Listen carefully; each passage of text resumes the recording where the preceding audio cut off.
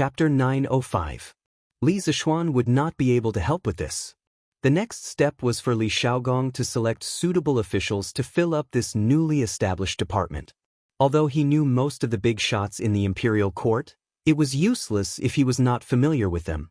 As the saying goes, you may know a person for a long time without understanding his true nature. This kind of thing had to be left to Li Shaogong, the old fox in the imperial court. He still had a lot of things to do. On the FIFA side, Ma Zhou was also very efficient.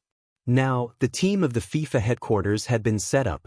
More than 30 young scholars had just joined and were learning the football management regulations written by Li Zishuan under Ma Zhou's organization. They would be assessed in a week. Li Zishuan planned to wait until this group of people had finished their training before selecting some of them to set up local FIFA branches. The Great Tang had 10 DAOs, and he was only planning to set up a FIFA branch in each one, not every province. After all, the Great Tang had more than 300 provinces. How could he find so many people? In addition, because of Li Zishuan's wonderful engineering enlightenment class, Yanhuang College had become famous. Every weekend, students from other places would come to visit. Li Zishuan did not refuse any of them. The two places that most students visited were Guanghua Building and the sports field. There was a huge globe downstairs in Guanghua Building. On it, the location of each province and county of the Tang Empire was marked in detail. The other countries were not marked in detail, but from this globe it could be seen that the Tang Empire's territory was very small compared to the whole world. This surprised many people. Before Li Zishuan, everyone thought that the Tang Empire was the center of the world. But the reality was not like that. Of course, there were people who doubted the authenticity of the globe. But when there were doubts, there would be Yanhuang College students next to them who would take out the college's geography textbook and debate with them. After a period of time, many people accepted Li Zishuan's Earth theory. The sports department of the academy already had a batch of soccer balls for the academy students to rent for free. Therefore, there were several soccer teams formed by the students in the academy. However, there was only one field, and Li Tai and the other rich second generations could not occupy it every day. In the end, the soccer teams discussed with each other and decided that they could use whatever field they wanted on weekdays, but on weekends, they had to take turns. Therefore, there were football matches on the sports field every weekend. Most of the students who came to visit Yanhuang College liked to come here to watch the fun. Correspondingly, more and more people began to feel the charm of football. Most of these people wanted to buy a football when they went back, but when they saw the high price and the long line outside the strange interest pavilion every day, they dismissed the idea. Since I can't afford it, I'll rent it. Although it cost 100 copper coins to rent a soccer ball for a day, it was still acceptable for several people to share the cost of a dozen copper coins. Therefore, the football rental business of the Football Association became popular. The more than 300 soccer balls in the warehouse could be rented out every day, and they could earn dozens of copper coins in a day. Although this was a small amount of money to Li Zishuan, this small amount of money was more than the monthly profit of some restaurants and shops. It really made many people envious. Phew! The matters of the academy, the Department of Municipal Imports, and the Football Association have finally come to an end. I can finally do my own things. Li Zishuan sighed and sighed as he walked on the path of Yunshan.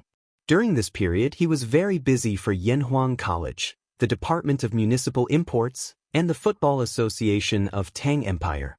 Now that these three departments were on the right track, he could free up his hands to do some interesting things. For example, supplying electricity to the Yunshan villa. This was something he had wanted to do for a long time. He was tired of the dim candlelight. He wanted to bring light to the dark night of the world. Ahem, he digressed. He just wanted to use a light bulb in his house. It was such a simple request, but there were many difficulties in it. However, Li Zishuan was not afraid of difficulties. After all, now that he had rubber, he could use rubber-coated copper wire as an electric wire. It was more stable than the previous enameled wire. In this way, the medium and long-distance power transmission was guaranteed. Moreover, there was a small waterfall at the top of the west side of Yunshan Mountain. When the time came, He could put a hydroelectric generator under the waterfall and connect a wire back. Then, he could find a way to make a light bulb. Wouldn't he be able to achieve electric lighting? Although he did not have the metal tungsten needed to make the filament of the electric lamp, who said that only tungsten could be used to make the filament. Other conductive materials could be used to make it, but the lifespan was shorter.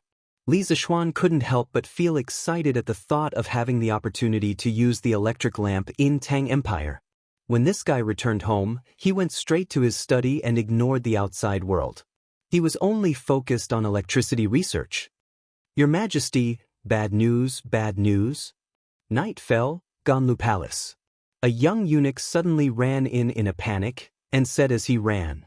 Zhao Song, who was standing not far away from Li Er, glared at the young eunuch. He thought to himself that this guy really didn't know how to speak. What did he mean by, Your Majesty, bad news? Wasn't he cursing Li Er? Why are you in such a panic? Tell me quickly. Li Er didn't think much of it. He only frowned slightly and asked. The young eunuch hurriedly said, Your Majesty, His Highness King of Wei, His Highness King of Wei is seriously ill and can't get up. What? Qin Ke is ill? Li Er stared and suddenly stood up. He shouted at the young eunuch, Why is Qin Ke ill? Wasn't he fine in the morning? Why is he suddenly so ill and can't get up? Imperial physician? Where's the imperial physician? Why aren't you calling for the imperial physician?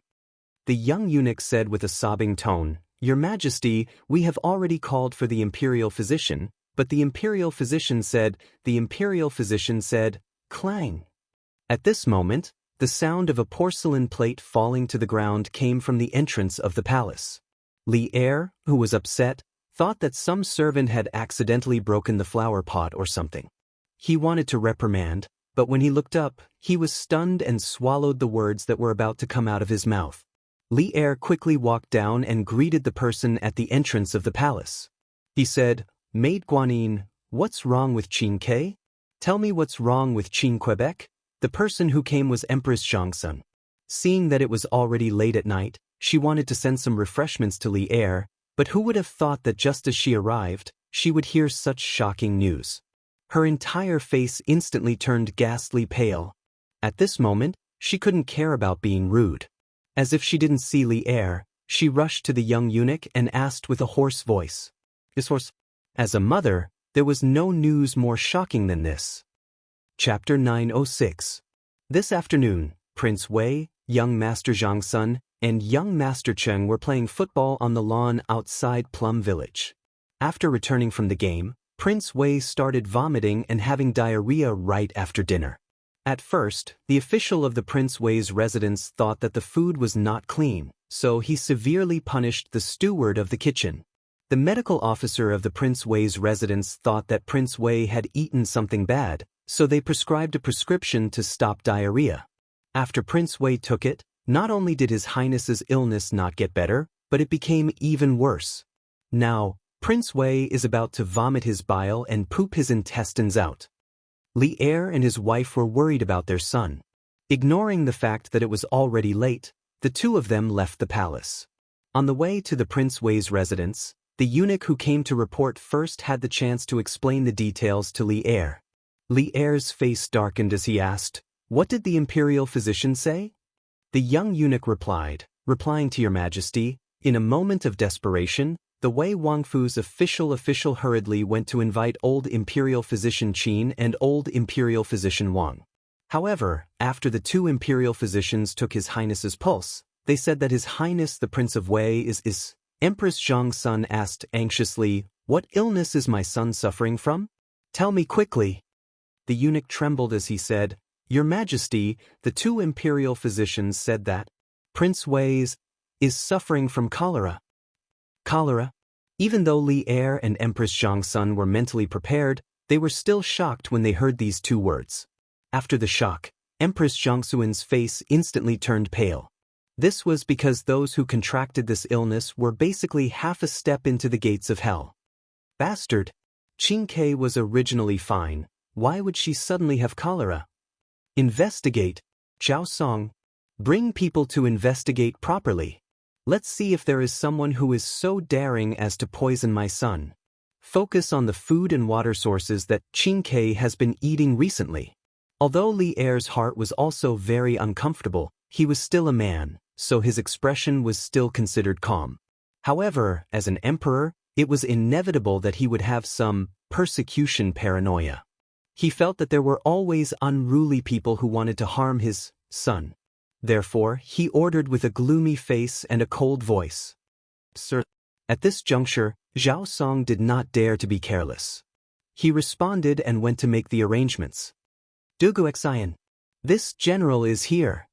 Immediately send someone to invite all the imperial physicians in the Imperial Physician Bureau, regardless of whether they are asleep or not, to the Prince of Wei's mansion. As you commands. Also, send someone to the Taibai mountain area and see if they can find Dr. Sun. After Li Er made some arrangements, he was still worried. He placed his hopes on Sun Simiao again. However, this old man was traveling the world with his disciple to save the living beings of the world. His whereabouts were erratic, so how could it be so easy to find him? Dugu Xian understood this as well. He pursed his lips and hesitated for a moment before cupping his fists and replying, "This general obeys." Li Tai had contracted such a life-threatening illness.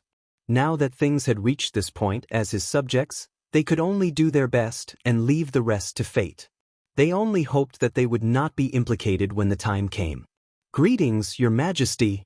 Greetings, Your Majesty." A quarter of an hour later, Li Er and Empress Zhangsun finally arrived at the Wei Prince's mansion. Ignoring the servant's salutes, Li Er directly asked with a sullen face, "Where is Qingke? Bring me there." "Your Majesty, His Highness Prince Wei is in the backyard." Sigh, Your Majesty, you and Her Majesty are of great value. You can't just go there like this." Officer Wu of the Wei Prince's mansion was halfway through his words when he saw that Li Er and Empress Zhangsun were about to enter. He quickly stopped them. "Bastard! Get out of my way." Li Er was furious. Although cholera was contagious, it was only transmitted through food and water. Officer Wu was making a big fuss over nothing. Besides, even if there was a risk of him being infected, he had to go there at this time. The young man inside was his son. Therefore, at this moment, he did not care about the harmony between the monarch and his subjects. He directly pushed Officer Wu far away with one hand and then quickly walked to the backyard with Empress Zhang's. A large group of people behind hurriedly followed behind. When they arrived at the backyard, they saw that a side room was brightly lit. Without needing to ask, Li Er directly walked to that room. As soon as he got close to that room, he smelled a disgusting stench that almost suffocated him to death. But at this moment, his son was still on the verge of death. How could he have the time to complain about the stench? Empress Zhangsun did not even frown as the husband and wife pushed the door and entered just like that. Since the two of them were already like this, how could the large group of people behind dare to complain about the stench and not enter? Therefore, one by one, they resisted the urge to vomit and all went in. Qingke, how are you?" The first thing she saw was Li Tai lying on the bed with a pale face. Beside the bed was a wooden basin and a toilet bowl. The stench in the room came from these two things. Empress Zhangsun saw that her son was weak and on the verge of death. She staggered 2 steps and walked over. She touched Li Tai's cheek and said sorrowfully. Hearing Empress Zhangsun's voice, Li Tai opened his eyes with difficulty and said weakly, "Imperial Mother. Imperial Mother is here. You go out quickly. It stinks here. I'll be fine after resting for 2 days. Don't worry." Hearing him say that, Empress Zhangsun, a strong woman of a generation, also felt grief from the bottom of her heart. She could no longer hold back the tears in her eyes and immediately burst out. "Silly child. Imperial Mother is not afraid of the stench. Quickly tell Imperial Mother, how are you feeling now?" Li Tai forced a smile on his face, but it was a smile that was uglier than crying. Your son is fine. Mother Empress, you should leave quickly. Quickly bring the wooden basin over." Seeing this, Elder Wu hurriedly roared at the maidservants beside the bed. The maidservants hurriedly picked up the wooden basin and brought it to Li Tai's side. Ugh. Li Tai hugged the wooden basin and began vomiting with heart-wrenching pain. However, Empress Jiangsun could clearly see that Li Tai was vomiting no food at all, only yellow water. He must have already vomited everything in his stomach earlier. Seeing this scene, Empress Jiangsun couldn't help but be heartbroken. Li Er also saw it, and his face was now darker than the bottom of a pot. He said gloomily, "Duxin, where are the imperial physicians? Why aren't the imperial physicians here yet? Send someone to invite them again. Those who don't come, prepare to be sent to the borders." Duxin had no choice but to quickly cup his fists and say, "Yes, your majesty." Coincidentally, at this moment, a group of soldiers entered the backyard. It was the imperial guards under Duxin's command. Among the imperial guards, there were many people mixed in, and all of them were disheveled. They must have been caught directly from their beds.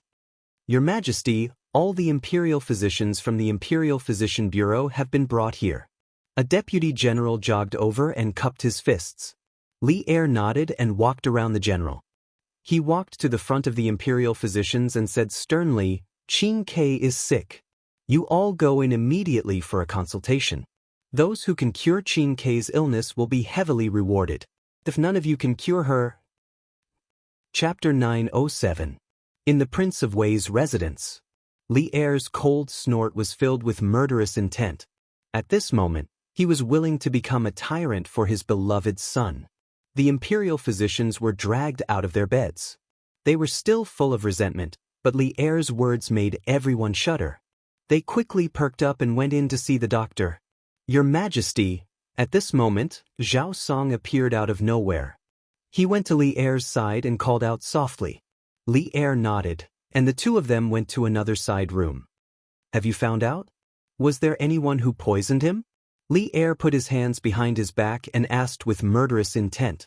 Zhao Song bowed and said, "Your Majesty, before you came, this old servant, along with Imperial Physician Wang and Imperial Physician Qin, inspected the food that Prince of Wei had for dinner. We did not find any abnormalities. We also checked the water source of the Prince of Wei's residence. We did not find any abnormalities." Li Er frowned and said unhappily, "Why would the green sparrow suddenly have cholera when it was perfectly fine?"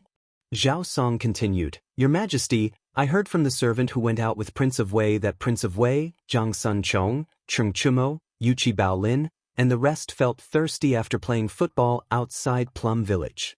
They drank from the Ba River beside Plum Village. I think the problem should be there." Li Er said in disbelief, "Then why was Qin Ke the only one?" Knock, knock, knock. At this moment, there was a knock on the door, followed by Duxin's hurried voice. "Your Majesty, I have something to report." Li Er could only wave his sleeves and say, "Come in." With a creak, Duxin squeezed in from outside the door. Without waiting for Li Er to ask, Duxin cupped his fists and said anxiously, "Your Majesty, this general has just received news that the young masters of the Cheng clan, Yuchi clan, Zhang Sun clan, and Sun clan have all fallen seriously ill. Their illnesses are very similar to Prince Wei's. Now, the state dukes and Sun Shaoqing are all looking for imperial physicians to treat their young masters."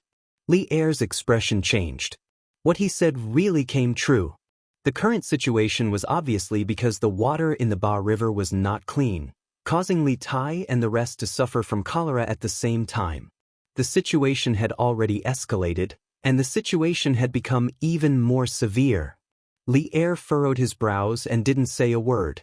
At this time, the sound of a few people talking came from outside the room. Li Er flicked his sleeves and went out. He saw the imperial physicians standing in the courtyard, as if they were discussing something. Do the imperial physicians have a way to cure Qin Ke?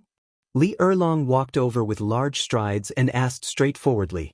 The imperial physicians who had been discussing among themselves immediately lowered their heads. The entire courtyard was silent.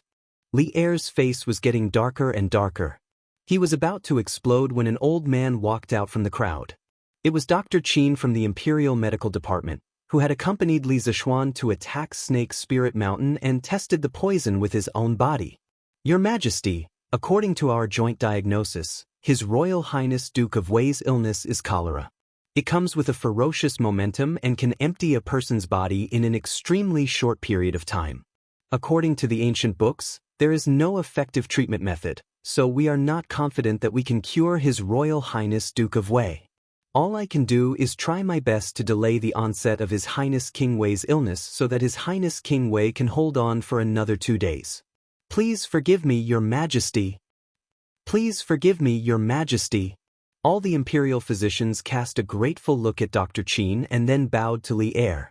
Li Er's eyes were cold and said coldly, "Imperial physician Qin, is there really no way? There are still good elixirs in the palace's warehouse. Zhen allows you to take them as you wish. As long as you can cure Qinke, Zhen will give you whatever you want." Dr. Qin shook his head expressionlessly and said, "His Highness's illness is not something that can be cured with medicine. Forgive me for being powerless." Li Er was furious, and his eyes revealed a bloodthirsty light. "Your Majesty, please calm down." At this critical moment, Empress Jiangsun came out of the house.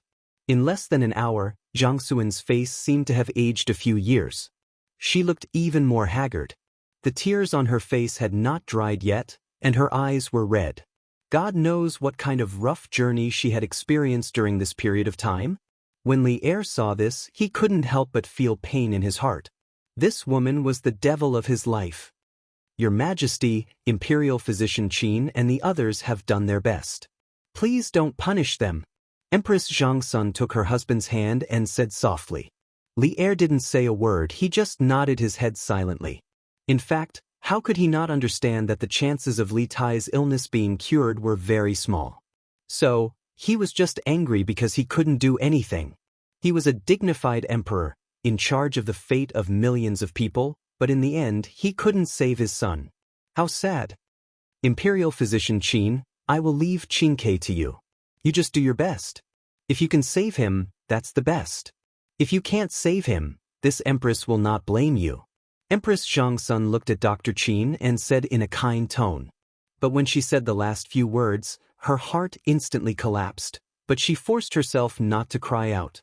Dr. Qin had lived for a long time. He had already seen too much of the world. So, how could he not hear that Empress Jiangsun was pretending to be kind? They all said that doctors have the heart of a parent. This kind of scene, he also felt uncomfortable. "Your Highness, don't worry. This old man will do his best to save Prince Wei." Dr. Qin solemnly cupped his hands, then picked up the medicine box and walked with Dr. Wang to Li Tai's room. "Your Majesty," Duguxin wanted to say something but stopped. Li Er understood what he wanted to say and said, "Immediately choose 8 imperial physicians and escort them to Wuji, Jijie, Jingde, and Sun Fujia's houses." "Yes, Your Majesty." "Immediately order the county magistrates to send out bailiffs and prohibit the people from drinking the water of Ba River." Li Er added another sentence. Now that things had developed to this point, it was no longer his family's matter. As an emperor, he could occasionally be emotional, but most of the time, he had to maintain his rationality. "Yes, Your Majesty." Dugu Xian received the order and left. After a while, another soldier came to report, "Your Majesty, His Highness the Crown Prince, Princess Changle, and His Highness the King of Han request an audience." Hearing this, Li Er's heart finally warmed a little. He nodded and said, "Let them all in. It's good to see Qinke." As Li Er expected, the current situation had rapidly deteriorated and was becoming more and more intense. The houses of the Cheng, Jiangsun, Yuqi, and Sun families were all brightly lit tonight. The madams of the 4 families shed countless tears. Cheng and city at night suddenly had a trace of solemnity. What was more serious was that outside Cheng and city, many people were suffering tonight. Unfortunately, the number of people infected with cholera was increasing. Chapter 908. Li Zishuan, who was far away from the commotion, slept very soundly that night. This guy was designing the generator in the study and had used up a lot of brain cells. He also drew a lot of blueprints. He was a little tired and fell asleep on the table. Han Yushi was afraid that it would be cold at night and Li Zishuan would get sick from the cold. In fact, even if this guy was left to sleep outside for a night, he would not get sick, so she called Xiao He and Xiao Shi, and the three of them carried Li Zixuan into the bedroom together. Of course, Li Zixuan was conscious during this period. The sharp senses of a martial arts grandmaster were not just for show. However, his nose twitched and he knew who was next to him, so he allowed the three of them to move him in. After settling Li Zixuan down, Han Yushi returned to the study and carefully put away the blueprints that Li Zixuan drew. She put them in the small drawer of the desk. After locking it, she double-checked it before returning to the room with the key and lying down beside Li Zixuan. Although she couldn't understand those blueprints, the entire Li family, except for Lan, treated Li Zixuan's blueprints with the highest confidentiality standard. They were afraid that others would take advantage of it if it was leaked. Although Li Zixuan had said many times that there was no need to be so serious, the Li family's style of doing things had never changed. The night went by uneventfully. Li Zixuan, who was overworked, didn't even do any exercise in bed. He slept comfortably all the way until dawn. He was truly exhausted from yesterday. It was early in the morning, so little Zixuan was naturally in high spirits. Li Zixuan originally wanted to make up for last night's exercise, but Han Yushi had foreseen it and avoided it. Now that Li Jingma, Madame Li, and Lan were living with them, how could she let her husband do whatever he wanted in broad daylight? Husband, quickly wash up and come down for breakfast. I've put the blueprints you drew yesterday in the drawer. The key is under the pillow. Don't be as tired as yesterday. Han Yushi finished speaking in a panic and then ran downstairs as if she was escaping. This girl seems to have gained some experience in the revolutionary struggle. Li Zixuan rubbed his nose and said shamelessly. Cloud Mountain was filled with warmth, but the situation in Chang'an City was not so good. Your Majesty, the civil and military officials are already waiting outside the Taiji Palace. What do you think about this morning court session? Inside Prince Wei's mansion, Zhao Song, with a pair of panda eyes, asked Li Er carefully. In fact, he was not the only one with panda eyes. The entire Prince Wei's residence, including Li Tai, did not sleep for the entire night. Li Tai was no exception. After a night of pooping and vomiting, he felt a burning pain in his anus. He felt that he would rather die than suffer. Inform the officials that the court will be suspended for today. If there are any important matters, submit the memorials to the auxiliary machine, to the Minister of Affairs. Xianling and Ruhui will deal with it on behalf of us. Li Er rubbed his glabella and said in a low voice. He wanted to ask Zhang Sun Wuji to deal with it on behalf of him, but he suddenly remembered that Zhang Sun Wuji was probably in the same situation as him. They did not sleep for the entire night and might not even come to the morning court session. Thus he changed his words. Zhao Song cupped his hands and said, "Yes, Your Majesty." Then he called a young eunuch and asked him to pass the imperial decree to the palace. He continued to stand beside Li Er and serve him. What's the situation inside now? Li Er sighed and asked softly, Your Majesty, Prince Wei's body is too weak now. We can't use too much medicine. Last night, a few imperial physicians discussed and came up with a compromise. Prince Wei has already taken it. Prince Wei finally fell asleep when the sky was about to brighten. The number of times he went to the toilet has also decreased. Zhao Song hesitated for a moment and cupped his hands to report. Li Er's heart sank. He was not a 3-year-old child. Zhao Song was obviously reporting the good news and not the bad news. It's been so long. Has Qin Ke eaten? Zhao Song's face instantly turned ugly. Seeing Li Er looking at him with burning eyes, he could only tell the truth. Imperial physician Qin said that whatever Prince Wei eats now, he will vomit or poop. For Prince Wei, food is not only unable to replenish his energy, but it will also worsen his body's weakness. Therefore, it is not suitable for Prince Wei to eat at the moment. But if a person doesn't eat, how long can he live? Li Er slapped the stone table and said sullenly, Your Majesty, please calm down. Imperial physician Qin said that for now, we can only use medicine to keep Prince Wei's life. Then we will think of another way. Zhao Song said carefully. Imperial Father. As the two of them spoke, Li Chengqian, Chang'e, and Li Ku walked out of the room. The three of them had red eyes. Only then did Li Er put away the gloominess on his face. He turned around and nodded at his 3 children. "Qingke is asleep?" Li Chengxian nodded and replied, "Yes, Imperial Father." Li Er looked at Chang'e. The little girl's face was like a pear blossom in the rain. She must have shed a lot of tears earlier. His heart felt as if it had been stabbed by a knife. It hurt more than being stabbed on the battlefield. "Chang'e, go back to the palace with your mother to rest. Don't worry, Qing'e will get better," Li Er said gently. Chang'e wanted to say no, but when she met Li Er's bloodshot eyes, her heart hurt even more. In order not to worry Li Er, she could only nod silently. The moment she turned around, she could not help but ask, "Imperial Father, will Brother Qing'e really be fine?" Ever since Li Tai became Li Zishuan's disciple, his temperament had changed a lot. He doted on his sister even more. Naturally, she respected her brother Li Tai even more. When she suddenly heard the bad news last night, she felt as if the world was falling apart. It was hard for her to accept this reality.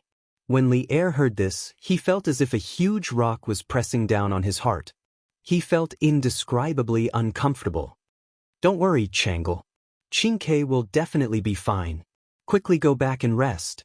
Chang'e nodded firmly. "Yes, Brother Qing'e will definitely be fine." With that, she turned around and walked into the room.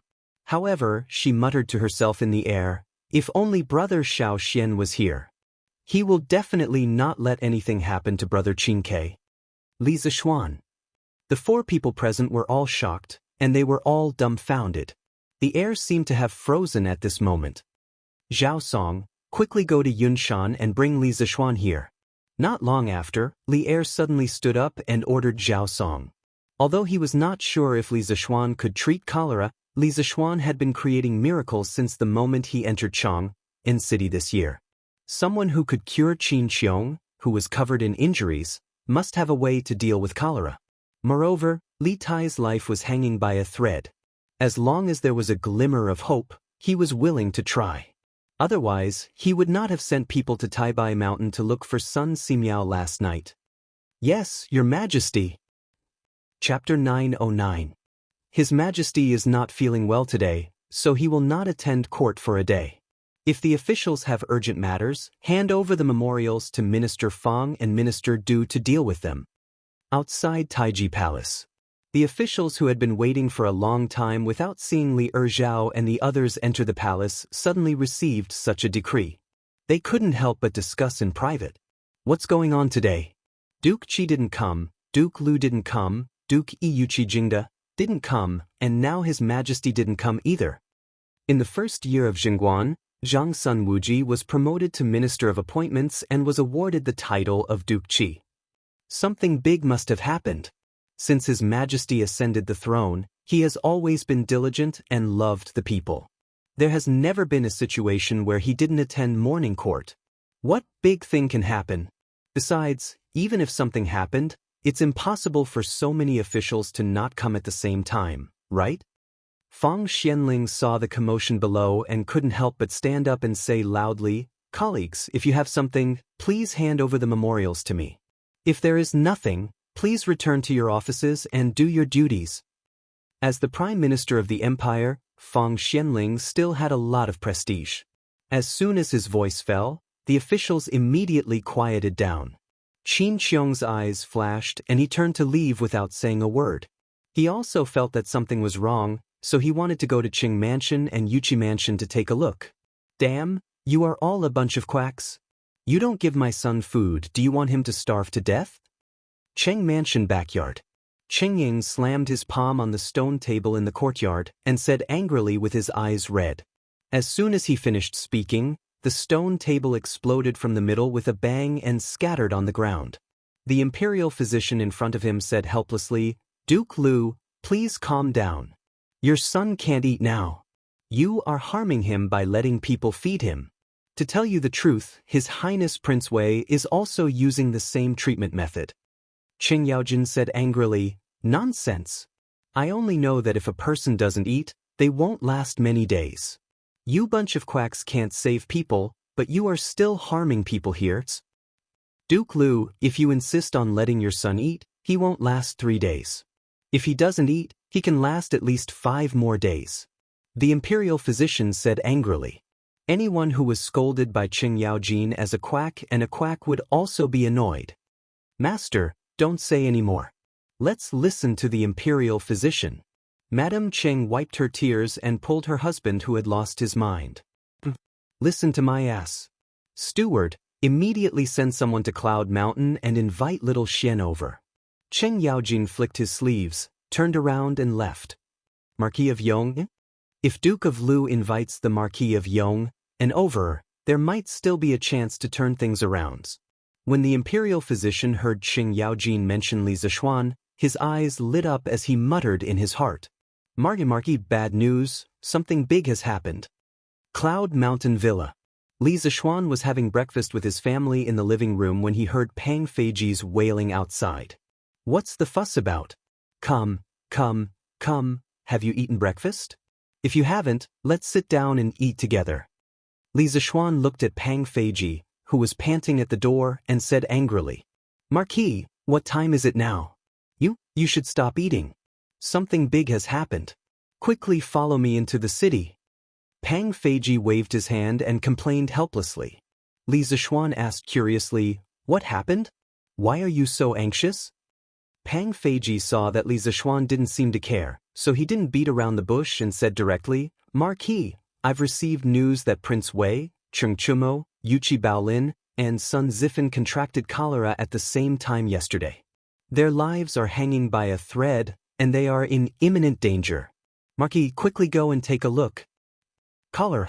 Li Jingma, Mrs. Li, and Han Yushi's expressions changed drastically when they heard this. Li Zishuan was also shocked. He subconsciously thought that Pang Feiji was talking nonsense.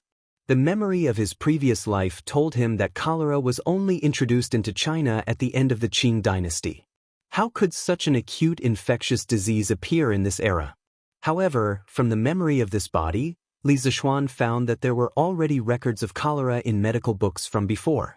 After carefully comparing the memories of the two lives in his mind, Li Zishuan realized that this cholera was not the same cholera. There was a substantial difference between the two.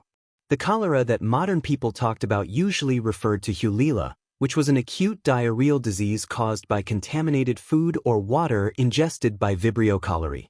In the TV series, Chuangwendong, the Japanese child Ichiro was saved by Xiao Air, but was thrown out by her father because Ichiro might have gotten Hulila. Scholars believed that the cholera caused by Vibrio cholerae, or Hulila, was introduced into China in 1820, the 25th year of the Qing dynasty. According to Song Rulin in the preface of Lin Sen's Complete Cholera Diseases, he said, in the autumn of Jiaqingqin, 1820, many people vomited and had diarrhea. The following year, Xinzi became even more severe. It also said, this disease began in Guangdong, and this year in Fujian and Taiwan, the patients were especially severe. In the 7 major cholera epidemics in the world, China was always the most severely affected area. During the 2 epidemics, there were many patients and many died. During the Qing dynasty, cholera was very contagious. Sometimes, when a coffin was carried to the funeral, he died before the coffin was carried to the place. This was a situation that occurred continuously in Dandong, called Anong at that time, 20 years after the Qing dynasty. However, the cholera mentioned by the ancients did not completely correspond to Hulila. It could be a simple symptom of vomiting and diarrhea, like the acute gastroenteritis that was common in summer and autumn. The so-called cholera was sudden. The so-called cholera was a sudden illness that occurred suddenly. This term existed before the Han Dynasty and was not translated from modern times. As early as in the inner canon of the Yellow Emperor, there were already records of cholera. For example, the Spiritual Pivot, 5 Chaos chapter said, when the stomach is in chaos, it is cholera. The Suan Qi communication theory said, when the earth is not old enough, the people suffer from cholera. The Suan 6 elements of the righteous era said, when the moon is full of cholera, it vomits. The plague that the army suffered in the process of marching was mostly cholera. When cholera occurred, the soldiers suffered heavy casualties. Before the war even began, most of them were already dead. With regards to cholera, The ancients mainly focused on prevention and treatment as a supplement. In general, there was no special treatment for this kind of Class A infectious disease. During the Taihe period of the Jin dynasty, the monks of Guangji temples suffered from cholera. A necromancer used monkshood and dried ginger to cure them. After drinking it, they forced out a few mouthfuls of blood and then died. Therefore, when the medical officials of the Imperial Medical Department faced Li Tai, whose life was hanging by a thread, they were collectively helpless. It was not that they were incompetent, but that the cholera was too strong. "Where is the Marquis of Yong? His Majesty summons you to return to Chang, and immediately." At this moment, a sharp voice came from outside, waking Li Zishuan from his daze. Chapter 9-10. Just as he finished speaking, the eunuch who came to deliver the edict appeared at the door. Li Zishuan and the rest hurriedly stood up to welcome him. Seeing that there was no way he could continue eating, he said to his father, "Father, you guys continue eating. I'll go back to Chang and to take a look." Li Jingma said worriedly, "Little Xian, that's cholera.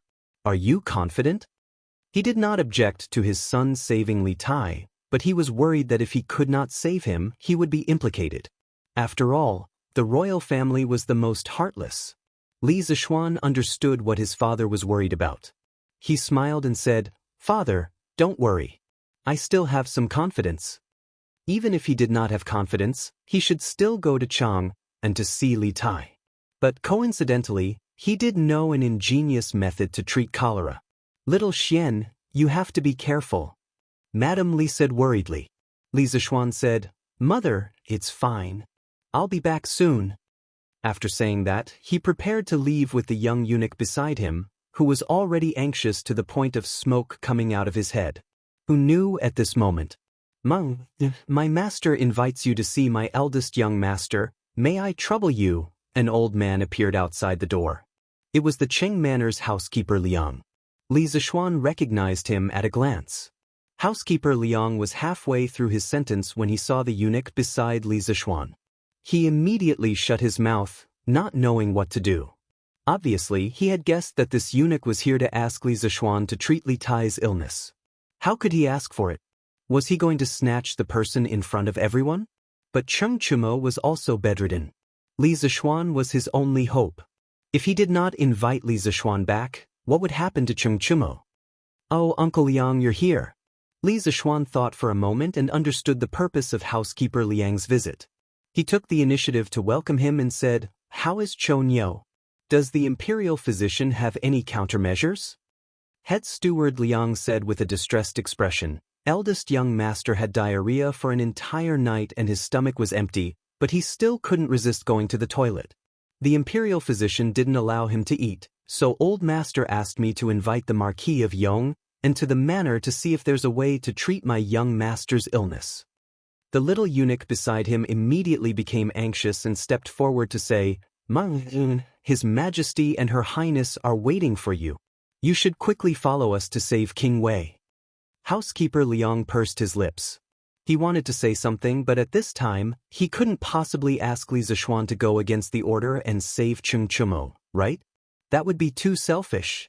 Li Zishuan didn't know if Li Tai and Cheng Chumo's situation was serious or not. It would be bad if something happened to the other when he went to save one of them. After pondering for a moment, he raised his head and said decisively, "Uncle Liang, send Chumo to King Wei's manor in a moment. I will treat the two of them together. I will explain the situation to His Majesty." The little eunuch wanted to say something, but he was intimidated by Li Zishuan's reputation and didn't say anything in the end.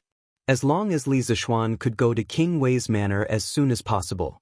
Head steward Liang said gratefully, "Thank you, I will go back and tell old master now." Li Zishuan quickly added, "Oh right, I'll have to trouble Uncle Liang to inform Uncle Yuqi, the Sun family, and the Zhang Sun family to send Yuqi Baolin, Sun Zifan, and Zhang Sun Chong over." Saving one person was the same as saving 5 people. He might as well solve them all at once. Head steward Liang naturally agreed. Li Zishuan followed the little eunuch on horseback to Chang and city. "Your Majesty, the Mark Yong, and is here." In King Wei's manor, Just as Li Er and Empress Zhangsun were panicking, a guard ran over and cupped his fists. Li Er's expression brightened. He raised his head and said hurriedly, "Let him in." "Yes, Your Majesty." After a while, Li Zishuan walked in and bowed.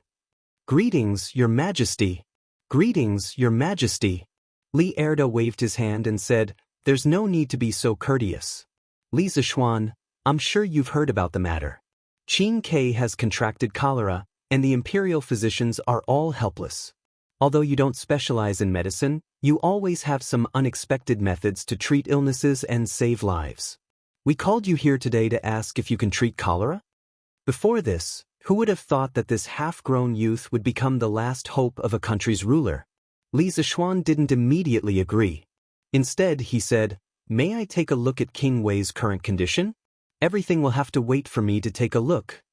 Li Er nodded and said, "Zhao Song, bring the man in." In the past, he used to address Li Zishuan as a brat. Now that Li Zishuan had become Li Tai's last hope, Li Er's address of Li Zishuan became more formal. "Yes, Your Majesty." Zhao Song cupped his fists in acknowledgement. Li Zishuan followed Zhao Song to the side room to visit Li Tai. As they approached the side room, Li Zishuan could smell the stench rolling in. He quickly held his breath. He glanced at Zhao Song from the corner of his eye and saw that the latter's chest was not rising and falling. He knew that this old man must be holding his breath like him. Entering the side room, it was filled with imperial physicians and servants. These people had been exposed to the stench for an entire night and must have developed immunity. No one was covering their noses and mouths. Of course, there were a few familiar faces among these people, Dr. Wang and Dr. Qin from the Imperial Physicians Department who had helped Li Zishuan previously. Li Zishuan smiled and nodded at them. Then, he looked at Li Tai, who was lying on the bed with a weak breath and had already fainted. He was immediately shocked when he saw him. Previously, during the military training at the academy, Li Tai had grown from a fatty who weighed 200 pounds to a normal man who weighed 120 to 30 pounds. But now, after being sick for a day, he seemed to have become even thinner. This cholera was really ferocious. In just one day, it could torture someone to this extent. If this were to continue for a few more days, Li Tai's life would be gone. "Xiao Xian, how is it? Is there any way to save him?" Unknowingly, Li Er had walked in. He looked at Li Zishuan and asked in a low voice. To his delight, Li Zishuan actually nodded. "Your Majesty, from the feces and vomit, we can conclude that Qing Ke has indeed contracted cholera. This subject has a method that may be able to cure this illness, but whether it will work or not, this subject is not 100% sure. Even if it was not 100%, it should be at least 60 to 70%, right?" Li Er was ecstatic. Li Zishuan said that he was not 100% sure, but the imperial physicians were not even 10% sure. It was clear who was better and who was worse. "Good, good, good. I believe in you. Whatever you need, just let me know. There are many rare herbs in the palace storehouse. I can give them all to you as long as you can cure Qingshue's illness." Chapter 9:11. Your Majesty, I don't need those top-grade herbs for the time being. Let's wait for the others to come first before treating them together. Prince Wei's mansion, back room. Li Zishuan didn't take advantage of the sudden generosity of Li Er. Besides, his method didn't require any precious herbs. The others? Li Er was puzzled and asked, "Who else?" Li Zishuan quickly explained, "Your Majesty, I heard that Chumo, Bao Lin, Sun Zifan, and Zhang Sunchong were all infected with cholera like Qing Quebec. Treating them is like putting out a fire, so I thought of gathering them together to treat them together. I hope Your Majesty will allow it." This was acting first and reporting later. The matter had already been done, and now it was just a formality to inform Li Er. However, Li Er's mood was much better than before, so he said, "No matter. Then let's wait for them to come together." In the end, wasn't Li Zishuan willing to come here first because he was the emperor? But even if he was the emperor, he couldn't keep hogging Li Zishuan and delay the treatment of the others. Just as the two of them were talking, there was a commotion in the front yard of the Prince Wei's mansion. Immediately after, a guard came in and reported, "Your Majesty, Duke Lu, Duke Yi, Duke Qi, and Sun Shaoqing have brought their respective young masters over. Li Zishuan thought to himself that the speed was fast, while Li Er looked at Li Zishuan.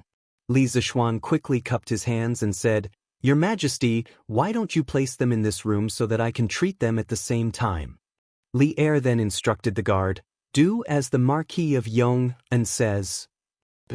Not long after, Zhang Sun Wuji, Qing Yaojin, Yuqi Jingde, and Sun Fujia, the 4 big shots of the imperial court, ordered the servants to carry their sons in on bamboo couches.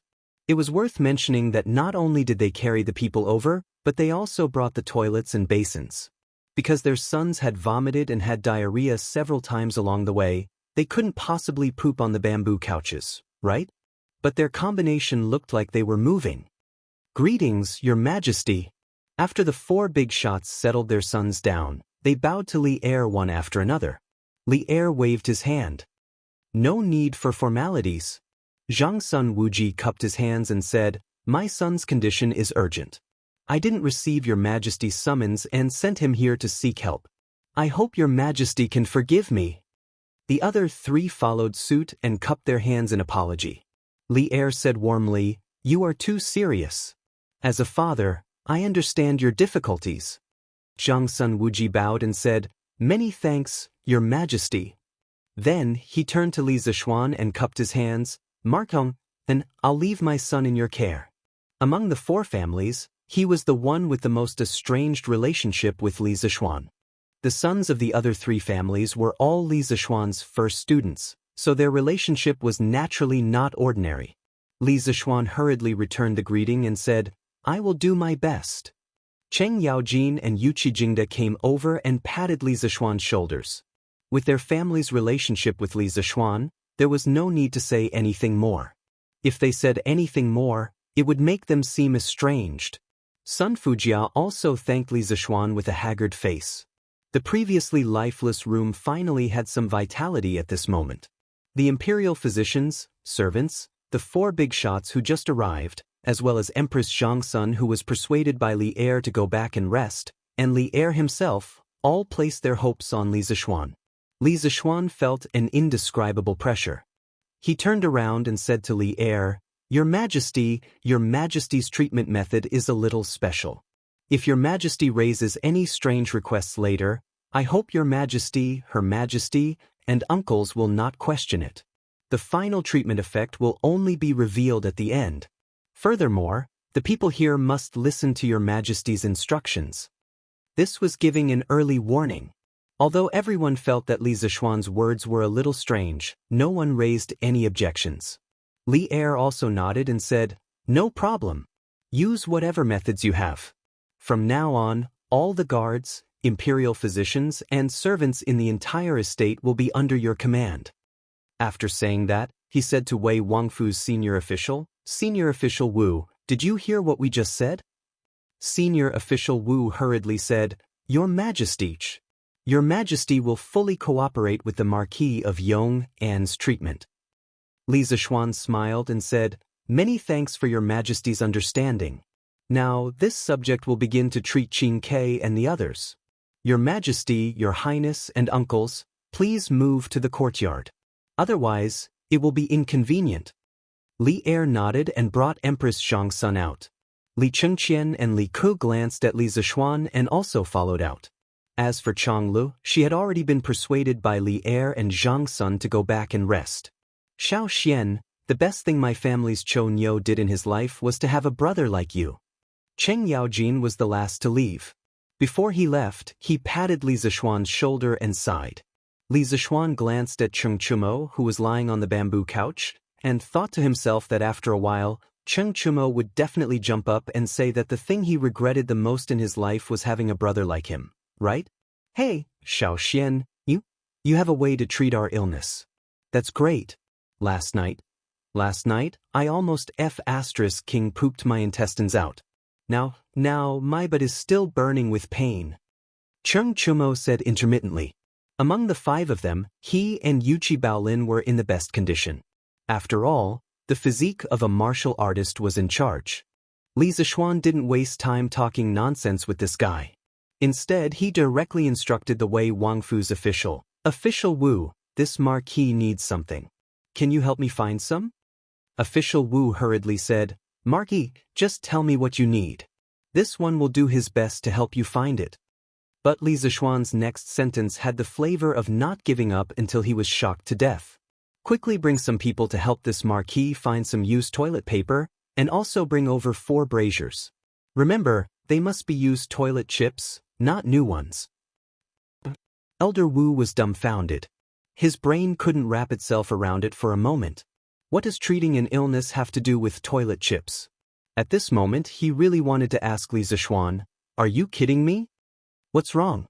Is there a problem? Li Zishuan saw the situation and asked. No problem, no problem. Marquis Yong, and please wait a moment. I'll get someone to do it now. Official Wu wiped his sweat and said hurriedly. Academician Qin couldn't help but ask, Margong, then why are you asking people to search for toilet chips? Li Zishuan smiled and said, of course it's to treat illnesses. Academician Qin will understand in a while. Xiao Xian, you can't be thinking of using toilet chips to treat our illnesses, right? We are brothers. How can you do this? Even if you have to do this, you should at least let us use those unused toilet chips. Chen Chumo, who was lying on the stretcher, suddenly became agitated and said to Li Zishuan intermittently. Chapter 9:12. High Energy Warning. This chapter is a little strange. Those who are misophobic or are eating, please be careful. Elder Wu, what are you carrying? In the backyard of the Prince of Wei's residence, all the parents were anxiously waiting for Li Zishuan's diagnosis and treatment results. However, they saw Senior Advisor Wu instructing people to carry 5 braziers and a basket of unknown objects into the side room. Out of curiosity, Li Er stopped Elder Wu and asked. Elder Wu's face turned bitter as he answered truthfully, Your Majesty, the objects in the basket are toilet chips. The Duke of Yong, and asked me to find them. When Li Er heard this, his face turned ugly. Toilet chips? What does he need toilet chips for? I do not know. The Duke of Yong, and did not tell me. Elder Wu was also puzzled in his heart. He didn't know why Li Zishuan wanted him to find these disgusting things out of the blue. You may go. I will ask him later. Li Er had a bad premonition. However, he had already promised Li Zishuan that everyone would be under his command. How could he go back on his word now? Empress Zhangsun looked at the room with doubt in her eyes. The other big shots also looked at each other in dismay. In the room. Marquis, I've brought you the cutlery and brazier you wanted. What else do you need next? After the braziers and toilet chips were moved into the room, Elder Wu cupped his fist and asked Li Zishuan. Li Zishuan looked and nodded. I do not need them for now. Order people to throw the toilet chips into the braziers and bring the braziers to Qin Ke and Chu Mo's beds. Let the heat dry their bodies. Leave 1 or 2 people to add the toilet chips into the braziers. The rest of you go out first. We will come back in half an hour. This was an indigenous method of treating cholera that Li Zishuan heard from the village doctor in his previous life. It was said that it had cured many people. Cough cough. Of course there was no such thing as toilet chips in the modern world. He could only use shit stirrer as a substitute. He didn't have much confidence in this kind of crude recipe, but at this moment, he wanted to try it out to see how effective it was. Moreover, he still had other tricks up his sleeve. When Elder Wu heard this, he was stunned. He finally understood why Li Zishuan wanted him to find these toilets. But why did it sound so unreliable? Mark this, there's no need to ask. Just do as I say. Li Zishuan didn't wait for Elder Wu to ask and waved his hand domineeringly. In fact, even he himself did not know that this method of using toilet cubes to treat cholera had a great background. The Compendium of Materia Medica had a record in the Medical Devices Department. Toilet preparation. Attending physician, dystocia, cholera, and cold body tendons, burning hot air under the bed and spreading it to the upper body. Also, the attending physician is afflicted with evil spirit energy. This item is the smallest, but its power can be recorded, hidden artifact. Don't you think it's unbelievable? Regardless of whether this prescription had a scientific basis or not, there were even more shocking prescriptions in the Compendium of Materia Medica. For example, Human urine could treat cold and heat headaches. Pig tying rope was used to treat children's cries of alarm and restless hair. Using the 12th lunar month to burn ashes and drinking a little water. Li Zixuan only remembered that when the old village doctor told him this crude method of using toilet cubes to treat cholera, he secretly laughed in his heart. Those cholera patients must have been cured by the smell of feces, right? Elder Wu saw Li Zixuan's unyielding attitude and could only do as he was told. Cheng Chumo, who was lying on the bamboo bed, really sat up in shock. Who knew where this guy got his strength from? He pointed at Li Zixuan and shouted with his eyes wide open, F***CK, Xiao Xian, you can't cheat your brother like this. You're not treating us, you're clearly trying to suffocate us to death. Although he had been suffocated by his own feces for an entire night, how could other people's feces be the same as his own? Many times when you go to the latrine to take a dump, you'll think that the latrine next to you is smelly, but you'll usually not think that your own feces are smelly. Li Zixuan said with a smile, seeing that you're so energetic now, it means that this toilet cubes are very useful. Elder Wu, remember to close all the doors and windows in a while and keep them sealed. After saying that, he ignored Cheng Chumo's shouting and turned to leave. The imperial physicians also hurriedly fled. Li Tai, who was unconscious, was faintly awakened by Cheng Chumo's loud voice. He said in a daze, "Suffocate to death? What's suffocate to death? Chumo, why are you here?" Cheng Chumo saw that the doors and windows were closed and couldn't help but feel despair. He was too lazy to talk to Li Tai. At this moment, he couldn't help but feel a pain in his stomach. He hurriedly shouted, "Quick, quick, quick, I want his shit. Hurry!" Pooh! Inside the room, the smell of fresh feces, burning feces, and vomiting mixed together. The stench was overwhelming. Even the maids and servants of the prince's residence who had been suffocated for an entire night couldn't stand it anymore. These people probably wouldn't be able to eat for a month, right? Vomit. Li Tai's stomach churned and he hurriedly turned to the side and vomited into the basin under the bed. The other people lying on the bamboo bed weren't any better. Each of them was suffocated by the stench emitted from the brazier. It wasn't that they didn't want to escape, but they were already exhausted from pooping for an entire night. How could they have the strength to do that? They could only lie on the bamboo bed and silently enjoy. Outside the room, Li Zixuan saw Li Zixuan walk out and asked, "Li Zhanshi, why did you ask Elder Wu to find the toilet cubes for?" Empress Zhang Sun, Qing Yaojin, and the others also looked over. Li Zixuan didn't dare to directly say that he just wanted to test whether or not the local prescription would work. Instead, he seriously spouted nonsense. "Your Majesty, I put these cubes into the fire and burned them. I want to smoke out the damp and evil aura from Qingke and the others' bodies. Then I will supplement it with a few prescriptions to nourish and expel the cold to nurse their bodies and prevent them from having diarrhea." When Li Er heard that Li Zixuan used the cubes to treat Li Tai's illness, his face instantly turned green. He subconsciously suspected that Li Zixuan was purposely messing with his son. But Li Zixuan's later words made it seem like he was serious and reasonable, which made him hesitate for a moment. The main reason was that spiritual Master Ling Xu's reputation was too great. Otherwise, he would have the thought of chopping Li Zixuan into pieces.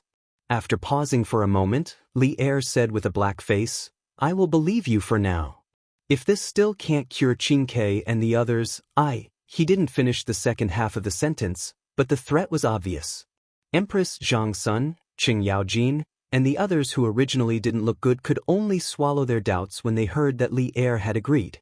Li Zixuan didn't care at all because he was very confident in the other prescriptions in his heart. "Thank you for your trust, Your Majesty." Then he turned and ordered, "Elder Wu, please bring me a brush and ink. I will write a few prescriptions and then you send someone to get the herbs." Chapter 9:13. Dr. Wu brought over a brush and ink. The imperial physicians couldn't help but gather around, wanting to see what kind of magical prescription Li Zixuan would come up with. Li Zixuan didn't mind them secretly learning from him. He picked up the brush and began to write. First, use 2 qian of dried ginger and 2 qian of wuzhuyu. Then, use 10 qian of dried ginger and 5 qian of cooked aconite. Fry it for 3 to 4 quarters of an hour. Then, add an appropriate amount of rice. Fry it in warm water. Lastly, add an appropriate amount of fresh ginger and hearth soil. Fry it in water and filter it to remove the dregs. Take it once in the morning and once in the morning. Within 5 days, you will be cured. This prescription was the other prescription for cholera that the old village doctor in his previous life had told him about. Although it was a bit of a folk prescription, it was undoubtedly more scientific than using toilet cubes to treat cholera. Li Zishuan's previous body had been taught by spiritual master Ling Su. Although he had never received a complete teaching of medicine, he had been weak and sickly since he was young. It could be said that he had become a doctor after being sick for a long time.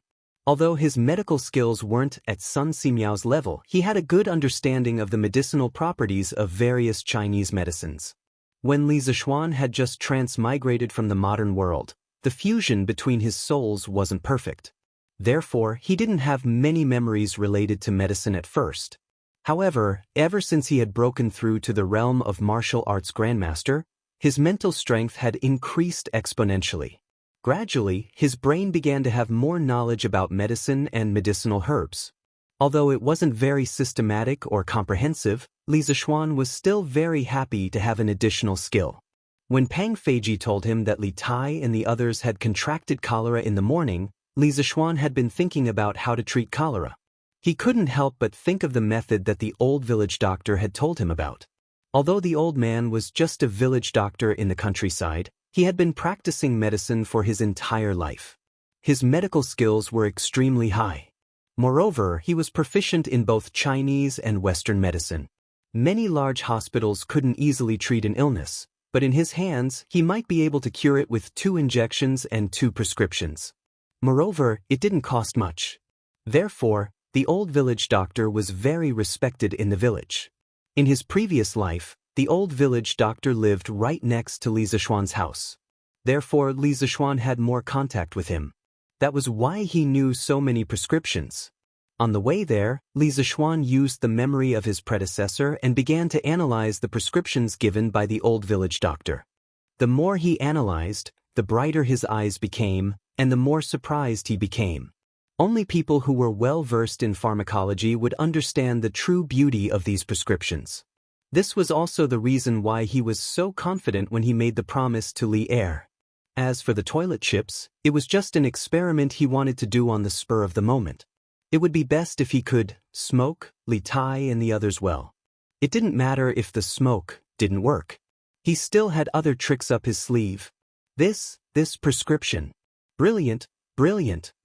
After Li Zishuan put down the brush, Imperial Dr. Qin was the first to exclaim. However, some people didn't understand, so they asked, "Dr. Qin, how is this prescription so brilliant? It's obviously just some common herbs." Imperial Dr. Qin was embarrassed to say that the last part of the prescription was the stove soil. No matter how he looked at it, it was not reliable. Dr. Qin shook his head and said, "It's because it's just some common herbs.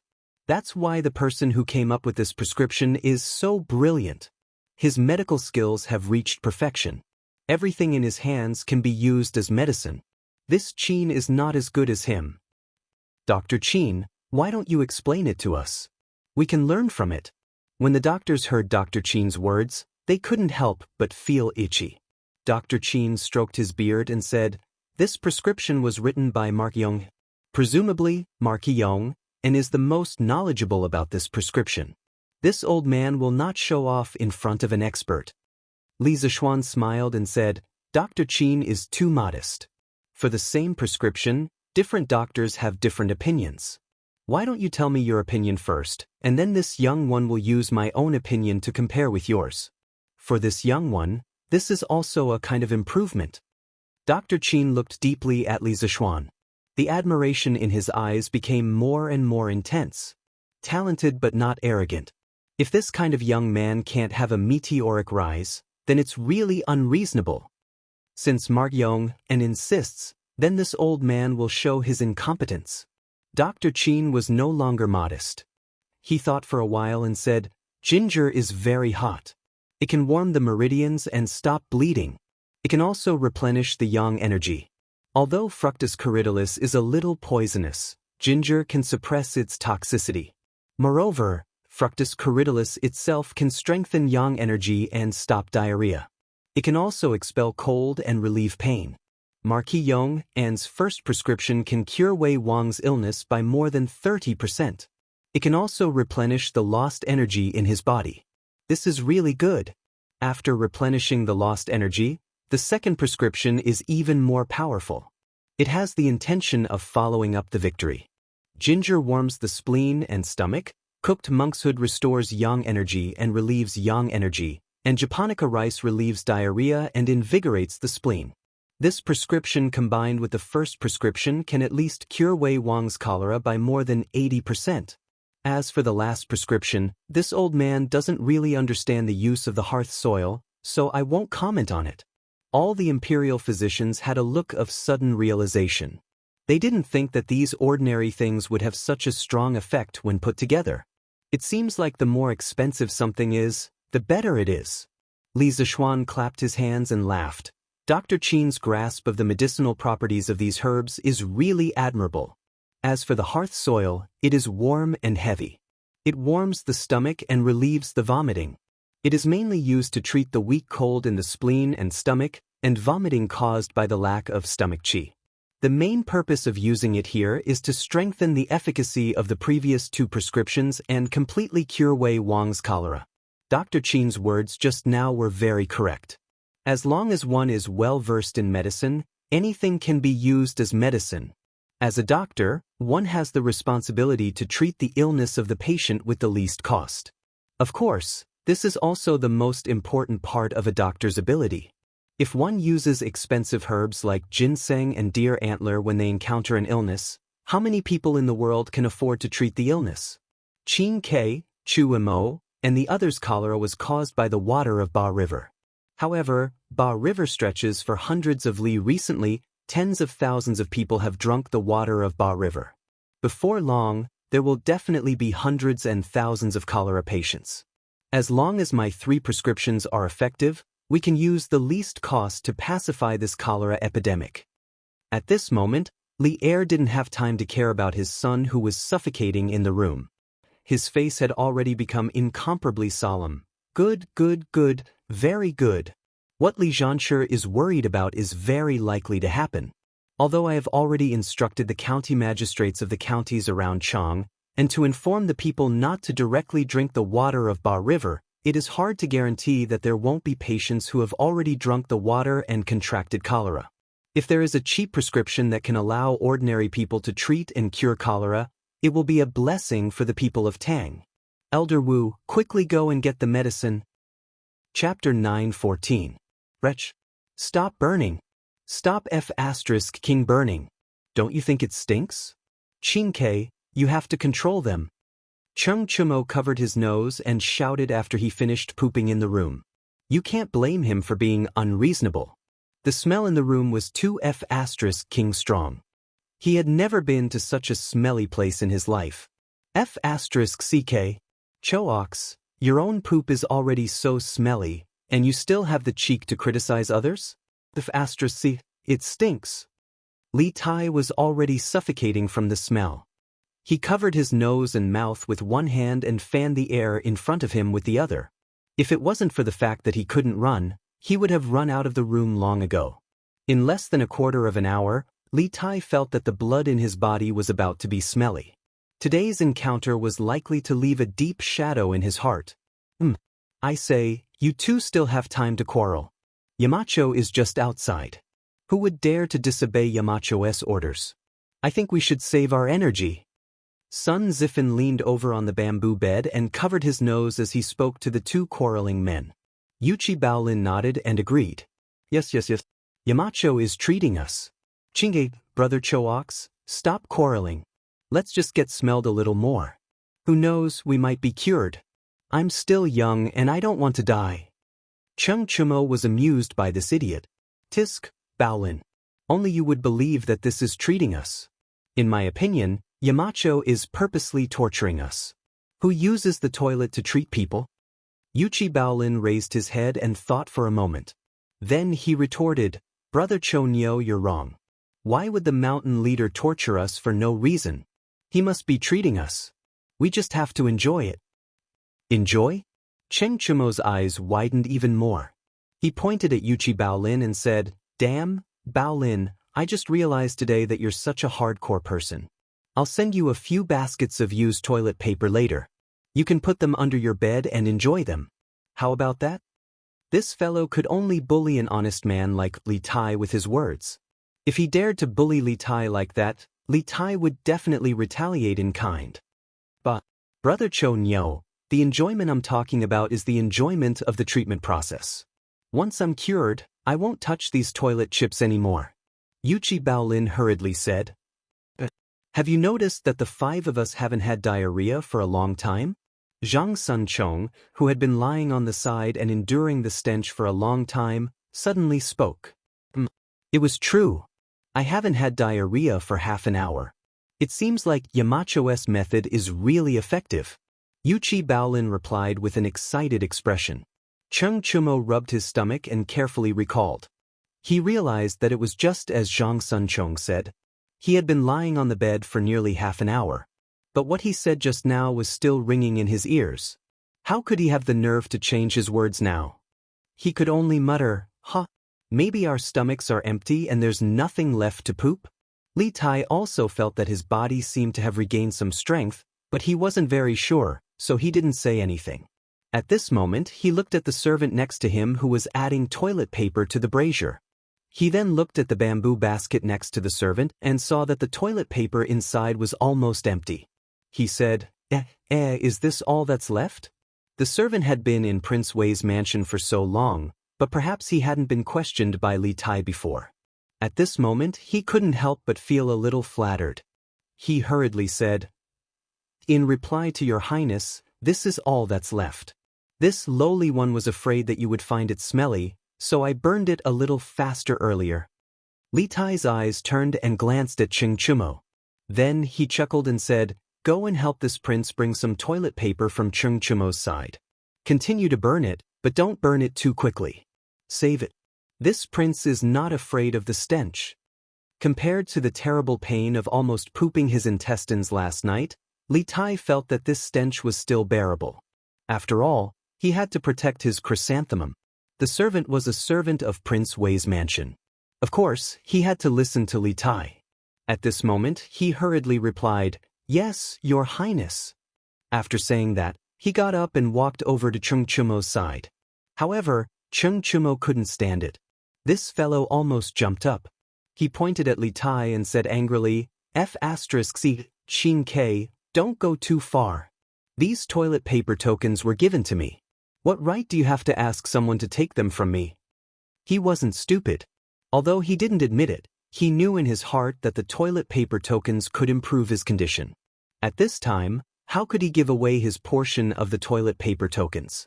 Li Tai said with a smile, "Chumo, didn't you just say that it was too smelly and asked people to stop burning the toilet paper tokens? Aren't I helping you?" Cheng Chumo immediately shouted, "Get lost. I don't need your help. Hey, what are you doing? Don't touch my toilet paper tokens. Do you believe that I won't beat you up?" It was the servant of the Prince Wei's mansion who had helped him add the toilet paper tokens to the servant that Li Tai had ordered just now. Cheng Chumo was anxious and wanted to get out of bed to stop it. However, his whole body was weak and his speed was slower by a few beats. He could only watch helplessly as half of his life-saving toilet paper tokens were taken away. Chonyo, we are brothers in any case. Don't be so stingy. You see, I only let them take more than 30%. You still have a lot left." Li Tai smiled and comforted him. Cheng Chumo said indignantly, "F***C, Shin K, what you did was not right. There are so many people in the room and you didn't rob. Why did you have to rob me? Look at Sun Ziffin's basket, isn't there still so much left? F***C, Cheng Chumo, shut up." Li Zishuan, who was outside the room instructing the servants to decoct the medicine, naturally did not know that these idiots in the room had begun to act out a shocking show of stealing toilet paper tokens. The servants of the Prince Wei's mansion were very efficient. In less than the time it took to drink a cup of tea, Li Zishuan had bought the herbs that he wanted. However, he did not manage to buy the hearth soil. How would the pharmacies of this era sell this stuff? However, this was not a problem for Li Zishuan. He personally brought Wu Zishuan to the kitchen of the Prince Wei's mansion and dug out a piece of yellow soil from the bottom of the hearth. He used a knife to remove the black soil and impurities, then handed it to the kitchen manager to decoct the medicine. Wu Zishuan, I have already explained the decoction method to you. You stay here and keep an eye on it. I will go back to the backyard to check on Qin Ke and the others. Li Zishuan was worried about Li Tai and the others who were being suffocated by feces, so he instructed. Marquis, don't worry. With me here, nothing will go wrong. Wu Zishuan nodded and replied. Only then did Li Zishuan turn around and leave, walking towards the rear courtyard. Chapter 9:15. TSK. It seems like this method is quite effective.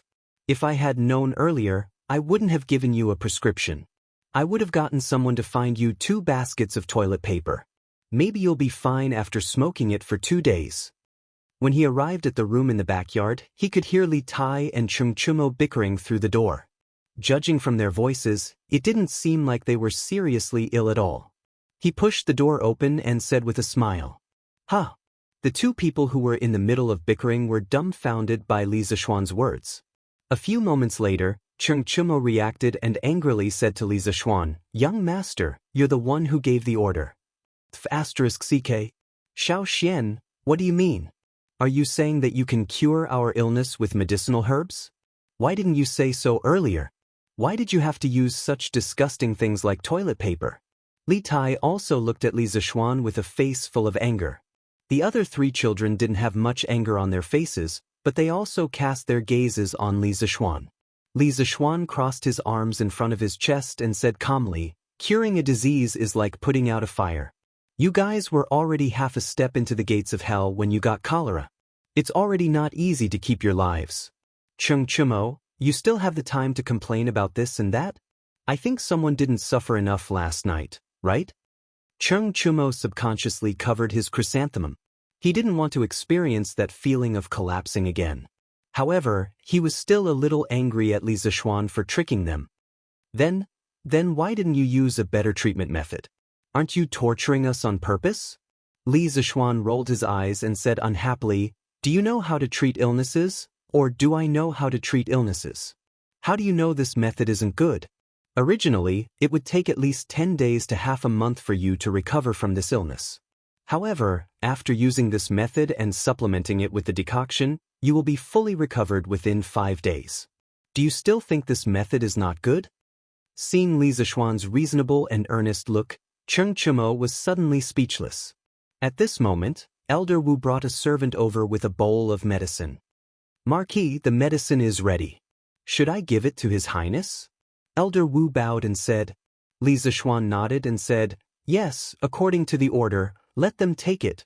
This Marquis will come back later to see the results. Yes. Elder Wu waved his hand at the servants, and Cheng Chumo and the others were forced to drink the decoction. Although the first 2 decoctions tasted bad, it was still bearable. But the last decoction, poof! Pay. Damn, how could there be dirt in the medicine? Qin Ke, how do the servants in your residence brew the medicine? Cheng Chumo, who had just suffered from feces, was suddenly forced to drink a mouthful of dirt. This fellow could not bear it any longer. Li Zishuan frowned and said, If you don't want to die of illness, swallow this medicine. Otherwise, in a few days, I will have to collect your corpse. Seeing that Li Zishuan did not seem to be joking, the patients in the room could not help but tremble. They quickly attacked the decoction. They had just suffered from feces and now they had to eat dirt. Speaking of which, they were really unlucky today. However, they were still considered lucky. In comparison, the other cholera patients in the past 2 days were suffering too much. None of the medical officials dared to accept them when they were sent to the medical hall. Even if there were medical halls that dared to accept them, many people could not afford it. Moreover, even if they could afford it, there was no guarantee that the medical hall would be able to treat them. In just one day, hundreds and thousands of families were suddenly affected. Most people were helpless and could only prepare coffins for their loved ones who had suffered from cholera in advance. Your Majesty, According to the county magistrate of the counties near Chang and City, there are now at least 800 families who have suffered from cholera. They cannot afford to treat the illness, and there are no medical halls among the people who can treat this illness. In the long run, as more and more people are infected with cholera, there is a high possibility that it will lead to a large-scale epidemic. When that time comes, it will be even more difficult to deal with if there is a mass uprising. In the backyard of the Prince of Wei's residence, Li Er had just heard from Elder Wu that Li Tai's condition had improved. He was originally relieved, but Zhao Song came to report something to him. Li Er's expression suddenly became serious. Let's wait and see if the 3 prescriptions that Li Zishuan prescribed are really effective. If they are, we can promote them without restraint and stop the epidemic from spreading. Li Er said softly, then said, "Let's go, follow me to see how Qin Ke and the rest are doing now." After that, Li Er led the 4 family members of the patients to the back room. "Your Majesty!" When the servants inside and outside the house saw Li Er come over, they all bowed and saluted. Li Zishuan heard the commotion outside and hurriedly came out to greet him. Li Er waved his hand and gestured for everyone to rise. He then looked at Li Zishuan and asked directly, "Li Zhanshi, how are the effects of the decoctions? Are Qin Ke and the rest fine now?" Li Zishuan smiled and replied, "Your Majesty, the effects of the decoctions are still being tested. However, based on the current condition of Qin Ke and Chu Mo, the cholera in their bodies has been reduced by more than half. If they continue to take the decoctions for 3 more days, there is a high chance that they can be completely cured." Li Zishuan was satisfied. Empress Zhangsun, who was beside him, felt relieved when she heard Li Zishuan's assurance. After letting go of her worries, she felt a wave of sleepiness sweep over her, making it difficult for her to open her eyes. Thus, she informed Li Er and went back to the palace to rest. "Not bad, not bad. Qin Ke, how are you feeling now?" Li Er came to Li Tai's bed in a happy mood and asked with concern. In fact, he didn't need to ask this question. Just by looking, he could see that Li Tai's complexion was much better than before. Wasn't this enough to explain the problem? Li Tai propped himself up with his hands and replied to Li Er, replying to Imperial Father, "This son is much better now. Yamacho's medicine has helped us stop the diarrhea. At least now we don't have to run to the outhouse every once in a while." Li Er couldn't help but smile. At this time, Li Zishuan said to the court elders who were eagerly looking at their sons, "Uncles, you can bring your sons home now. When you go back, don't forget to ask Wu Changshi for 5 days' worth of medicinal herbs. Feed the medicine on time every day. If there is any abnormal situation, send someone to inform me. This kid is on call." Cheng Yaojin laughed and said, "Ha, deal. Little Xian, I'll have to trouble you this time." Li Zishuan hurriedly said, "It's my duty." The rest of the patient's family members thanked Li Zishuan one by one and then asked Li Er to leave. After a while, the whole room returned to normal. Only Li Zishuan, Li Er, and Li Tai were left, as well as the servants next to them. Chapter 9:16. Li Zhanshi, how long will it take for the medicine to take effect? Li Er asked Li Zishuan with his hands behind his back after ordering all the servants to leave the room. Li Zishuan replied, "Your Majesty, according to my estimation, the effect should be seen in the afternoon. By then, the frequency of Qin Ke's defecation will obviously decrease. If we keep taking the medicine in the morning and in the evening, she will definitely recover within 5 days." "Are you that confident?" "Your Majesty, I am confident." If he had only deduced the prescription based on his own understanding of the herbs at the beginning, he might not have been 100% confident. However, now that he saw Li Tai and the rest gradually recover after being fumigated by the toilet, he was even more convinced of the old village doctor's prescription. Li Er nodded imperceptibly and said, "This time, the blue sparrow was suddenly attacked by cholera and almost lost her life. Thanks to your help, the Empress and I are very grateful. Whatever reward you want, just say it."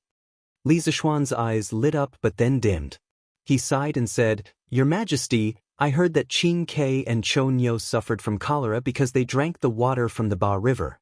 Is that true?" Li Zishuan actually did not want the reward that was delivered to his mouth. Li Er could not help being greatly surprised. Hearing Li Zishuan suddenly ask about this, he suppressed the doubts in his heart and said with a nod, "Indeed so. I have already sent people to check on the recent meals in Qing K Mansion. There is nothing unusual. Also, I just received news that there are a few hundred more people suffering from cholera outside Chang and city." Li Zishuan's heart sank and said, "Therefore, I think that now is not the time to discuss the reward. The river is invisible and the pollution of the water source is the most difficult to control. When the time comes, the number of people suffering from cholera will definitely be more than this. The priority now is for the local government to step in and remind the people to pay attention to the hygiene of their drinking water to prevent more people from contracting cholera." Although he did not have the heart of a bodhisattva, he did not want to see too many people suffer. Since ancient times, cholera was an acute infectious disease that was always more important to prevent than to treat.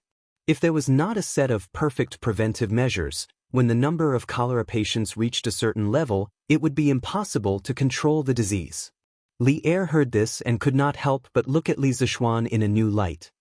He secretly thought that this fellow was usually slippery and cunning, but when it came to critical moments, he was able to distinguish the severity. "Not bad. I am very pleased that you can think of this. However, I have already ordered the governor to work together with the county magistrates of every county near Chang and city to inform the people not to drink the water from the Ba River. When your prescription is effective, I will let the Imperial Medical Department to prepare a batch of herbs and medicine ingredients and give it to the sick people free." Li Er looked at Li Zishuan with a gratified expression.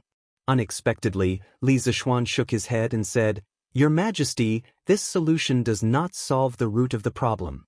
Although there are 8 rivers around Chang, namely Wei, Jing, Feng, Zhao, Bai, and Ba, and there are 5 canals in the city, namely the Longzhou Canal, Qingming Canal, Yong and Canal, Huang Canal, and Chao Canal, it can be said that the water source is abundant. Even without the Ba River, it can still satisfy the water needs of the people in and outside Chang and city. However, Your Majesty, do not forget that these 8 rivers and the 5 canals are interconnected. As time passes, the water from the other rivers will also cause cholera. If Your Majesty wants to prohibit the people from drinking the river water, just the Ba River alone is far from enough." The Chang and of this era was not the same as the modern Xi. The surrounding areas were rich in water resources. Otherwise, it would not be enough to support this super city with a population of 2 million people. However, there was no running water in this era. The people's drinking water mainly came from the river. Therefore, Li Zishuan felt that Li Er's method was not reliable. The reason why the modern Xi had a shortage of water resources and frequent droughts was mainly because of the Sui and Tang dynasties. The population of the Guangzhou area increased greatly, the Lus Plateau was overdeveloped, and the rapid disappearance of forests. Of course, the most important reason was the war at the end of the Tang dynasty. After listening to Li Zishuan's words, Li Er could not help but frown deeply. After thinking for a while, he glanced at Li Zishuan and said, "Looking at your confident appearance, you must have a plan in mind, right? Quickly say it, don't keep me in suspense." Li Zishuan secretly rolled his eyes. He thought to himself, "Am I keeping you in suspense? This is called devising a strategy. Your Majesty, according to what I know, the reason why the murky river's water causes cholera is because there are microscopic life forms in the river that cause cholera. These life forms are very small and cannot be seen with the naked eye. When they enter the human body, they are usually killed by the acids secreted by the human stomach. However, there will always be a portion that survives. The portion that survives will invade the human intestines and multiply in an extremely short period of time, producing highly concentrated toxins that are very lethal. The specific symptoms are like Qin K's continuous vomiting and diarrhea yesterday." Li Zishuan began to instill modern medical theories into Li Er and Li Tai. Li Er could not help but be shocked. Li Tai could not help but tremble a few times. When he thought of the countless tiny creatures giving birth in his intestines, he felt terrified. Li Zishuan continued, "The lives of the people cannot be separated from water. Therefore, your Majesty's method of prohibiting the people from drinking the river water is not a long-term solution. I feel that rather than this, it is better to encourage the people to boil the water before drinking. This will greatly reduce the possibility of them contracting cholera. Ancient people usually drank cold water. Only when the weather was cold would they boil the water to drink. Li Er asked doubtfully, if the water is boiled, will it kill the tiny creatures in the water? Li Zishuan nodded and said, of course. In fact, it is not only these tiny creatures. Other things that can cause illness can also be killed by boiling the water. Li Er nodded lightly, but in his heart, he was thinking to himself that he should instruct the people to boil all the water in the palace in the future. Just now, when Li Zishuan said that the tiny creatures were multiplying in Li Tai's stomach, he was disgusted. Li Er was the emperor. He would not allow these little things to offend his imperial prestige. As you said, I will instruct the people in a while. Remember to write what you just said in Datong Daily later. It is best to let more people know the pros and cons. Today, Datong Daily had become a force of public opinion that could not be ignored. Many times, the imperial court's decrees had to be publicized through the newspaper. Li Zishuan cupped his hands and promised. Even if Old Li did not say so, he would have done so. Yamacho, where did the tiny creatures in the river that caused cholera that you mentioned earlier come from? At this time, Li Tai, who was half leaning on the bed, asked weakly. Li Zishuan turned his head and looked at the child sympathetically. He said, according to my guess, it is very likely that the water in Ba River was contaminated by the feces of the patients who had cholera before. That is why there were these tiny creatures. After that, it happened that you guys... Chapter 9:17. Sigh. This child, it's rare for him to be muddle-headed. Isn't it better to be muddle-headed sometimes? Li Zishuan rode Whitey on the streets of Cheng. In his mind, he was still recalling Li Tai's I ate shit expression. Li Zishuan couldn't help but sigh. This child really didn't know how to pretend to be muddle-headed at critical moments. He insisted on getting to the bottom of the matter, and in the end, he got to the bottom of the matter. What he said just now wasn't to tease Li Tai. The most common cause of cholera infection was from drinking water contaminated with feces. This wasn't something Li Zishuan made up. Doctor, please save my son. I'm willing to be your slave for the rest of my life to repay you. I beg you. I'll kowtow to you. My Shaoan is only 4 years old. I beg you. Just as Li Zishuan was swaying and letting his imagination run wild, he suddenly heard a woman crying and begging on the street. Li Zishuan instantly came back to his senses, and then he urged his horse to go in the direction of the sound. Sigh. You hurry up and get up. I've already told you that your son's illness can't be cured by anyone. You should prepare for his funeral as soon as possible. This was a medical clinic. Li Zishuan looked up and saw that it was called the Hanging Pot Hall. Li Zishuan had heard of it before. It was an extremely famous clinic in Chang and City. The doctor in charge was the imperial physician of the previous dynasty, and his medical skills were quite good.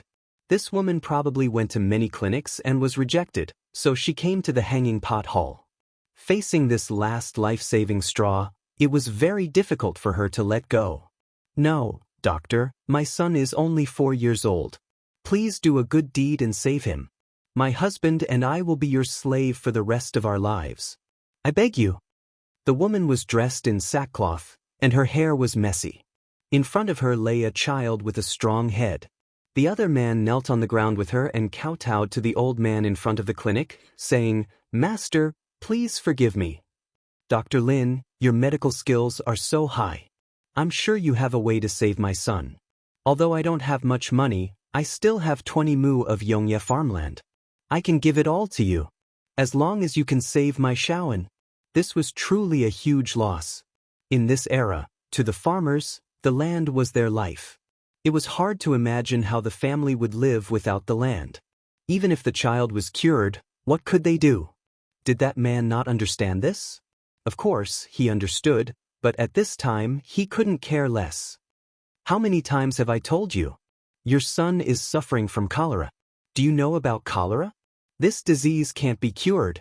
The old man was annoyed by the couple's entanglement. He said angrily, then turned around and left with a flick of his sleeves. Only then did the crowd realize that the child on the ground was suffering from cholera. One by one, they retreated far away in fear. Seeing the old doctor turn around and leave, the woman cried in despair, "Oh, my poor'un! It's all my fault. I shouldn't have let you play by the river. I'm the one who should die. I say, you two should carry the child back and prepare for his funeral. This old man encountered cholera several decades ago, and no one could cure it. You two are still young. Have another child in the future." At this time, an old man couldn't bear it and came up to comfort the woman. His words made the woman cry even more sadly. The man was at a loss. He didn't know whether to comfort her or not. Seeing this scene, Li Zishuan, who was not far away, sighed softly. No matter which era it was, as long as one person in an ordinary family fell ill, it could directly bring down the entire family. Li Zishuan was hesitant. If he saved the child, it was very likely that hundreds and thousands of cholera patients would come to him for treatment. However, the effectiveness of his prescription was still in the testing stage. If he gave it to so many people rashly and an accident happened, it would be a great sin. Generally speaking, a person's life wouldn't be in immediate danger after contracting cholera. Most people could hold on for 3 to 5 days. By that time, the results of Li Zishuan's prescription would be out. However, the child on the ground was only 4 years old. Looking at his complexion, if he wasn't treated in time, he wouldn't even last for 2 days. Save him. Even if there's trouble, Li Zishuan will take care of it. Li Zishuan gritted his teeth and was about to dismount from his horse to talk to them. In the end, he was still soft-hearted. However, 2 more couples came. Li Zishuan recognized them. They were Old Nyo and his wife from the Han family village and Mei Jun and his wife from the Plum village. "Where's Miracle Dr. Lin? Miracle Dr. Lin, please save my child. Miracle Dr. Lin, please save my child." Old Nyo and his wife were pulling the bullock cart. Brothers De Nyo and Er Nyo were lying on the bullock cart. As for Mei Jun's wife, Han Xiaoyan, she was carrying a 1-year-old child. Her face was covered in tears and she looked very anxious. Li Zishuan's heart sank. Only then did he realize how troublesome the situation was. Sigh, 2 more families came to seek treatment. This is the 10th family today. How many people have contracted cholera? Who knows? What a sin. Look at the child, he's only a little over a year old. How are his parents taking care of him? That's right. However, it's useless to beg now. Miracle Dr. Lin may be skilled in medicine, but he can't cure cholera. Sigh. It's a pity that this child is still so young. The onlookers pointed at the Nyo couple and Mei Jun from afar and whispered. Of course, most of them sympathized with them. Look, the hanging pot hall closed early. At this moment, someone exclaimed. The hanging pot hall had closed early in the morning. That was rare. Looks like the hanging pot hall is afraid of being harassed by cholera patients. Sigh. Even the hanging pot hall is closed. Are these cholera patients just going to wait for death? Let's go back. Don't get infected. The onlookers watched for a while and dispersed. Li Zishuan picked up a stone from the ground and threw it at Mei Jun. Ouch! Who threw that at me? Mei Jun covered his head and turned around. He was shocked. Marquis? Boo-hoo! Mei Jun, what are you looking around for? What are you doing looking around for? Han Xiaoyan said angrily as she wiped her tears and pinched Mei Jun's waist. Hey Xiaoyan, let go. Marquis is looking for me. Take care of our Huan heir. I'll be back soon. Mei Jun pulled Han Xiaoyan's hand away and whispered to her. Then he walked towards Li Zishuan. Mei Jun said in a low voice as he came to Li Zishuan. Bring your Huan heir and Uncle Nyo to Yunshan to find me. If possible, bring that couple too. I might be able to save your child's life. But don't tell anyone about it, Li Zishuan said in a low voice. Then he ignored Mei Jun's confused, shocked, and ecstatic expression and left. Chapter 9:18. Please save my Huan. When it was close to noon, Mei Jun, Old Nyo and his wife, as well as the first couple who knelt on the ground, arrived at the Yunshan residence. Han Xiaoyan was carrying a baby boy. When she saw Li Zishuan, She immediately knelt and kowtowed. Li Zishuan quickly stopped her and said, "Enough, enough. If you want to see a doctor, just do it. Why are you kneeling? Come in." He hated it when others knelt before him. "So it's Mark Yong." When the couple saw Li Zishuan, they finally understood who Mei Jun had told them could save their child. Earlier, when they were rejected by godly Dr. Lin in front of the Hanging Pot Hall, just as they were feeling hopeless, Mei Jun and his wife suddenly told them that there was someone who could cure cholera. At first, the couple thought that Mei Jun and his wife were swindlers. However, when they saw the dying child in Han Xiaoyun's arms, they decided to come and take a look. What if Mei Jun was telling the truth? Who would have thought that they would actually see Li Zishuan? They were originally from a village near Chang'an City. Not only had they heard of Li Zishuan's deeds, they had even seen him in person. When they thought of Li Zishuan's reputation as the son of an immortal, their hearts were filled with hope and surprise. They hurriedly came forward to bow. Li Zishuan, who was afraid of being knelt, quickly waved his hand and said, all right. I don't like these formalities. Quickly bring the child in." With that, he turned around and entered the main hall. Inside the house, Old Man Li and Madam Li were nowhere to be found. Lan was also missing. As Li Zishuan had arrived at Yunshan before Mei Jun and the rest on horseback, Han Yushi knew why they were here. At this moment, she kindly poured a few cups of water for them. Mei Jun and the rest were too embarrassed to accept it. They all said that they didn't need it. Li Zishuan said, "Just accept it. You all must be tired from running around with the child this early in the morning. Sit down and have a cup of water." Only then did everyone accept it. After running all morning, they were indeed thirsty. Li Zishuan took advantage of this time to check the physical condition of the 4 children one by one. Gradually he frowned. Denyo and Ernyo were still fine. These 2 naughty children were as strong as 2 oxen. Although they had cholera, it had only been less than a day since the onset of the disease. At most, they would collapse from diarrhea. As long as they took 2 doses of medicine, they would definitely be cured. However, the other 2 children were troublesome. Due to his young age, the child named Xiao and had fainted after a night of diarrhea. Not only that, the child was now running a low fever. This was really troublesome. In this era, there wasn't any special medicine that could reduce fever. If he wanted to use Chinese medicine to reduce fever, he had to think of a good prescription. As for Mei Jun's infant child, how could he possibly withstand the torment of a disease as violent as cholera? At this moment he could only be described as on the verge of death. His breathing was extremely weak, and if not for Li Zishuan's profound inner qi and extremely sharp perception, he would have thought that the child was already dead. Looking at the anxious expression in the couple's eyes, Li Zishuan felt a little uncomfortable in his heart. In a few more years, perhaps he would also be a father, right? At that time, if his child also contracted a serious illness that he couldn't treat, he and Han Yushi would probably be as anxious as the Mei Jun couple now, right? Shaking his head, Li Zishuan took 2 steps back. When he shook his head, Han Xiaoyun thought that her child couldn't be saved. She immediately cried out and kept calling, As for Mei Jun, the young man's eyes were also sparkling. He looked like he was about to cry but was holding back his tears. "Xiaodong's sister, why are you crying? This market didn't say that your family's Huan couldn't be saved."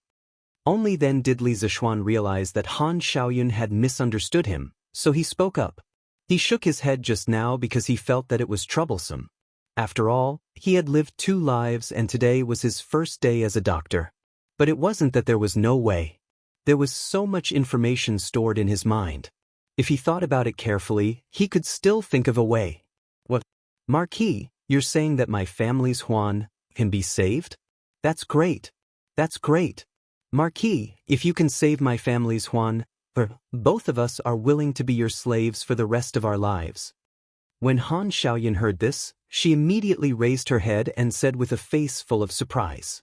Li Zishuan waved his hand and said, "This marquis doesn't need you to be my slaves. Just live a good life in the future. If your family's Huan wants to be cured, it's a little troublesome. I'll tell you later.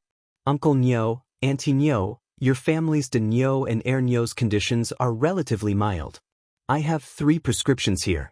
Logically speaking, it should be able to cure your 2 children, but I haven't had the time to test it yet. If you're willing to give it a try, I'll get Pang Feiji to get the medicine for you. If you're worried about the risks, I won't force you. After 2 days, when I've tested the effectiveness of this prescription, it won't be too late for you to come and get the medicine. The main problem now was that Li Zishuan's 3 prescriptions had not been tested in clinical trials. Although there were no problems with the prescriptions from a pharmacological and pathological point of view, whether they would be effective or not still needed to be tested. To a certain extent, Li Tai, Cheng Chumo, and the others had become test subjects this time. However, this was all tacitly approved by Li Er, Zhang Sun, and Cheng Yaojin. After all, these people were experienced and knowledgeable.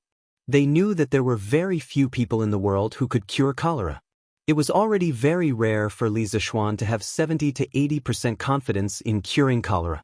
The reason why Li Zishuan's 3 prescriptions had not been promoted was that they were waiting for Li Tai's test results. This was also one of the reasons why he had specially instructed Mei Jun not to spread the news. Marquis, even if I don't trust anyone, how can I not trust you? We're willing to try this prescription. Even if we can't cure it, we won't blame you. Now, in the entire Chang'an city, only you are willing to cure our families de Niu and Air Niu. The moment Li Zishuan finished speaking, Old Niu answered without hesitation. Old Niu's wife, Feng Chunmei, wanted to say something. However, after hearing Old Niu's words, she immediately shut her mouth. This was because she knew that Old Niu was right. Cholera was not only an illness that no one could cure, but also no one was willing to get involved. It was just like what happened in the hanging pot hall this morning. That's good. You guys carry de Niu and Air Niu back first. I'll get someone to send the herbs over to you later. Li Zishuan nodded.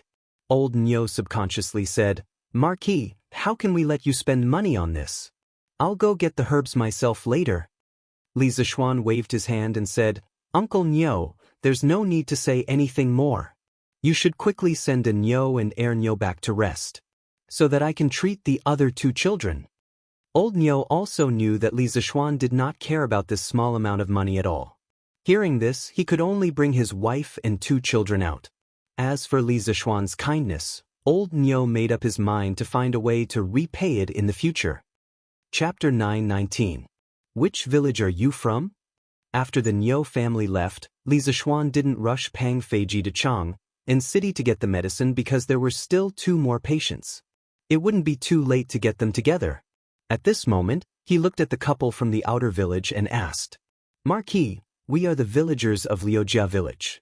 My name is Lu Dezhuang, and this is my wife, Mei Xianglan. Marty Liujia village is now your fief. Lu Dezhuang couldn't help but remind Li Zishuan when he saw that he was still calm after the introduction. Oh! Li Zishuan raised his eyebrows. Since he was made a marquis, his fief had expanded a lot. However, he had been busy with the academy and hadn't had the time to check it out. He had asked butler Wang Zhong to do the handover. Therefore, when the burly man mentioned Liujia village, he didn't react immediately. Lu Dezhuang, your child has not only contracted cholera, but also a cold. If you want to treat cholera, you have to bring down his fever first. I can give you a prescription to bring down your child's fever quickly. As for cholera, you heard it just now. It's up to you whether you want your child to continue receiving treatment or not. In just a short while, Li Zishuan had already selected an excellent prescription to reduce fever in his mind. In ancient times, due to the lack of medical technology, it was common to die from minor illnesses like colds and fevers. However, this didn't mean that traditional Chinese medicine couldn't cure colds and fevers. On the contrary, traditional Chinese medicine had many ways to deal with colds and fevers. Generally speaking, they could be divided into 3 categories. First, the method of removing the firewood from under the cauldron was equivalent to the method of ventilating the internal organs and releasing heat in Chinese medicine. That was to use medicine that was bitter and cold to clear bowels to reduce fever. However, this child was still suffering from cholera. He was already vomiting and having diarrhea. If he were to use this method to clear bowels, wouldn't it be adding insult to injury? Second, the method of treating heat with cold was also one of the most commonly used methods of reducing fever in traditional Chinese medicine. That was to use medicine that was cold, sweet, or bitter to reduce fever. However, cold medicine could easily damage the spleen and stomach, so it was not suitable for this child's situation. In the end, after much consideration, Li Zishuan chose the third method, which was the method of stopping the boiling. It was equivalent to the method of dispersing fever in traditional Chinese medicine, which was to use Xan San to achieve the goal of reducing fever. The main principle was to reduce the fever through sweating. It just so happened that cholera was a type of cold disease, and sweating could also be used as an auxiliary treatment for cholera. However, sweating profusely was also quite taxing on the human body. This child was still young, so he would definitely not be able to withstand the excessive use of medicine. Therefore, when writing the prescription, it was a test of Li Zishuan's calculation ability. Lu Dezhuang and his wife had just experienced the experience of being rejected by many medical centers in the morning. Old Cow's choice just now gave them a certain amount of confidence. At this moment, they did not hesitate and bowed to Li Zishuan. "We believe in Marquis. We beg Marquis to treat our Shaoan. Even if he is not cured, we will only be grateful to Marquis. We will definitely not have any complaints." "Okay, since that's the case, you two can wait here for a while. I will get someone to get the medicine for your child in a while. I will also tell you how to decoct this medicine." Since they trusted him so much, Li Zishuan would do this good deed to the end. He was definitely going to save this child. Lu Dezhuang and his wife bowed to Li Zishuan sincerely. "Thank you, Marquis's great kindness. Dezhuang will remember it for the rest of his life." Li Zishuan waved his hand and said that there was no need to be so courteous. Then, he turned around and looked at the child in Han Xiaoyun's arms. "Give the child to me. Let me take a closer look." Li Zishuan looked at Han Xiaoyun and said. Han Xiaoyun naturally agreed. She carefully handed the child to Li Zishuan. Although Li Zishuan had died tragically before he could become a father in his previous life, this did not mean that he did not know how to carry a child. In his previous life, his sister's child had been carried by him many times. He skillfully carried the child over. At the same time, he kept the child's spine and elbows at the same level. This was beneficial for protecting the child's fragile spine. What a fragile little life. Li Zishuan used his hand to press against the child's tender feet. A trace of pure Taoist Zhenqi began to enter the child's body. It was said that newborn children were the purest, and it was not an exaggeration to say that they had an innate body. However, Li Zishuan used his Zhenqi to examine the child's abdomen and found that there were a lot of impurities. This must be the cause of cholera. Li Zishuan was in a dilemma. He could try to use his Zhenqi to open up this part of the blockage and alleviate the child's condition. However, the child was only a few months old. It could be said that the child's meridians were as fragile as thin paper. Li Zishuan had to be very careful when using his Zhenqi to examine the child's body. How could he dare to use his Zhenqi to help the child unblock his meridians? However, the child's breathing was so weak that it would be difficult to wake him up with just the power of the medicinal stone. Unless Sun Simiao came personally, there would be a chance. Thinking of this, Li Zishuan could not help but frown deeply. The situation was far more difficult than he had imagined. Mei Jun and Han Xiaoyun saw the expression on Li Zishuan's face. Their hearts sank, but they did not say anything to disturb him. Just as Li Zishuan was about to give up, something strange happened. Li Zishuan suddenly felt a trace of very active and full of vitality in his body. It directly flowed to his arm and then tried to enter the child's body through his palm. Li Zishuan was shocked. He subconsciously thought that the Zhenqi in his body was out of control. He hurriedly used the Taixin Sutra to suppress the trace of Zhenqi.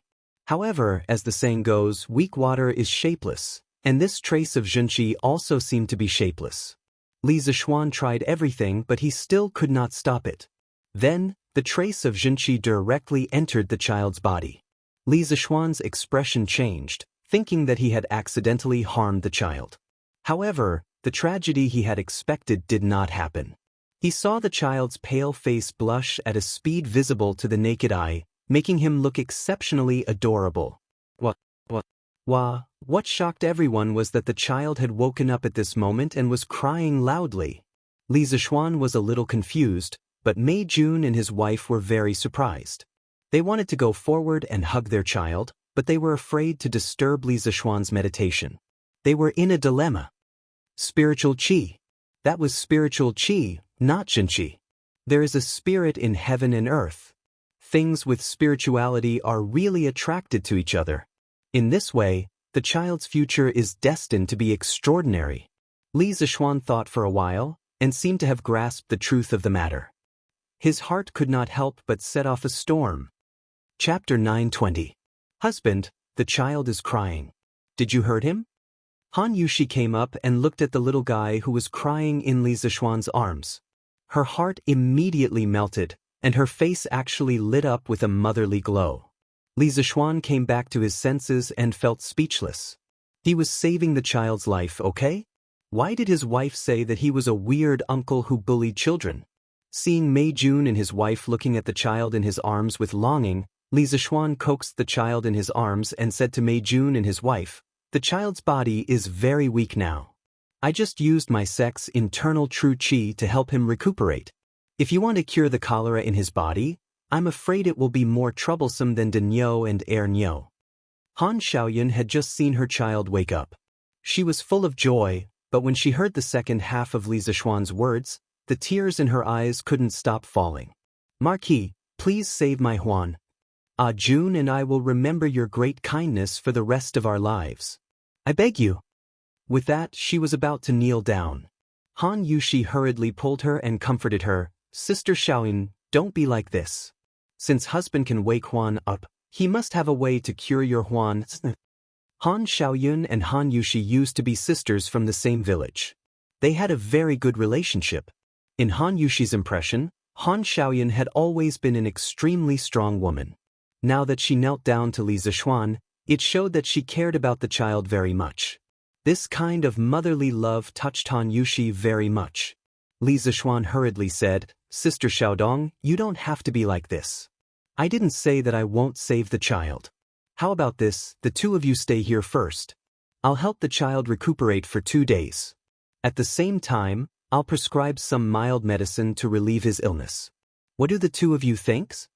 Hearing that Li Zishuan was willing to help with all his strength, Han Xiaoyun immediately stopped crying. However, she hesitated and said, This isn't very good. Marquis, we are already very grateful that you are willing to save our family's Huan. How can we disturb you here?" Mei Jun echoed, That's right. That's not good. Why don't we send Huan here every morning and pick him up at night?" Han Yushi advised, "Sister Xiaoyun, why don't you stay? We've been good sisters for so many years, so why are you being so polite? It just so happens that we haven't caught up in a long time. I'll sleep with you tonight. Let's have a good chat." When Li Zishuan heard this, his face darkened and he almost vomited blood. In the end, Han Xiaoyun agreed to stay at the Cloud Mountain residence. However, Mei Jun was chased away by her. The reason was that the clothes at home still needed to be collected, and her parents-in-law still needed someone to take care of them. At night, Li Zishuan groomed Huan's body twice before tragically returning to the guest room to sleep. Alas, it's hard to be a good person in this world. It was even harder to be a good man. Wow, Yushi, this bed in your house is so comfortable. You're so happy now. In the bedroom, after Li Zishuan left, Han Xiaoyun gradually let go. This woman lay on the big bed with a latex mattress and springs without any care for her image. Then, she sighed with emotion to Han Yushi. Actually, she wanted to say these words when she entered the residence in the morning. However, at that time, she was worried about her son's condition. How could she have the mood to care about the magnificence of the Li family's residence? Now that she saw that her son's complexion was getting better and he could cry and make a fuss again, she had the mood to gossip with her good sister. "No way. Sister Xiaoyun, aren't you doing well too? Mei Jun is willing to endure hardships and is good to you. He's also honest. You guys are very happy too." Han Yushi was coaxing Huan to sleep. The child had just finished pooping. After some tossing and turning, the two of them could go back to their room to rest. These chores should have been done by the servants. However, there weren't many servants in the residence. Secondly, Han Yushi liked this child very much. Naturally, she did it herself. At this moment, after hearing Han Xiaoyun's words, she smiled slightly. Speaking of Han Xiaoyun and Mei Jun, this couple was also famous in the Han and Mei villages. The reason for their fame was naturally that Mei Jun was famous for being afraid of his wife. They were comparable to Fang Xianling and his wife. He's so dull. How can he be as good as you say he is? Han Xiaoyun rolled her eyes and curled her lips. However, although she said this, she couldn't hide the happy smile at the corner of her mouth. Whether he is good or not, Sister Xiaoyun, you know clearly. You don't have to tell me. Han Yushi used her hand to gently touch the little fellow's tender face. Then she turned her head and smiled at Han Xiaoyun. I don't know if you have accumulated some great merit in your previous life. In this life, you actually found a good husband like the Marquis of Yong. Young, rich, powerful and capable. I don't know how many ladies in Chang and city are jealous of you. Han Xiaoyun sat up from the bed and rolled her eyes at Han Yushi. A touch of warmth flashed in Han Yushi's eyes. However, she said embarrassedly, Actually, I don't know why my husband likes me. Han Xiaoyun hurriedly said, Okay. I don't want to hear about the love between you two. If I know too much, I will be silenced. At this moment, she suddenly said half-jokingly, Yushi, since you like children so much, why don't you have one with the Marquis of Yong? Speaking of which, you two have been married for a long time. Moreover, the Marquis of Yong is young and strong. It doesn't seem like... If Li Zishuan, who was lying in the guest room, knew that someone was slandering him for not being good in that aspect, he would definitely vomit 2 mouthfuls of old blood. Sister Xiaoyun, what are you saying? Han Yushi was extremely embarrassed. She hurriedly freed up a hand and covered Han Xiaoyun's mouth. Han Xiaoyun chuckled and broke free from the devil's claws. After a moment, she said seriously, Yushi, don't blame your sister for talking too much. Women, you only have a few years when you are young. Moreover, the Marquis of Yong is young, promising and handsome. If you don't give the Li family a little marquis as soon as possible, you won't have a good time in the future. Han Yushi's face was slightly pale. She said, But my husband said that it's not good for a woman's body to have a child too early. The Marquis of Yong is really considerate of you. When Han Xiaoyun heard this, she clicked her tongue and sighed. Then she revealed her gossipy nature and said, However, this kind of thing is destined by the heavens. How can he control it? If you two sleep together a few more times, who knows, you might have it one day? Yushi, don't tell me that you two haven't slept together yet, right? No, you've obviously slept together before. Fortunately, it's still all right. Han Yushi said in her heart, My husband really can control himself. Sigh, I don't know how he calculates sex through his menstruation. Although she thought so in her heart, how could Han Yushi have the nerve to tell Han Xiaoyun such a secret? She changed the topic and said, All right, Sister Xiaoyun, don't talk about this anymore. Tell me about the situation when you gave birth to a child. I heard that it was very painful, right? Giving birth. Of course it was painful. At that time, I was about to faint from the pain. However, when I saw Huan, I felt that all the pain I suffered was worth it. Chapter 921. The epidemic in and around Chang and city was far more serious than Li Zishuan had expected. On the first day, Li Er had received reports that more than 800 people were infected with cholera. On the second day, the number had risen to more than 2,000. The sudden outbreak of the epidemic had more or less caused panic among the commoners. Previously, the government had sent people to warn the commoners not to drink water from the murky river. Therefore, the commoners understood that cholera was transmitted from the river. Therefore, no one dared to fetch water from the river. No one even walked by the river. Many fishermen were unwilling to go into the river. In order to prevent the spread of panic, a detailed explanation of the source, pathology, and mode of transmission of cholera appeared on the headlines of Datong Daily. The name under the headline was Li Zishuan, which greatly increased the credibility of the news. Now that the Tang Dynasty Dictionary had been implemented for almost half a year, there were more and more literate people. Basically, there were children in every family who could read the newspaper according to the dictionary. Therefore, the news in the Tang Dynasty Daily could be immediately known to ordinary people. When they saw the news that cholera was mainly transmitted through water and was not contagious through mutual contact, many people heaved a sigh of relief.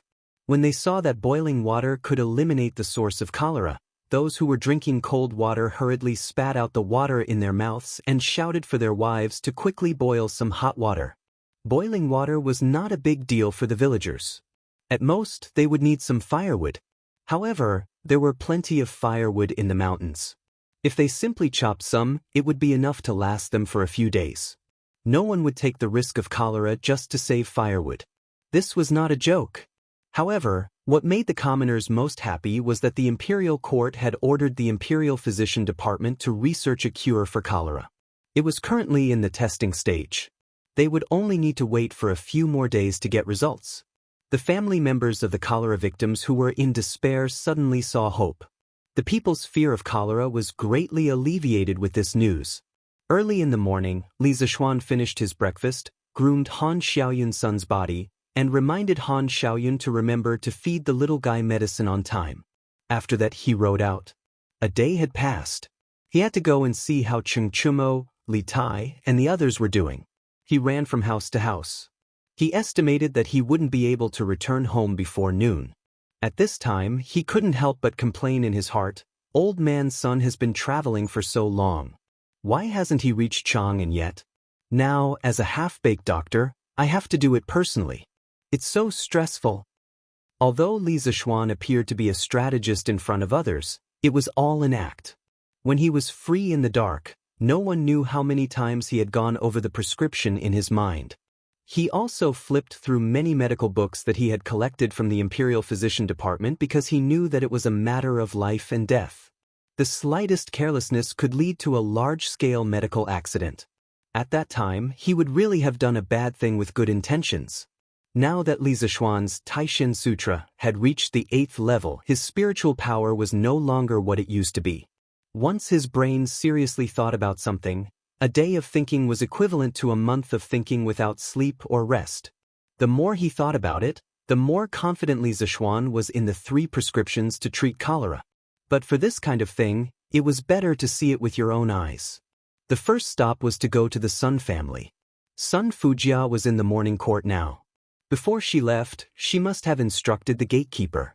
Li Zishuan revealed his identity and was directly welcomed in. When Madame Sun saw Li Zishuan, she was naturally full of grateful words. When he finally saw Sun Zifan lying on the bed, Li Zishuan asked about the child's condition. Marquis Yong, and after my fan was sent back yesterday, I asked someone to give him medicine on time according to your instructions. This medicine of yours is really magical. Last night, Fan only got up twice and pooped, and now his complexion is much better. I didn't expect Marquis Yong and to not only be good at learning, martial arts, and medicine at such a young age. It's a pity that I didn't give birth to a girl back then. Otherwise, Sun Zifan's mother was a little sociable and a little talkative. Once she started talking, she couldn't stop. In the beginning, she was clearly talking about Sun Zifan's condition, but in the end, she actually talked about becoming in-laws with Li Zishuan. Li Zishuan was a little impressed by this woman's imagination. He quickly interrupted. Auntie, let's talk about Zifan's condition. I'll take his pulse again. Madame Sun came to her senses and quickly said, Oh, right, Ma. You should take his pulse personally. Only then will you be at ease. Li Zishuan nodded, then picked up Sun Zifan's wrist and began to pretend to take his pulse. Actually, how would he know how to do this? He was only using the pulse as a cover and taking the opportunity to use his true qi to explore Sun Zifan's body. After a moment, under the eager eyes of Madame Sun and Sun Zifan, Li Zishuan nodded and said, he's recovering well. After taking the medicine for another day, Zifan should not have diarrhea anymore. He should be fully recovered within 3 days. Thank you, Yamacho. Sun Zifan cupped his fists gratefully. Speaking of which, to have such a knowledgeable and talented Yamacho, who was also skilled in martial arts and medicine, was really his good fortune as a student. Hee, I've really troubled Markyong, and this time. When my master comes back, I'll definitely personally thank you. Madame Sun smiled warmly. Li Zishuan repeatedly said that there was no need, and then ran out of the Sun residence. After that, he went to the Qing residence. Unexpectedly, after Cheng Chimo took the medicine yesterday, he was completely recovered today. Li Zishuan used his true qi to repeatedly examine him several times. After confirming that there was no source of illness in this guy's body, he stopped. He could only attribute this to Cheng Chimo's super recovery ability. Sometimes, a simple mind and strong body might not have no advantages. Sun Zifan was still lying weakly in bed, but Cheng Chimo could already jump out and play. This was a living example.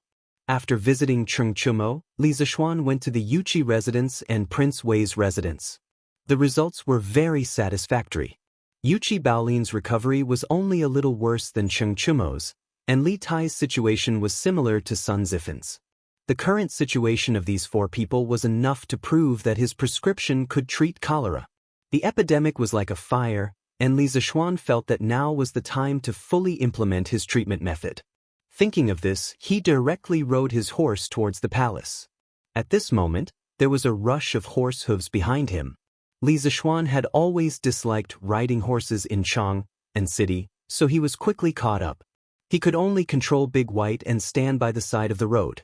In the blink of an eye, a group of soldiers galloped by on horses. Li Zishuan inadvertently glanced and saw an acquaintance. He immediately shouted excitedly, F***CK, Daoist son, you're finally back. Chapter 922. At this moment, Sun Simiao was riding on a sturdy black horse. As the black horse galloped up and down, Sun Simiao's beard and hair swayed. If it weren't for the fact that he had practiced some Taoist Qigong for the convenience of practicing medicine, his entire body would have been shaken to the point of falling apart. The cavalry was as fast as the wind.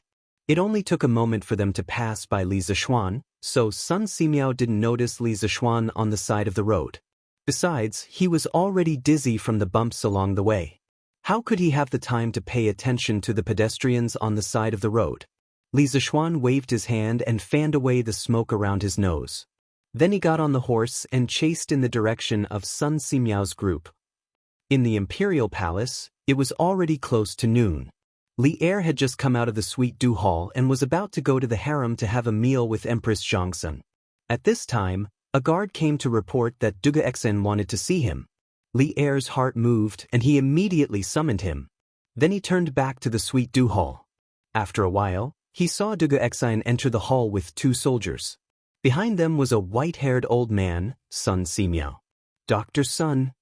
Without waiting for Duga Xen and the others to greet him, Li Er came down from above and greeted Sun Simiao.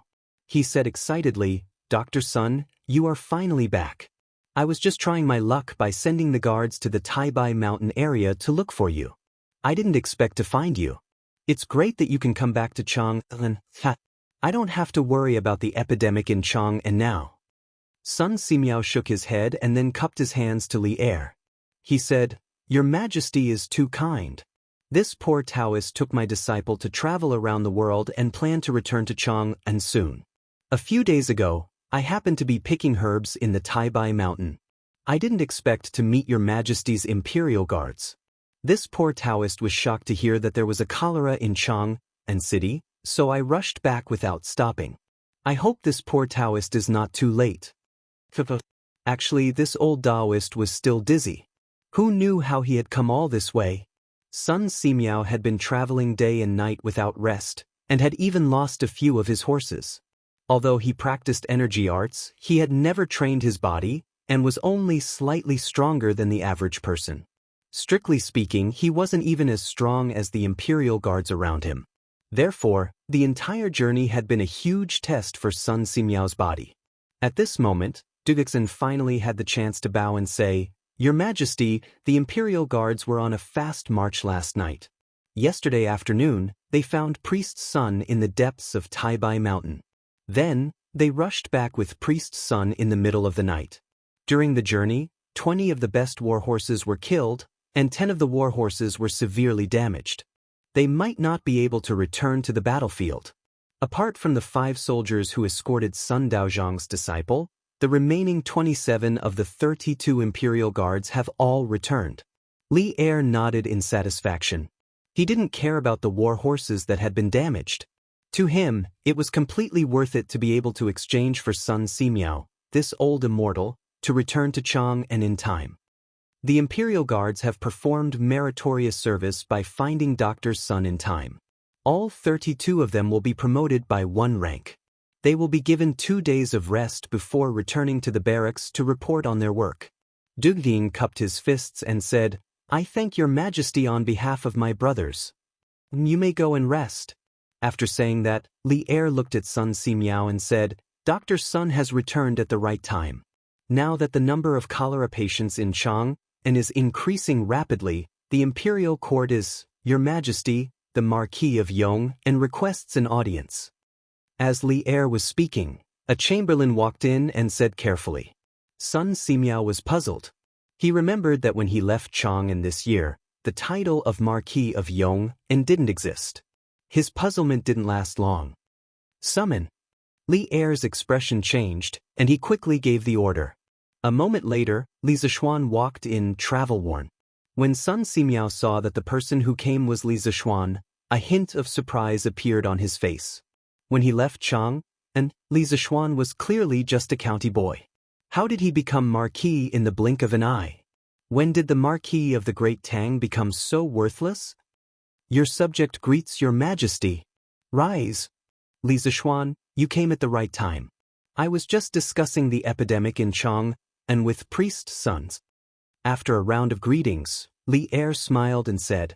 Li Zishuan nodded, then cupped his fists at Sun Simiao and said, "Priest son, long time no see. I've been thinking about you day and night, and you're finally back. Now I can finally heave a sigh of relief." Li Zishuan couldn't be more happy that Sun Simiao could return so early.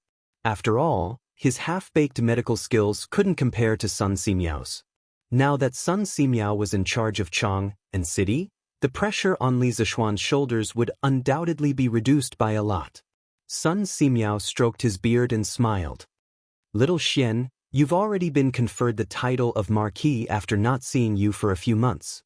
Congratulations."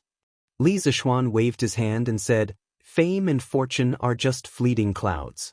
Priest son, if you're interested in an official career, I believe His Majesty will not let a bright pearl be covered in dust." To be honest, it wasn't that Li Er didn't want to recruit Sun Simiao, but this old Taoist always liked to wander around and was unpredictable. Naturally, he wouldn't accept Li Er's invitation. Sun Simiao shook his head and said, Let's not talk about this for now. Right now, the epidemic in Chang and city is like a raging fire. We should discuss how to quell the epidemic as soon as possible." Li Er agreed and said, "Yes, Dr. Sun's words are very good. Li Zishuan, quickly tell us about your current progress." Li Zishuan smiled and cupped his hands. "Your Majesty, I'm here today to tell your Majesty a piece of good news. This morning, I went to the Sun, Cheng, Yuqi, and Prince Wei's residence. After my diagnosis, Cheng Chumo's cholera has been completely cured. Yuqi Baolin has basically recovered. As for Sun Zifan and Qin Ke, due to their weaker physiques, their recovery is slower. However, they only need 1 more day of medicine to basically recover. This means that the 3 doses of medicine I prescribed can be used to treat cholera. The imperial court can immediately start distributing medicine to the people to treat cholera." Li Er heard this and said in surprise, "Is this true? Qin Ke and the rest are fine?" Li Zishuan nodded affirmatively. Sun Simiao, who was at the side, asked curiously, "Little Xian, can you tell me about the prescription?" To be honest, the ancient books have always lacked records on cholera treatment. I've also been researching cholera treatment methods all this times. Li Zishuan smiled and said, "Of course. My medical skills are not good, so I can ask Priest Sun to help me. After all, it's a matter of life and death." Seeing this, Li Er waved his hand and a young eunuch went to fetch a brush and ink. Li Zishuan quickly wrote down the prescription he had written earlier. Sun Simiao took it and began to read it seriously. His mouth was still muttering in a low voice, as if he was mumbling something.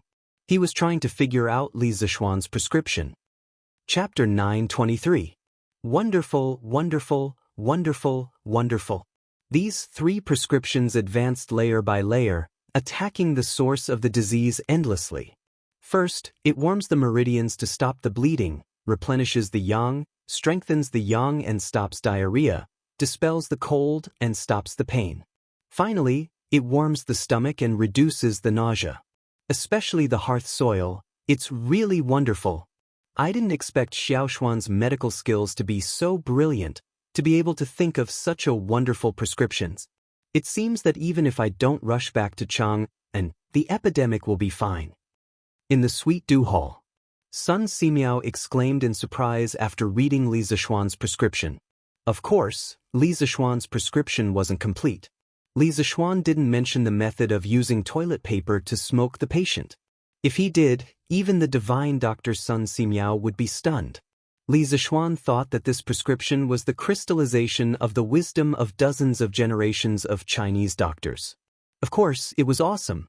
However, he still had to be humble at this time. Thus, he cupped his hands and said, "Priest Sun, you flatter me. This prescription was summarized by my master. I don't dare to take credit for it. Do you think there's anything that needs to be changed?" Sun Simiao sighed and said, "Spiritual Master Ling Su is worthy of being an expert. I can't compare to you. Since this prescription has already cured cholera before, it naturally means that there's no problem with the prescription itself. Right now, we should prepare a large amount of medicine to pacify the epidemic as soon as possible. Fortunately, the herbs in this prescription are all common herbs. Even if we prepare a few thousand portions of medicine, it shouldn't be a difficult task for the imperial court." Li Er agreed and said, "Yes, I'll order the imperial medical department to prepare the medicine quickly. Tomorrow morning, we'll start distributing the medicine to the people in the city. Priest Sun, you've been running around and must be tired. Go back to the official residence and have a good rest. If the treatment of the epidemic doesn't go well, I'll need you to take charge of the situation." It wasn't that he didn't believe in Li Zishuan, but he always felt that Li Zishuan didn't seem to be confident in his medical skills. With Sun Simiao, an experienced doctor, by his side, there was no doubt that it would be safer. "Thank you, Your Majesty. I'll take my leave." Sun Simiao did not force him. He had been traveling day and night, so he was indeed tired. Li Zishuan had achieved his goal in coming to the imperial palace, so he took his leave. The two of them left the palace together. On the way, Li Zishuan told Sun Simiao in detail about the source of the cholera in Chang and the infection situation. After listening to him, Sun Simiao said in surprise, "Little Xian, your explanation of the cause of cholera is rather novel. According to the ancient books, the cause of cholera is clear qi in the yin and turbid qi in the yang. The yin qi flows in the meridians while the defensive qi flows in the opposite direction. If the stomach was in chaos, it would be cholera. What you're saying is that some small creatures that can't be seen with the naked eye can cause cholera to infect the human body. I've never heard of such a thing before. But if you think about it carefully, what you said might not be unreasonable. A long time ago, this penniless priest knew that it was easy to get sick from drinking raw water, but it was not easy to get sick from drinking boiled water. If there were really all kinds of small insects in the water, then it would be very easy to explain. But if there's a way to see the appearance of these small creatures, then it would be even more convincing." Hearing this, Li Zishuan's heart skipped a beat. He smiled and said, "What's so difficult about that? Just because they can't be seen with the naked eye doesn't mean that they can't be seen. To be honest, in a while, the Academy will have a tool that can directly see the general appearance of the moon hundreds of thousands of miles away. If such an incredible thing can be realized, then why can't it be possible to observe the small creatures in the water?" Sun Simiao had been a doctor for half of his life. Even though he had traveled all over the world and was very knowledgeable, he had never heard of such a bizarre thing. At this moment, the surprise on his face was even stronger. Ordinary people can actually see the appearance of the moon in the sky. "Little Xian, are you serious?" Li Zishuan nodded and said, Of course. When the time comes, you can also go to the academy to see for yourself. Academy? Sun Simiao only just realized that Li Zishuan had mentioned the academy in the previous sentence. He asked curiously, "Little Xian, what academy are you talking about? Where is it located?" Li Zishuan replied, "Daoist son, the academy that I'm talking about is Yanhuang College in Yunshan. Currently, many engineering talents have gathered there. In the future, they will create even more novel things." Yanhuang College? Sun Simiao thought for a while and suddenly realized, "Oh, I remember now. A month ago, I heard of Yanhuang College in the Sui province area. Moreover, you are the Yamacho of Yanhuang College. I almost forgot about this. Speaking of which, little Xian, did you set up this academy just to spread the so-called engineering?" Li Zishuan shook his head and said, "I mainly want to carry forward my master's knowledge and not let it be lost." Sun Simiao said with a gratified face, "Not bad, not bad. If spiritual master Lingshu has a disciple like you, he would be very pleased." Li Zishuan secretly muttered in his heart, "If spiritual master Lingshu really has a spirit in heaven, he would definitely send down a bolt of divine thunder and blast this evildoer to death." "Oh, by the way, Daoist son, since you are living in the Chang, an official residence, why don't you live in Yunshan? There are mountains and rivers, and the environment is very quiet and secluded. I have prepared a courtyard for you. When you are free, you can go to the academy to take a look. It is also convenient for me to ask you about medical skills." Li Zishuan rolled his eyes and began to have evil thoughts. This guy actually started to have ideas about Sun Simiao. Courtyard? No need, no need. I am used to traveling. Even if you give me a courtyard, it will only be a waste. What's more, how can I accept such a valuable thing for no reason? Sun Simiao hurriedly waved his hand. Li Zishuan smiled and persuaded, "In the spring of this year, I was attacked by bandits in Zhongnan Mountains and was beaten down a cliff. If it weren't for Daoist Sun's help, I am afraid that I would not be alive to continue standing here. Therefore, Daoist priest son, you absolutely cannot say that you don't deserve a reward without any effort. As for the courtyard, it is a very simple house and is not worth much.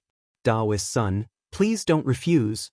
No matter how many days you stay, I will always keep the courtyard for you." "Keep it? What if you need it in the futures?" Li Zishuan had already mentioned Sun Simiao's favor to him at Zhongnan Mountains. How could Sun Simiao refuse again? He could only agree and said, "Well, I will go to the Yunshan courtyard to rest." Li Zishuan was overjoyed. He suddenly thought of Sun Simiao's disciple, Hu Jing, so he asked, "That's great. Oh, by the way, Daoist son, has Hu Jing's eyes been cured? Did she come back with you this time?" Sun Simiao said, "It has been cured. Hu Jing's eyes were completely cured 2 months ago. This time, because I was in a hurry, I rode alone. Hu Jing fell behind and was protected by 5 imperial guards. There will be no danger." Chapter 924. After verifying the effectiveness of the prescription and Sun Simiao's return, the epidemic in Chang and city finally had hope of quickly calming down. The next step was for the Imperial Physician Department to prepare the antidote for the people. Chang and city had never experienced a large-scale epidemic in the Tang Empire since its founding more than 10 years ago. Looking at the previous dynasties, once an epidemic broke out in the country, it would usually cause thousands of deaths. It was extremely rare for an antidote to be developed less than 3 days after the outbreak of the epidemic.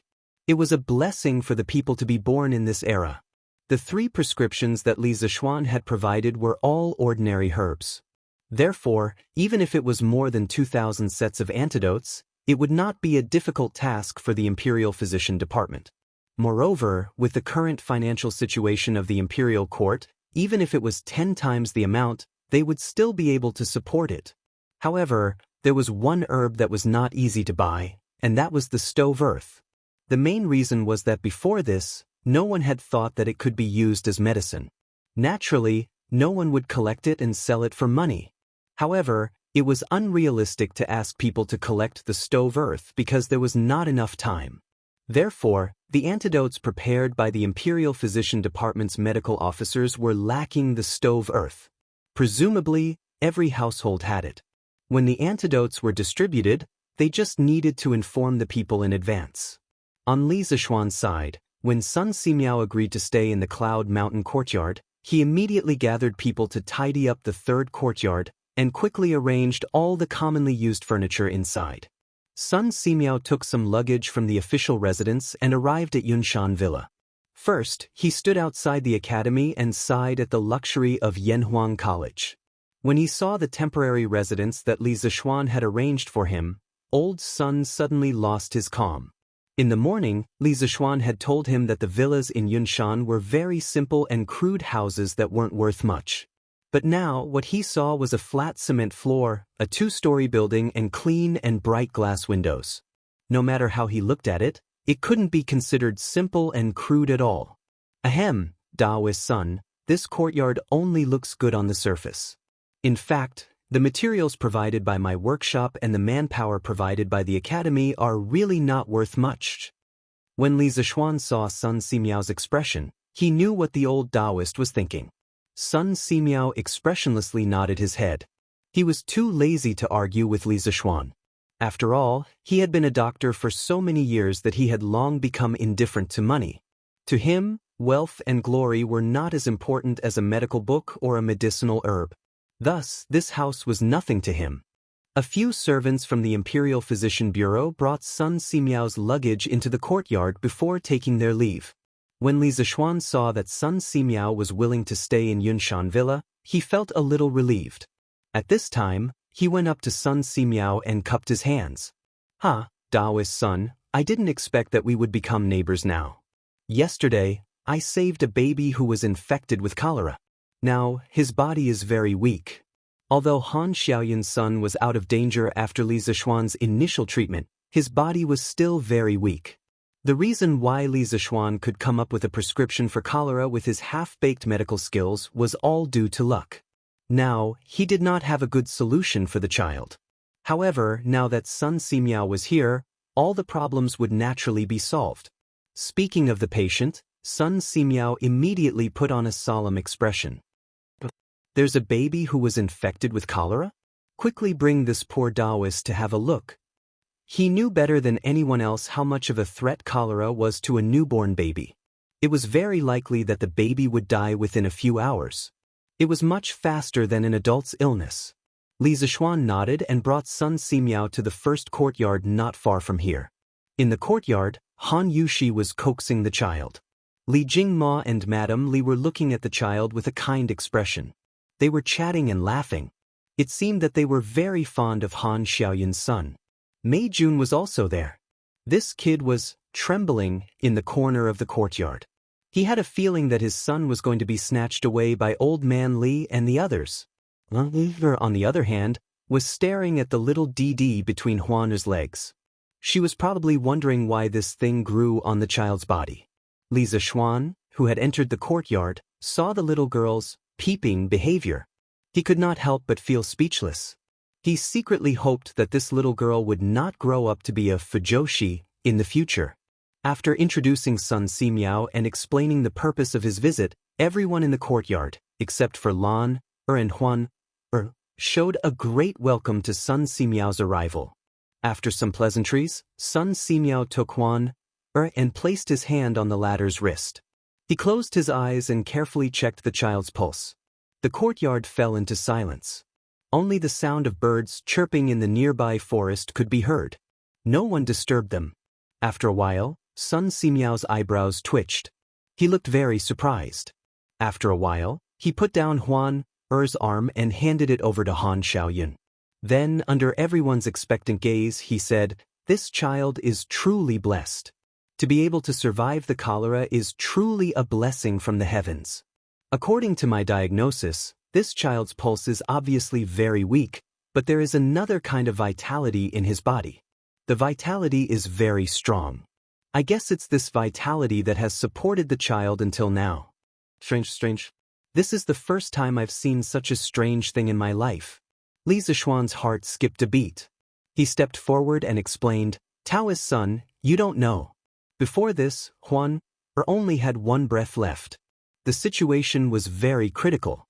If we rashly used medicine in such a situation, the child might not be able to withstand it. I used Taoist genuine qi to carefully nurse the child's body several times. Fortunately, Taoist son, you came back at this time. As for the possibility that there was a second kind of qi in his body other than genuine qi, Li Zishuan himself called this qi spiritual qi. He did not intend to tell anyone. Firstly, he was not completely sure. Secondly, this kind of thing sounded too strange. Genuine qi? Sun Simiao looked puzzled. He glanced at Li Zishuan. Then, as if he had accepted Li Zishuan's explanation, he said, "No wonder. But no matter what, this child has survived a great disaster. He will have good fortune in the future.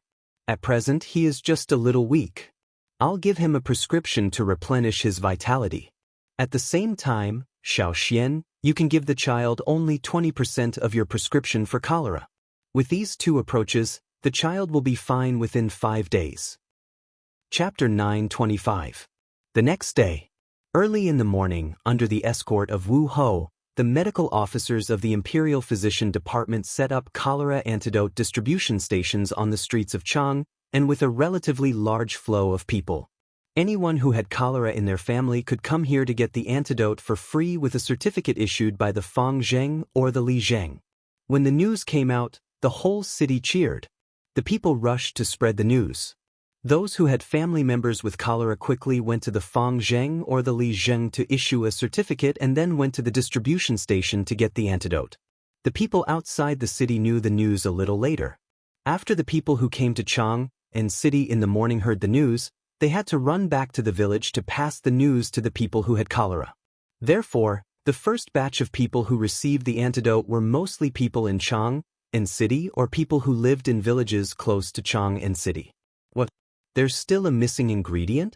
This medical officer, what is the missing ingredient? Is it expensive? When an old man heard the medical officer from the Imperial Medical Department say that the ingredients were missing, he immediately showed a worried look and quickly asked. The medical officer did not show any impatience or disdain because of the old man's question. He smiled and replied, "It's not expensive, it's not expensive. Every family has it. It's called hearth soil.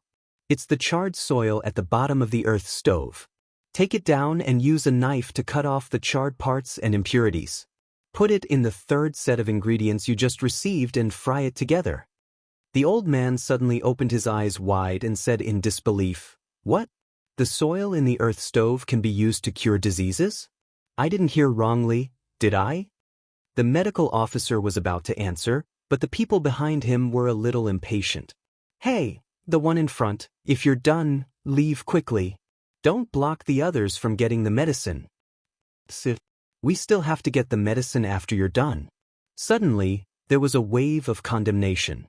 The old man quickly stepped aside and apologized a few times before leaving with doubts.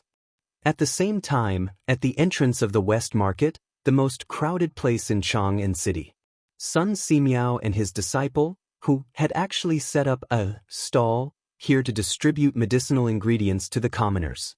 Since Sun Simiao didn't like to be restrained and liked to wander around, Li Er let Sun Simiao temporarily take over the position of the head of the Imperial Physician Bureau. He was in charge of more than 300 medical students, medical officers, and doctors in the Imperial Physician Bureau. However, this temporary head of the Imperial Physician Bureau wouldn't have his freedom restricted. As long as Sun Simiao could come to Chang, and a few times every year, Li Er would be satisfied. "Auntie, have you been prone to relapse recently? Are you short of breath, sweating easily and catching colds easily?" Yes. "Young lady, you are too amazing. Auntie's recent problems were all pointed out by you. Then can I still be cured?" "Auntie, it's just a minor illness. Don't worry, I'll give you a prescription. You'll be fine after you take 3 doses. Don't be too tired." Thank you, miss. I only brought 50 coins with me when I went out." "Miss, do you think you can wait here for me to go back and get some money?" "Auntie, my master and I don't charge any consultation fees. You just need to take the prescription to the pharmacy to buy the medicines." Sun Simiao and his disciple were not only here to distribute the cholera medicine, but also to provide free consultation for some people. In fact, it was mainly Hu Meng who was doing the consultation. Sun Simiao was distributing the medicine while listening to Hu Meng's diagnosis. In fact, he didn't know how many times he had done this kind of free consultation with Hu Meng during their travels. It was also a test and training for Hu Meng. Practicing medicine, practicing medicine. If you only stopped at medical books, you would never become an outstanding doctor. During the reign of Sui Kai Huang, Sun Simiao lived in seclusion in Taibai Mountain. He concentrated on studying medical books while he went around to diagnose the diseases of the people. This seclusion lasted for more than 40 years. It was because of his 40 years of medical experience that he finally became a medical grandmaster.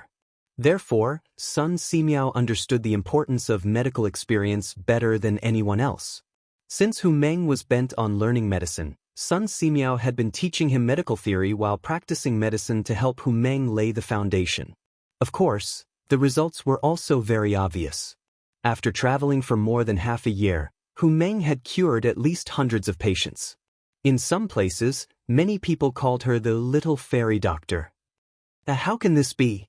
How can you treat a patient for free? The woman who came to see the doctor suddenly felt a little embarrassed. Sun Simiao turned his head at this time and said, "Madam, today is a free consultation. Of course, we can't take any money. You'd better take the prescription and go get the medicine. There are still patients waiting to see the doctor behind you." A cough, cough.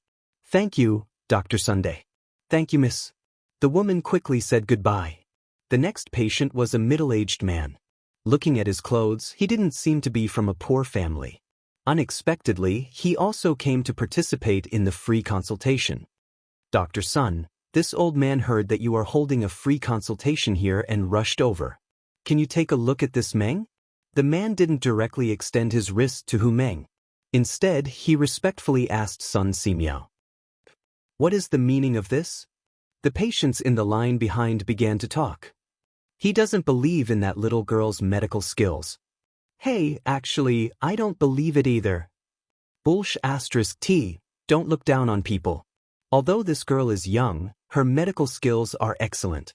It is said that when Dr. Sun traveled to Liang province, there was a plague in a village. This girl didn't sleep for 3 days and cured all the people in the village who were infected with the plague. The local people call her the little fairy doctor. Hiss. She's so amazing. Of course. This time, I came specially to find the little fairy doctor to treat my illness. Some people are really blinds. After hearing the middle-aged man's request, Sun Simiao, who was dispensing medicine, turned his head to look at the man. Then, he turned his head back to dispense medicine and said, "Your illness can be cured by my disciple, don't worry." This old man still has to busy himself with dispensing medicine. But, no buts. If you don't believe this old man's words, why bother looking for this old man? The middle-aged man wanted to say something, but he was instantly refuted by Sun Simiao. He had no choice but to sit in front of Hu Meng obediently and extend his arm. Hu Meng wasn't annoyed by being looked down upon. She smiled sweetly and said, "Uncle, don't worry. Even if it's an illness that I can't treat, my master will definitely help." As she spoke, Hu Meng's 2 fingers were already on the middle-aged man's wrist. Chapter 9:26. "Uncle, your face is a little pale. Are you afraid of the cold recently? Your limbs are not warm, and you are often in low spirits?" After a while, Hu moved her finger away, looked up at the middle-aged man and asked. "And yes." The man answered in a muffled voice. Hu continued, "In addition to these, have your waist and knees been weak recently? Frequent urination and excessive urination at night?" The man nodded again. When the patients in the queue saw this, they couldn't help but admire Hu's medical skills even more. At this moment, Hu said, "Uncle, you have a deficiency of yang, and it's a deficiency of yang in the kidney. I will give you a prescription to replenish your yang qi. You have to pay attention to not be too tired recently." Deficiency of yang in the kidney? Ah, so this brother has a deficiency of the kidney. The patients in the queue were stunned at first, and then they couldn't help but laugh. A big man was actually recognized by a little girl as having a deficiency of the kidney. This was indeed very embarrassing. The middle-aged man was laughed at until his face turned red. He couldn't wait to find a hole to hide in. Hu's expression was calm. There was no ridicule or any other messy expression on her face. She was like a master who had seen through the world of mortals. In just a few breaths of time, Hu had actually finished writing the prescription. She glanced indifferently at the patients who were laughing behind her. With just one glance, it was as if there was some kind of magic power, and the mocking laughter gradually stopped.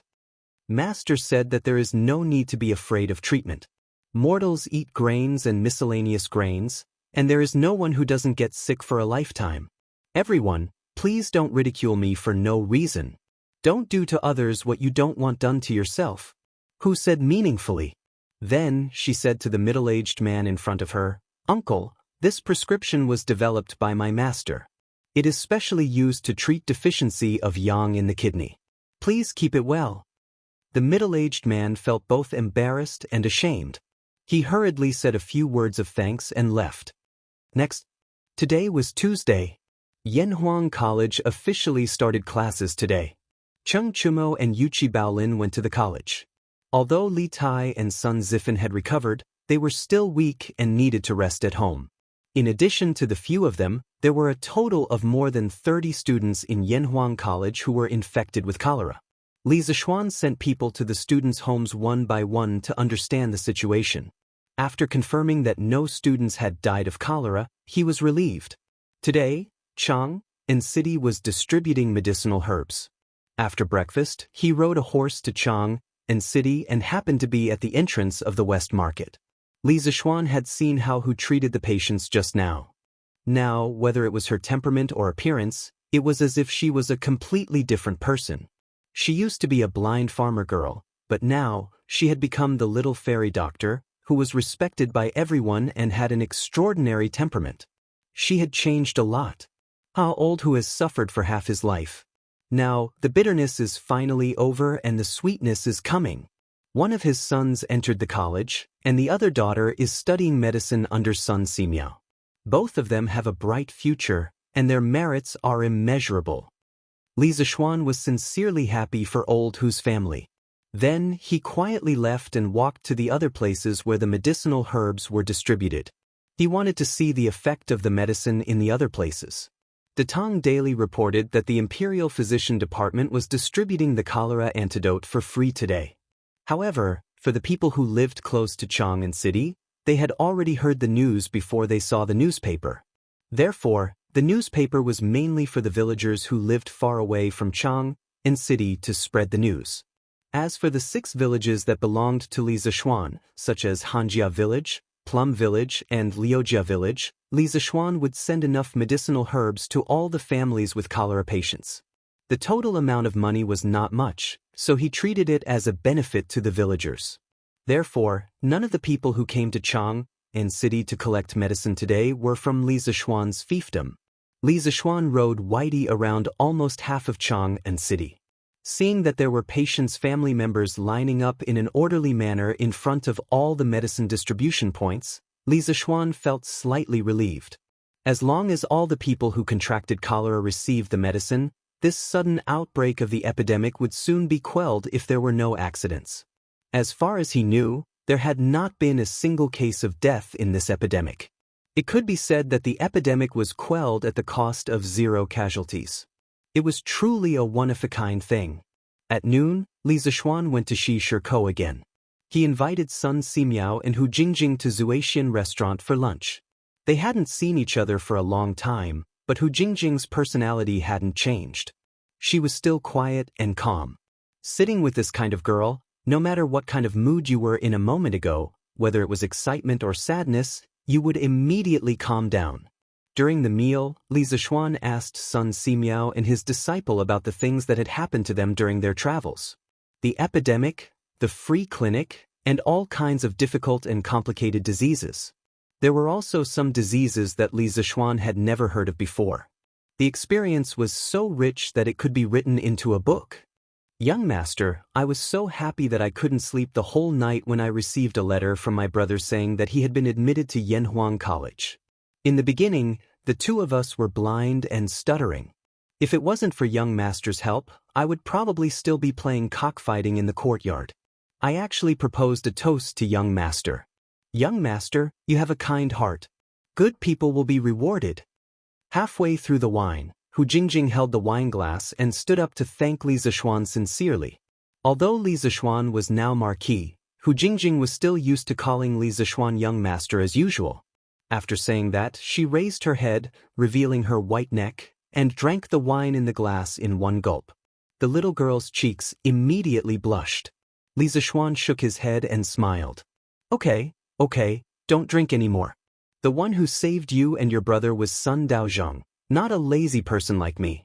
Your brother was admitted to Yanhuang College by his own ability. I didn't take care of him. Hu Jingjing opened her mouth and said, Young master and master have done us a great favor. We will never forget it for the rest of our lives. Li Zishuan said, Since you have made some progress in your medical skills, as long as you continue to spread your kindness, it will be the best reward for me and Sun Daozhong. Sun Simiao nodded and said, That's right. As people who practice medicine, we should save the dying and heal the injured. We should save the common people from suffering. Hu Jingjing nodded firmly and said, Yes, I will. After lunch, Sun Simiao and Hu Jingjing continued to distribute medicine and provide free medical treatment. On this day, the Imperial Medical Department distributed more than 2,500 portions of medicine for cholera treatment. On the second day, more than 1,800 portions of medicine were distributed. On the third day, more than 950 portions were distributed. On the fourth day, 370 portions were distributed. On the fifth day, 130 portions were distributed. On the sixth day, there were only a few people receiving medicine. At this point, the sudden cholera epidemic had finally subsided. At this time, Li Zishuan suddenly received a piece of good news. Yanhuang College's astronomical telescope was completed. Chapter 927. Ink Girl, I heard that you've made a telescope? Back in the Yanhuang Academy, Li Zishuan was in Yan Xiaoning's office when he saw the couple he hadn't seen for a long time. In the morning, Mo Lingwei sent someone to inform him that the telescope had been completed. Li Zishuan immediately rushed over when he heard the news. Recently, he had been busy quelling the cholera and rarely asked about the matters of the college. He didn't expect Mo Lingwei to create such a big news all by herself. It was really shocking. Li Zishuan had expected that Mo Lingwei would make a telescope, but it was beyond Li Zishuan's expectations that she could make it so quickly. After all, although the principle of the telescope was simple, it wasn't simple to make it. Yes. Yamacho, little Ningzi and I have already made the telescope yesterday. We even tried it last night. We can see the moon very clearly from here. Mo Lingwei said excitedly when she saw Li Zishuan. Li Zishuan's heart skipped a beat. He said mischievously, Yo! Last night? You two have started to stay out all night to look at the stars and the moon together? TSK, shouting, not bad. You're quite capable. Your progress. Yamacho, it's not what you think it is. Mo Lingwei, who had always been fierce, blushed at this moment. Yan Xiaoning was also embarrassed by Li Zishuan's words. He pretended to be angry and said, Little Xian, don't talk nonsense. I have nothing to do with this barbaric girl. Who are you calling barbaric? The bashful look on Mo Lingwei's face immediately disappeared and was replaced by a gloomy look. Along with her deafening roar, a storm suddenly came. As long as Yan Xiaoning didn't know what was good for him, there would probably be an even more violent storm. Hey. A gentleman uses his mouth and not his fists. Why you like this? You're a lady who keeps shouting and fighting. Who would dare to marry you in the future? Yan Xiaoning had obviously suffered from Mo Lingwei's attacks before. He seemed to be prepared. He used Li Zishuan's body to dodge Mo Lingwei's attack and said sarcastically while dodging. Mo Lingwei's lungs were about to explode. She pointed at Yan Xiaoning and said angrily, What does it have to do with you whether I can get married or not? Even if I can't get married, I won't marry a bastard like you. Don't run. Stand if you dare. Yan Xiaoning made a disgusted face and spat, Even if you don't marry me, I don't want to marry you. Don't flatter yourself. Yan Xiaoning, would rather be alone for the rest of my life than marry a barbaric woman like you. I'm going to kill you. Mo Lingwei was really angry this time. She took a big step forward and appeared in front of Yan Xiaoning. She wanted to catch this bastard. Who knew that Yan Xiaoning was so cunning? He used Li Zishuan's body to play around with Mo Lingwei. Li Zishuan couldn't help but feel a little angry in his heart for this pair of adulterous couple to show off in front of him. Forget about showing off your love, but you still King ran over to show off your love in front of him. That was unbearable. Li Zishuan didn't say anything. He grabbed Yan Xiaoning and threw him in front of Mo Lingwei like he was throwing trash. Their eyes met, and what followed was a pig-like scream. Li Zishuan didn't have time to care about this. He shook his head, turned around, and walked towards the atrium next to Guanghua Tower. Even if Mo Lingwei didn't say anything, Li Zishuan knew where the binoculars were placed. He opened the metal door and entered the open-air atrium. Li Zishuan saw a long cylindrical object supported by a tall metal frame. It stood on the roof of the building like a sharp sword piercing the blue sky. Hey, it does look like it. I wonder how far this thing can see. Li Zishuan glanced at the binoculars and mumbled to himself. He then approached the binoculars. When he got closer, Li Zishuan took a closer look. He realized that Mo Lingwei's binoculars were a typical Kepler telescope. She used two lenticular lenses as the objective lens and the eyepiece respectively. The two lenses were combined to magnify distant objects. The structure of the Kepler telescope was relatively simple, and it wasn't particularly troublesome to make. Even so, Mo Lingwei was already very impressive. After all, the industrial level of this era was very high.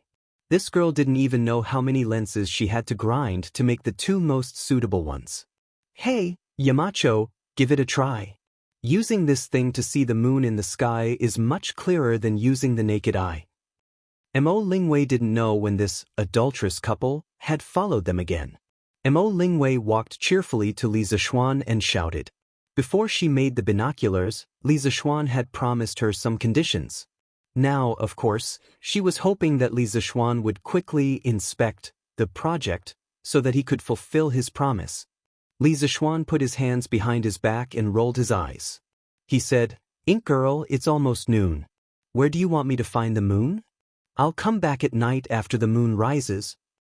Astronomical binoculars can't be used for anything other than viewing during the day. What? You want to use an astronomical binoculars to look at the sun? If you have the guts, then give it a try. I guarantee that you'll be blinded by the brightness. The problem now was that Mo Lingwei's telescope was relatively large.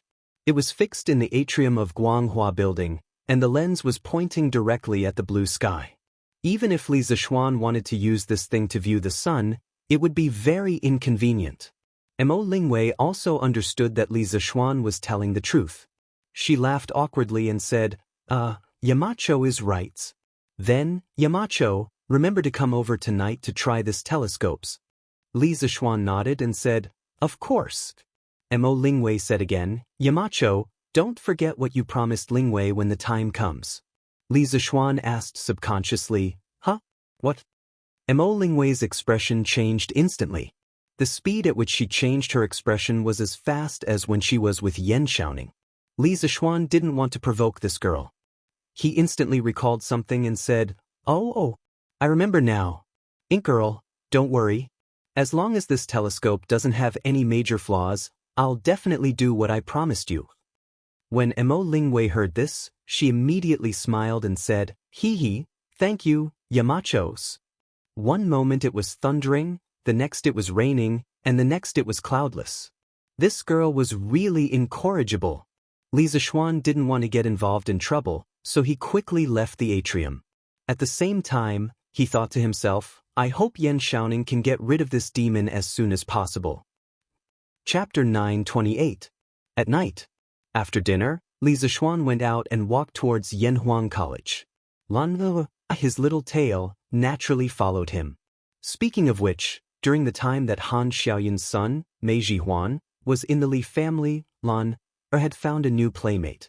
It wasn't easy to have someone younger than her in the family, and this girl naturally acted as the big sister. Many times, the way she pretended to be an adult always made others laugh. However, as early as the day before yesterday, Mei Zhuan's illness had already recovered, so the mother and son naturally went home. When the little guy left in the end, he was still a little reluctant and insisted on letting Li Zishuan carry him. Speaking of which, it was strange. In the Li family, this child was not close to Father Li, Madam Li, or Han Yushi. Instead, he was very close to Li Zishuan, who was often not at home. This made Madam Li laugh and scold this child for being a little heartless. The siblings walked on the small path of Yunshan. Although night had fallen, the paths of Yunshan were all cement and could be considered smooth, so they wouldn't trip because of the bumpy road. It was now late autumn and the cool night wind blew on their bodies, making them feel a chill to their bones.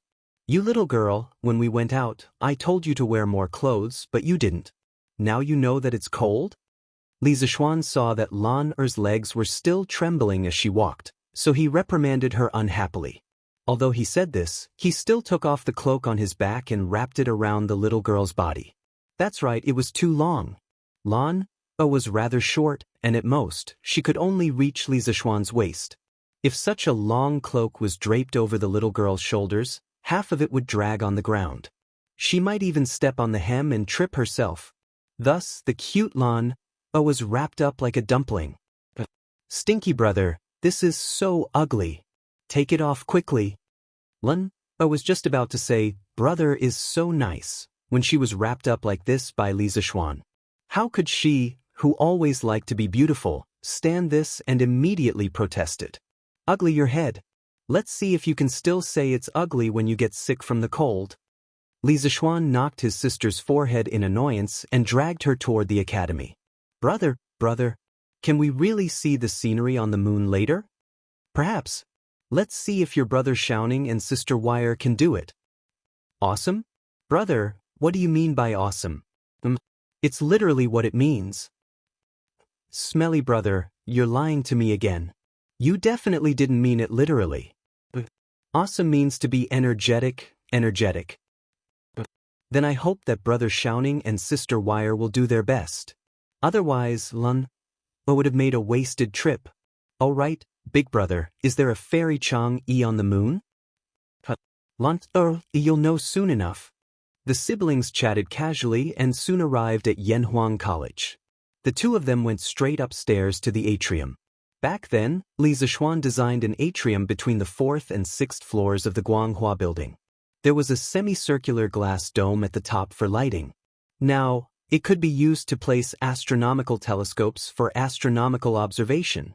After entering the atrium, Li Zishuan realized that they were not the only ones here tonight. Li Tai, Sun Zifan, Cheng Chumo, and dozens of other students were all here. Yamacho. When the students saw Li Zishuan, they all greeted him with even more respect than before. Some of the lower-class citizens might not know that the cholera was quickly suppressed because of Li Zishuan's contribution of the prescription, but as Yanhuang College students, how could they not know? After all, quite a number of them were very well informed. One person spread the news to 10, and 10 to 100. Therefore, they basically all knew that Li Zishuan was the savior of the plague. Especially those who had just recovered from the cholera, they looked at Li Zishuan with eyes full of gratitude. Others were apprenticed to a master to learn, but not only did they learn, but they also saved lives at critical moments. If word got out, who knew how many people would be envious? Have you all eaten? Li Zishuan nodded and said pleasantly. Now that the weather was cold, the students did not have to go for military training. Naturally, they did not have to rush to the bathhouse every day after school, so they still had some time to go out at night before going to bed. It was not that Li Zishuan did not think of introducing an evening self-study system in the academy, but the light at night was too poor. In this era, there were no electric lights, oil lamps, or candles. For a large classroom with 40 students, it was tantamount to the light of fireflies. If he forced an evening self-study system, it would only damage the students' eyes. In a few years, 8 out of 10 students would have similar eyes, and that would not be good. Yes, we have.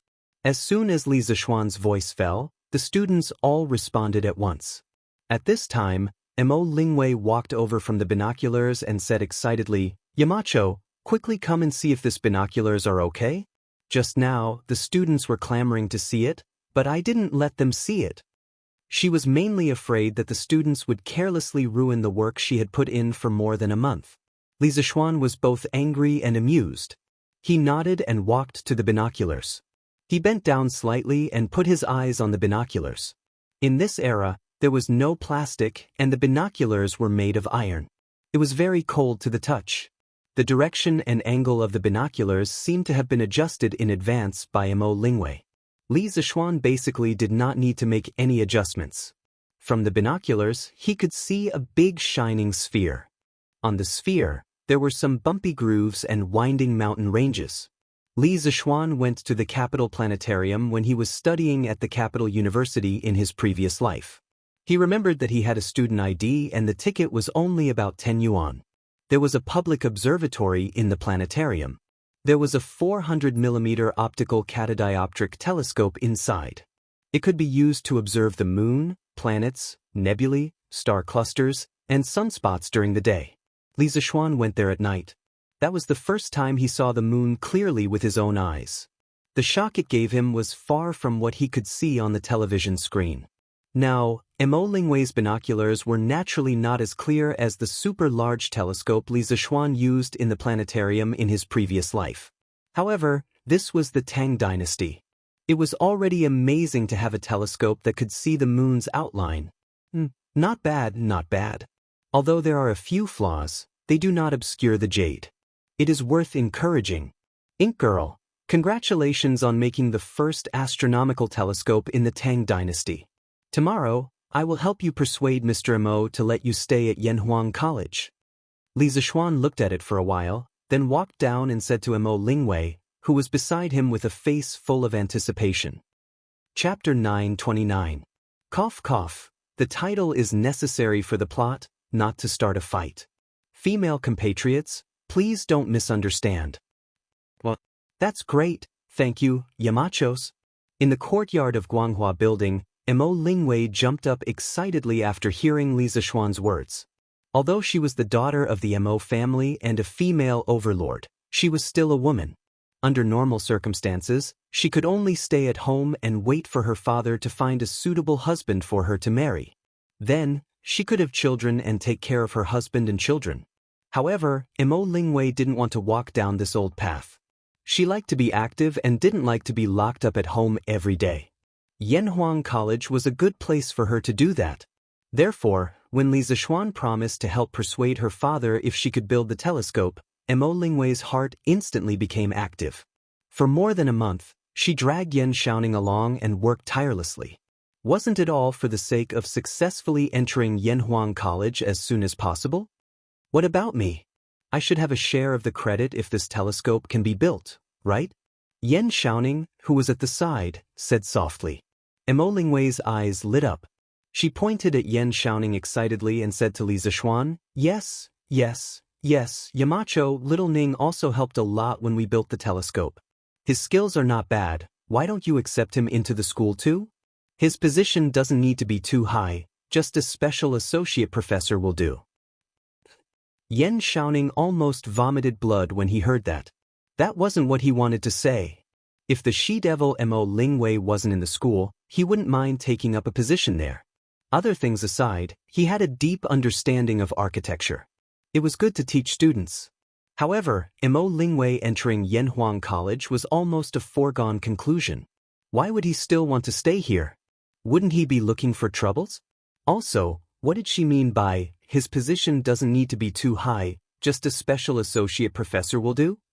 Mo Lingwei was appointed as a special professor, but why was he, Yan Shaoning, only an associate professor? This girl must be deliberately angering him. I don't agree. I don't want this credit anymore.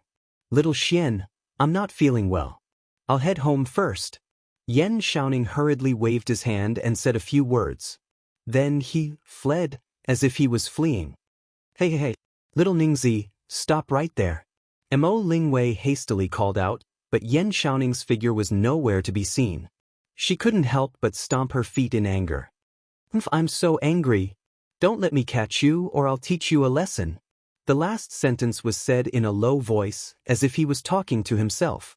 Li Zishuan was speechless. "Ink girl, what have you done to Xiaoning in the past month? Why is he so afraid of you?" This girl rarely acted rashly in front of Li Zishuan. When she heard Li Zishuan's question, her little face instantly turned red. After hesitating for a while, she said embarrassedly, "I didn't do anything? Yamacho, what are you talking about? Why can't I understand?" Li Zishuan shook his head. He couldn't be bothered with this crazy girl. He turned around and carried Lan. He teased the little girl to look at the moon for a while. After Lan realized that there was no fairy Chang'e on the moon, she lost interest and said that she wanted to go home. When the students saw that Li Zishuan and his sister had left, they immediately swarmed over and fought to see the moon. "I came first, I want to see it first. Bullsh *T. I was the one who came first. I came first. I came first." Seeing that the fight between the students was getting more and more intense, Mo Lingwei, who was next to them, immediately shouted, "Stop." The word, "stop," came out of her mouth, and it was deafening. Guanghua Building shook 3 times with it. A few students closer to her felt that their eardrums were about to burst. Li Zishuan and Lan, who had just walked down the stairs, also heard Mo Lingwei's shout. The little girl was puzzled. "Brother, what's wrong with Sister Wei?" Li Zishuan touched his nose. "I don't know. Maybe she's going through menopause? Let's not care about her. Let's go home quickly." The menopausal Mo Lingwei looked at the chaotic students in front of her with a straight face. She pretended to be strict and reprimanded. "What are you squeezing for? All of you line up properly. If you don't line up, you're not allowed to use the telescopes." After saying that, she stood in front of the telescope like an old hen protecting her chicks, separating the students from the telescope. Swoosh! The students immediately lined up. No one turned a deaf ear to Mo Lingwei's words. After all, Mo Lingwei's father was the discipline leader of the physics department. After returning to the villa, Li Zishuan suddenly saw that the lights were still on in Yunshan's second villa not far from the south. He had an idea and let Lan go in first while he walked towards the second villa. The owner of Yunshan's second villa was Yan Xiaoning. When Yanhuang College was built, Li Zishuan found Yan Xiaoning to be the commander-in-chief. As a reward, he gave the second villa to Yan Xiaoning. And this guy was still up so late after escaping from Guanghua Building. What was he doing? "In the past, I had countless friends, but only you were in the depths of my heart. I searched for you thousands of places in the mountains, but when I looked back, you were in the depths of the donkey shed, eating grass, leaning against a tree, with a towel wrapped around your head. Donkey, oh donkey, you're still the most worrisome." Li Zishuan had just approached the second villa when he heard Yan Xiaoning reciting a poem. Oh, it wasn't a poem, nor was it a poem. There were no popular poems in the Tang dynasty. It sounded like he was just randomly reciting. But the content? Li Zishuan almost burst out laughing after hearing it. This guy was actually talking to his donkey. Ahem, good line. Good line. I didn't expect you to have such literary talent, Xiaoning. I'm impressed. Li Zishuan clapped his hands and interrupted Yan Xiaoning's affectionate confession and flattery. Yan Xiaoning paused, turned around, and said, "Little Xian, you're here." Yeah. What's wrong? Xiaoning, are you still angry at Ink Girl? It can't be, right? You're a man. Why are you getting angry at a weak girl? Weak girl? Yan Xiaoning immediately exploded. Have you ever seen a weak girl as fierce as her? Look, the injuries on my arms and waist were all caused by her. Little Xian, let me tell you, don't ever trust women. Women are all drama queens, liars, and pigs. I'm a good example. At the end, Yan Xiaoning almost cried. Li Zishuan was sweating profusely. Thinking about Mo Lingwei's hesitant reaction, he couldn't help but mutter in his heart, what kind of education did that crazy girl Mo Lingwei receive? She actually destroyed a 7-foot-tall man like Yan Xiaoning to this extent. Women are indeed terrifying when they become unruly. Chapter 930. Xiaoning, did Ink Girl hit you? Li Zishuan glanced at the bruises on Yan Xiaoning's arms and waist and asked. He had thought that the two of them were just quarrelsome lovers who would occasionally quarrel with each other. He didn't expect that domestic violence would be involved. This problem was a bit serious. Yan Xiaoning said angrily, "Isn't it? Xiaoxian, don't be fooled by her harmless appearance. She's very vicious. I don't want to stay with her in Yanhuang College forever." Li Zishuan wondered, "Don't you know how to fight back when she hits you?" Yan Xiaoning rolled his eyes and looked at Li Zishuan as if he was looking at an idiot. "Do you think I don't want to? But this woman knows martial arts. I'm no match for her." Li Zishuan suddenly understood. When he first saw Mo Lingwei, he saw that her lower body was extremely stable when she walked. He guessed that this girl might know martial arts. When Mo Lingwei showed her strength at the peak of the Grand Master realm, Li Zishuan was even more convinced that Mo Lingwei knew martial arts. He just didn't expect that this girl would use her martial arts for domestic violence. Yan Xiaoning was really miserable. Ink Girl was fine. Why did she hit you? Li Zishuan thought about it and asked curiously. Yan Xiaoning spread his hands and said helplessly, "How would I know? That's why I told you that this woman is the most difficult to understand. This girl is a heartless and unreasonable woman." Li Zishuan still felt that something was wrong, so he asked again, "Ahem, Xiaoning, tell me the details of the few times she's attacked you recently. I can help you with the details." It was rare for Yan Xiaoning to find someone he could confide in. He planned to complain about Mo Lingwei's atrocities. After seriously recalling for a while, he began to slowly tell Li Zishuan the story. One day, Mo Lingwei was tired from grinding the lenses and said, "Hey, little Ningzi, let's rest for a while. Let's talk for a while." Yan Xiaoning, "Say what?" Mo Lingwei, with a shy face, "Just tell me your impression of me." Yan Xiaoning, deep in thought, his eyes lit up after a while. "Do you know? I used to have two hearts, one kind and one evil. But ever since I met you, I only have kindness left." Mo Lingwei, a little happy, but also a little shy. "Then why?" Yan Xiaoning, with his hands on his hips and laughing loudly, "Because I'm so disgusting." Mo Lingwei? That day, Yan Xiaoning's waist was twisted in 7 places, his arms were twisted in 5 places, and his butt was kicked 4 times. Another day.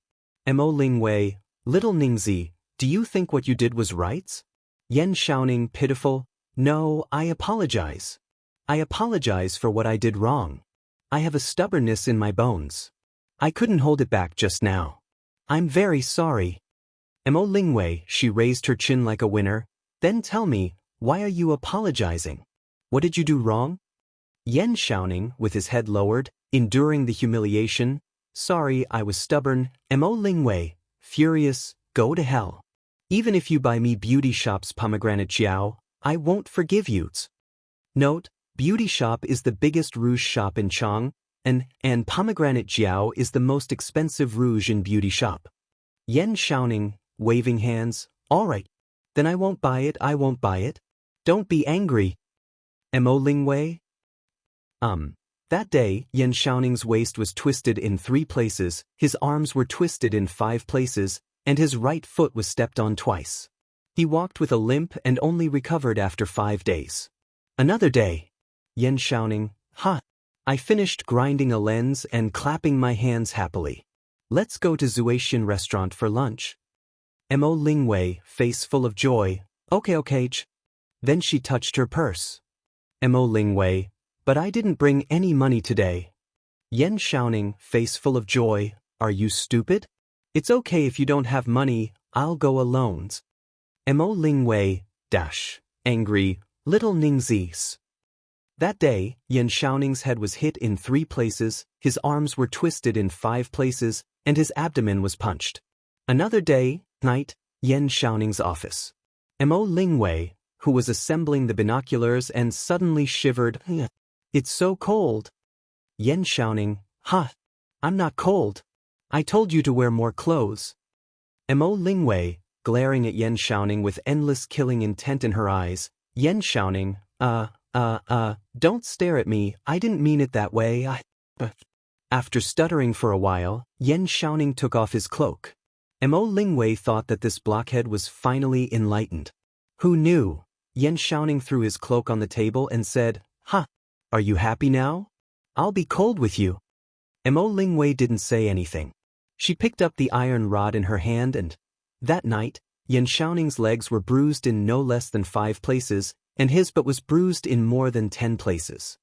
After listening to Yan Shaoning's story, Li Zishuan was stunned for a moment. He couldn't react at all. He sympathized with Yan Shaoning before, but now, Yan Shaoning lost control of his emotions after talking about so many sad past. His eyes were red, and he said with grief and indignation, "Little Xian, help me be the judge. Isn't this kind of woman asking for a beating?" He was being unreasonable and making trouble out of nothing. "When I have the chance, I'll teach this girl a lesson.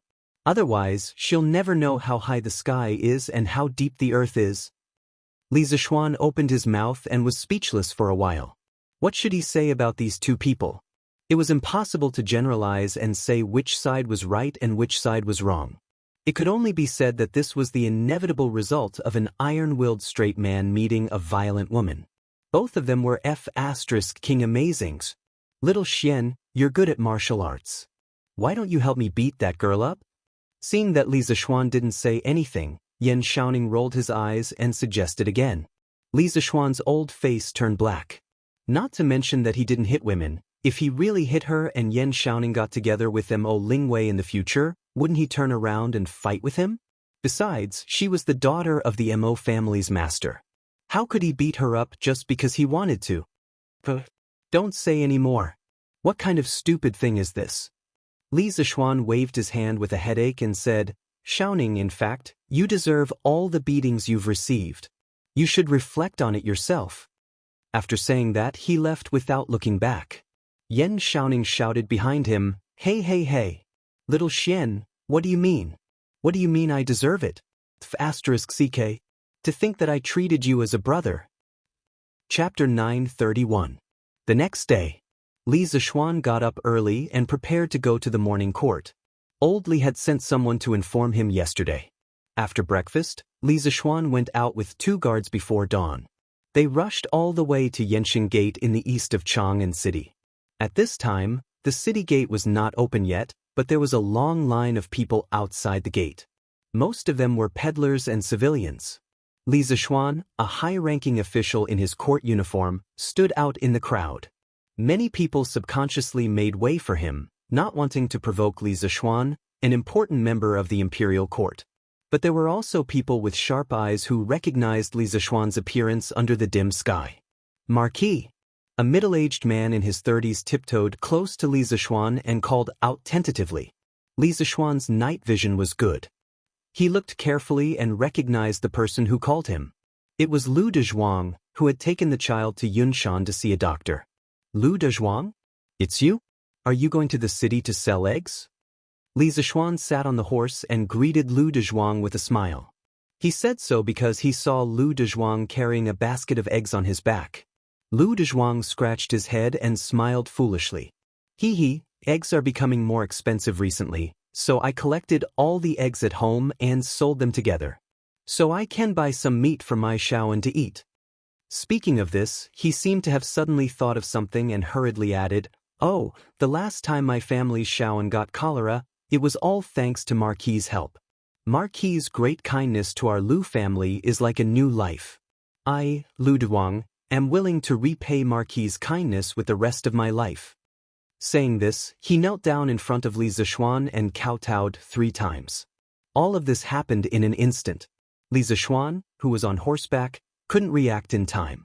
By the time he jumped off the horse, Lu Dezhuang had already finished kowtowing 3 times.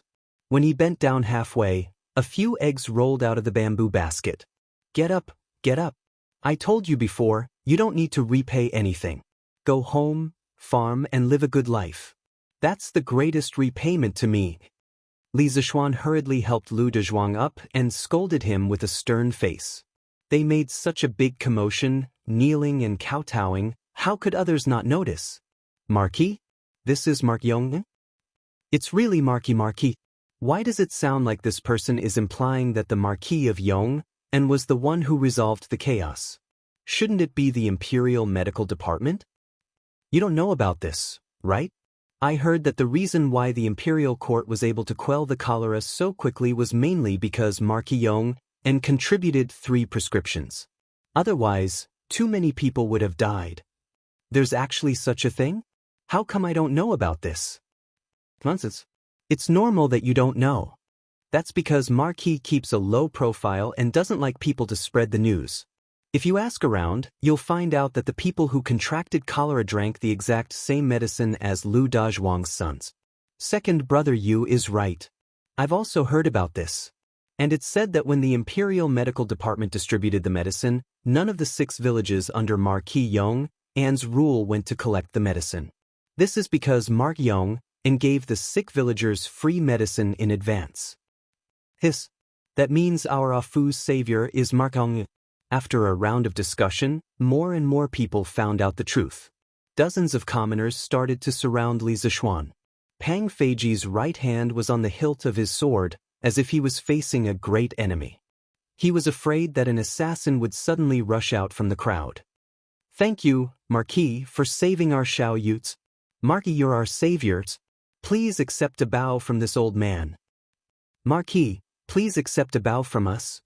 The assassin that Pang Feiji was guarding against did not appear. The dozens of commoners all bowed towards Li Zishuan in unison. When the rest saw this, they all followed suit. Although they didn't contract cholera before, it was inevitable that some of their relatives would contract it. When they heard that Li Zishuan was the savior of this cholera epidemic, they were grateful from the bottom of their hearts. Looking at the people in front of him who were bowing to him in unison, Li Zishuan felt a little touched. He didn't want to make the cholera prescription public, but it was still noticed by some attentive people. What a bunch of simple, hard-working people. Rise, all of you. The cholera epidemic wasn't caused by me alone. If it wasn't for His Majesty's love for the people and his constant concern for them, even if I had the antidote, I'm afraid I wouldn't have been able to prepare the antidote in such a short time and hand it to every cholera patient. So if you want to thank someone, you should thank His Majesty. Li Zishuan raised his hands and said loudly to the crowd. The cholera epidemic this time had infected more than 3,000 people, and these 3,000 people had close relatives that numbered in the tens of thousands. Li Zishuan felt a little pressured to be thanked by so many people, and also a little. In short, if his reputation was too high, he was worried that people would use this to make an issue out of it and badmouth him in front of Li Er. His Majesty is wise. Marquis is wise. His Majesty is wise. Marquis is wise. The commoners shouted. Rumble. At this moment, the city gate was pushed open from the inside, and 2 city gate officers came out. Under Li Zishuan's persuasion, the commoners lined up again and began to undergo the security check. Yes, that's right, the city gate officers of this era were basically the same as the security guards of modern train stations and subway stations, but they didn't have high-tech equipment. After entering the city, Li Zishuan urged Bai to run a little faster. The 3 of them rode straight to the imperial city, and soon they saw the tall and majestic imperial palace. Li Zishuan left Bai in Pang Feiji's care and entered the imperial palace alone. After chatting with the officials of the imperial court for a while, a servant came out to inform everyone to enter the Taiji Palace for the morning court session. After listening to Old Li, Fang Xianling, Wei Zheng, and the others discuss national affairs for a long time, it was finally Li Zishuan's turn to take the stage. He heard Li Er say in a deep voice, although the cholera epidemic has been quelled, we should still reward him according to his contributions.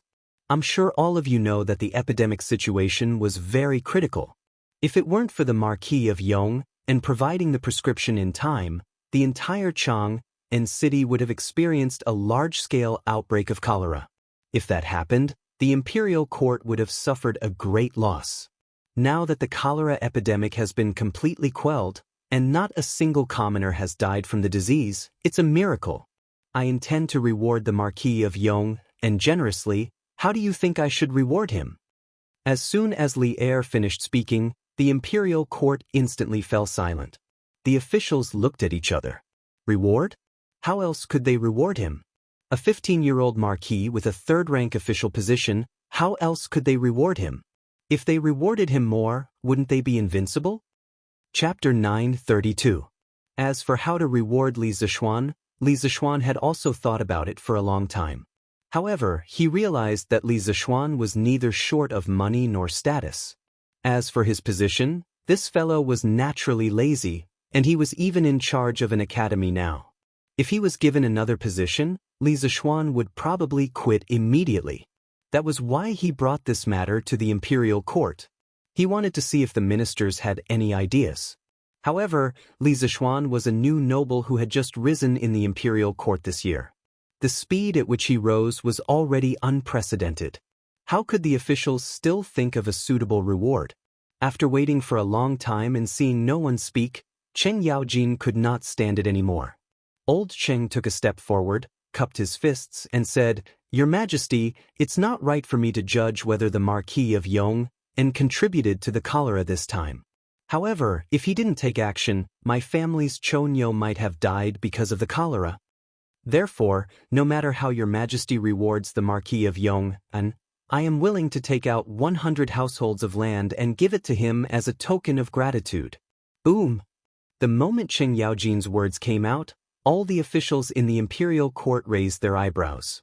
In this era, not only did it mean an iron rice bowl, it also symbolized the glory of the family. This was especially true for people like Cheng Yaojin who had been promoted to a duke. Normally, if people of their status had made military contributions, Li Er would not give them a promotion. Instead, he would give them an increase in their food. Therefore, to them, living in a fief was a military merit, and living in a fief was glory. Cheng Yaojin's repayment to Li Zishuan could not be said to be not generous. Of course, old Cheng's move was far from as simple as it seemed on the surface. He was forcing the other officials in the imperial court and also forcing Li Er at the same time. Li Zishuan saved my son, and I have already shown my sincerity. Do you still have the nerve to be indifferent? Moreover, Li Zishuan also saved your son. As the ruler of a country, don't you boast about being fair in rewards and punishments?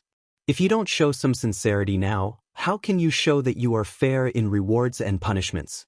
As expected, Li Er's expression changed slightly, and he revealed a contemplative look. Cheng Yaojin stood up. How could Yuqi Jingde not have the nerve to come out? Without any hesitation, he stood beside Cheng Yaojin and cupped his fists towards Li Er. Your Majesty, the Marquis of Yong, and also saved this old official's son. This old official is also willing to take out 100 households of land as thanks. Your Majesty, please allow it. The court gradually fell into silence. The ministers witnessed the most absurd scene in history. Two Grand Dukes actually took the initiative to transfer a portion of their territory to another person. How strange. When Sun Fujia and Zhang Sun Wuji saw this, they were about to walk out as well. However, Li Zishuan was one step ahead of them. He cupped his fists and said, "Many thanks to Uncle Cheng and Uncle Yuqi for your kind intentions. However, this nephew cannot accept this gift. Cheng Chumo and Yuqi Baolin are both my nephew's students. When my students are in trouble, as their teachers, I should help them. On a personal level, Chumo and Baolin are my nephew's good friends. How can I stand by and do nothing when they are seriously ill? Even if their illness can only be cured by the 1,000-year snow lotus on the heavenly mountain, I will still step onto the heavenly mountain and find it for them. Now that their illness is cured, how can I accept such a generous gift from my two uncles? Then wouldn't I, Li Zishuan, become a vile person who seeks to repay kindness?" Good lad. I, old Cheng, did not misjudge you. You have enough loyalty. It's a pity that you were born 30 years later. Otherwise, I, old Cheng, would definitely become sworn brothers with you. Li Zishuan had just finished speaking when Cheng Yaojin's large palm landed on Li Zishuan's body.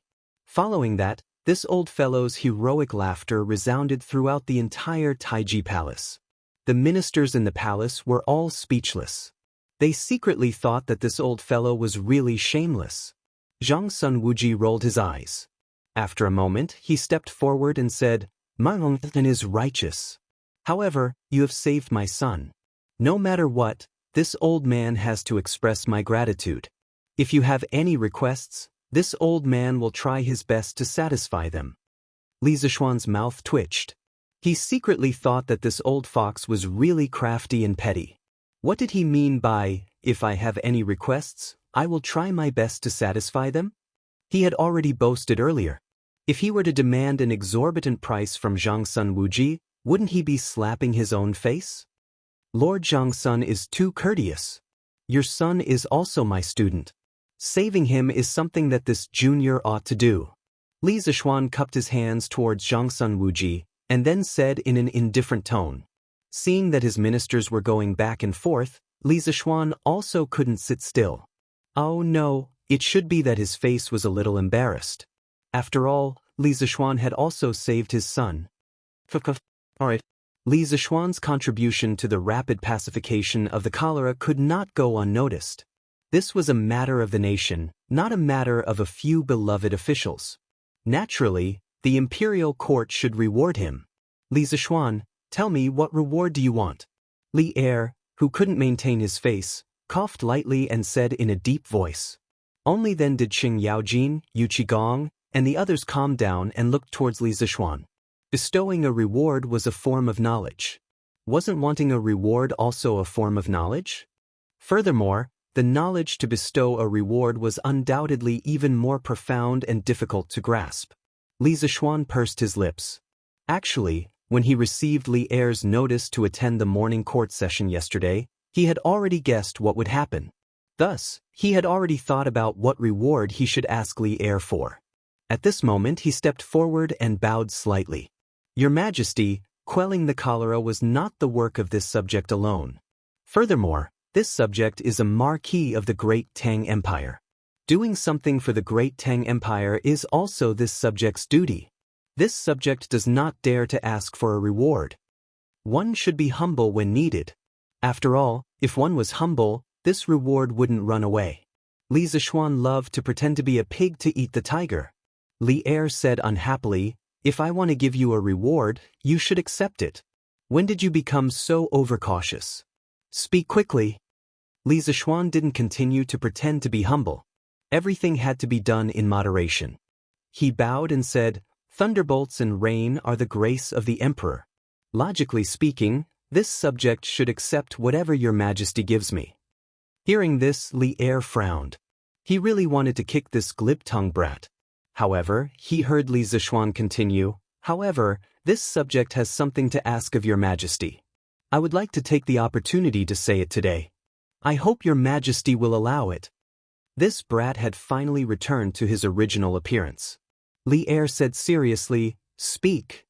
Li Zishuan said, this subject wishes to set up a medical school in Yanhuang College. At that time, this subject will train medical students together with the Imperial Medical Department. When the time is ripe, this subject intends to open medical schools all over the great Tang Empire to relieve the suffering of thousands of people. This subject will let the people of the great Tang Empire be able to treat illnesses and afford medicine. I hope your Majesty will allow it. Silence. After Li Zishuan finished speaking, the court immediately fell into silence. No one, including Qing Yaojin, expected Li Zishuan to make such a strange request. Wasn't he wasting the opportunity? Chapter 933. Inside the Taiji Palace. After Li Er heard Li Zishuan's words, he muttered in his heart. He thought to himself, why did this brat suddenly change his personality? He didn't even want to take the advantage that was sent to his mouth? Is this the only request? Li Er waited for a long time and didn't see Li Zishuan continue speaking. He asked uncertainly, Your Majesty, I only have this one request. I hope that your Majesty will grant it. Li Zishuan said lightly. Shao Xianyu. Cheng Yaojin anxiously glared at the side. He wanted to say something but was pulled back by Qin Qiong. Li Er looked deeply at Li Zishuan and then nodded. He said in a deep voice, Okay, I grant it. Among the officials in the palace, some let out a sigh of relief, while others sighed. Thank you, your Majesty. No matter how others looked at him, Li Zishuan still had a calm and at ease look on his face. He had the demeanor of an expert who didn't care about material gains and didn't care about personal losses. Who knew that before Li Er finished speaking, Li Er changed the topic and said, I have always adhered to the principle that meritorious deeds should be rewarded and wrongdoings should be punished. Li Zishuan, whether it is saving the 3,000 people from the cholera or establishing the medical school in the future, they are all acts of meritorious deeds for the country. They should be rewarded. Mark Yong and Li Zishuan, come forward and listen to the decree. Li Zishuan secretly thought that old Li still had a conscience. His move of retreating in order to advance was not in vain. Putting away the messy thoughts in his mind, Li Zishuan walked to the front under the stunned gazes of the officials. He solemnly bowed and cupped his fists, saying, "This subject obeys the decree." Li Er's eyes narrowed as he scanned the officials in the palace. He then said, "Mark Yong, and has meritorious deeds for quelling the cholera. With the strength of one person, you saved thousands of people from life and death. At the crucial moment, you didn't claim the credit and didn't become arrogant. You are still able to worry about the country. You are truly a role model for all officials. I have decided to grant you 400 households and 100,000 gold. I will also bestow upon your mother the title of Lady Yi and your wife the title of a Korean third-rank noble lady. Your father, Li Jingma, is a secondary 7th-rank winged cavalry officer. Are you satisfied?" Previously, Qing Yaojin had jumped out and said that he wanted to give 100 households worth of land to Li Zishuan. This gave Li Er a little inspiration. Since he could not raise Li Zishuan's title and position, and Li Zishuan did not lack money, he might as well increase his land and land. At the same time, he could also reward his family members with some empty positions. If everything was calculated, the reward would be very generous. In addition to the 600 households that were given to Li Zishuan when he was conferred the title of Mark Yong, and Li Zishuan now had a total of 1,000 households. What kind of concept was 1,000 households? One must know that the Duke of Lu Country, Qing Yaojin, only had 700 households. The Duke of Yi Country, Qin Qiong, also had 700 households. The Duke of Wei Country, Li Jing, only had 400 households. Li Zishuan's current land was almost catching up to the Prince of Hejin County, Li Shaogong. According to the records, Li Shaogong had 1,200 households. Li Zishuan was only a small marquis, but his land had already reached a shocking 1,000 households. It was truly inconceivable. Furthermore, 1,000 households land meant that Li Zishuan was now in charge of the life and death of 400 to 500 people. This subject thanks your majesty for your great kindness. Li Zishuan was also shocked by Li Er's sudden generosity. He had to admit that old Li's all-round, multi-layered reward plan made him very satisfied. Your majesty is brilliant. Cheng Yaojin was overjoyed. He quickly followed behind Li Zishuan and sang praises.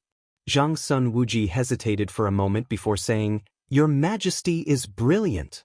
The Marquis of Yong and cared for the people and even quelled the cholera single-handedly. None of the ancient sages could do this. Your majesty's generous reward is definitely worthy of the Marquis of Yong An's name. No matter what, Li Zishuan had saved his son, Zhang Sun Chong. If he, Zhang Sun Wuji, didn't do anything, it wouldn't make sense. Furthermore, the rewards that Li Er gave were all within the rules. It wasn't too out of line. He had no reason to make things difficult for Li Zishuan on this matter. Instead, he might as well fulfill his wish. Since Zhang Sun Wuji had already agreed, who else in the imperial court would dare to come out and cause trouble for such a small matter? Strictly speaking, Li Er didn't give Li Zishuan a promotion. This was the most important thing. Most people could accept this result. Li Er nodded and said, "Yes, Li Zishuan, I heard that Yanhuang College has made an astronomical telescope. Through this mirror, one can observe the sun, moon, and stars in the sky. Is this true?" Once he said that, everyone was shocked. The officials couldn't help but look at each other. They were shocked and speechless. What kind of mirror could observe the sun, moon, and stars in the sky? Why does this sound so much like nonsense? It had to be said that even though these people were higher-ranking officials in the imperial court, they weren't as knowledgeable as most of the students in Yanhuang College. Li Zishuan was already prepared. It should be said that from the moment Yan Shaoning and Mo Lingwei finished making the telescope, he had already expected that Li Er would know about this news soon. Furthermore, he had never thought of exchanging a national treasure like the telescope for money. He would definitely hand it over to the country. At this moment, Li Zishuan cupped his hands and answered, "Your Majesty, the Academy has indeed made an item that can see the moon and stars from hundreds of thousands of miles away. It's called the astronomical telescope. Many teachers and students of the Academy have tried this mirror." Hearing Li Zishuan's confirmation, the officials couldn't stay calm anymore. The quiet and orderly imperial court suddenly exploded like a drop of water in a pot of oil. What? Yanhuang College actually has a magical item that can see the sun, moon, and stars clearly? This can't be right. I wonder what it's like on the moon. Other than these officials who were just here to watch the show, the eyes of many military bigwigs lit up. Pharmacist, since this astronomical telescope can see the sun, moon, and stars clearly from hundreds of thousands of miles away, can it also see enemies from tens or even hundreds of miles away? It can predict the enemy's moves. This is what it means to predict the enemy's moves first. This magical item must not fall into the enemy's hands. That's right. We must fight for this item. This is a national treasure, not a toy. Seeing that the officials were all discussing in private, Li Er coughed lightly and said, "I heard that the astronomical telescope is more effective at night. Is this true?"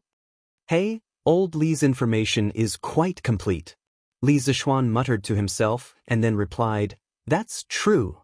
Your Majesty, the light in the day is too strong.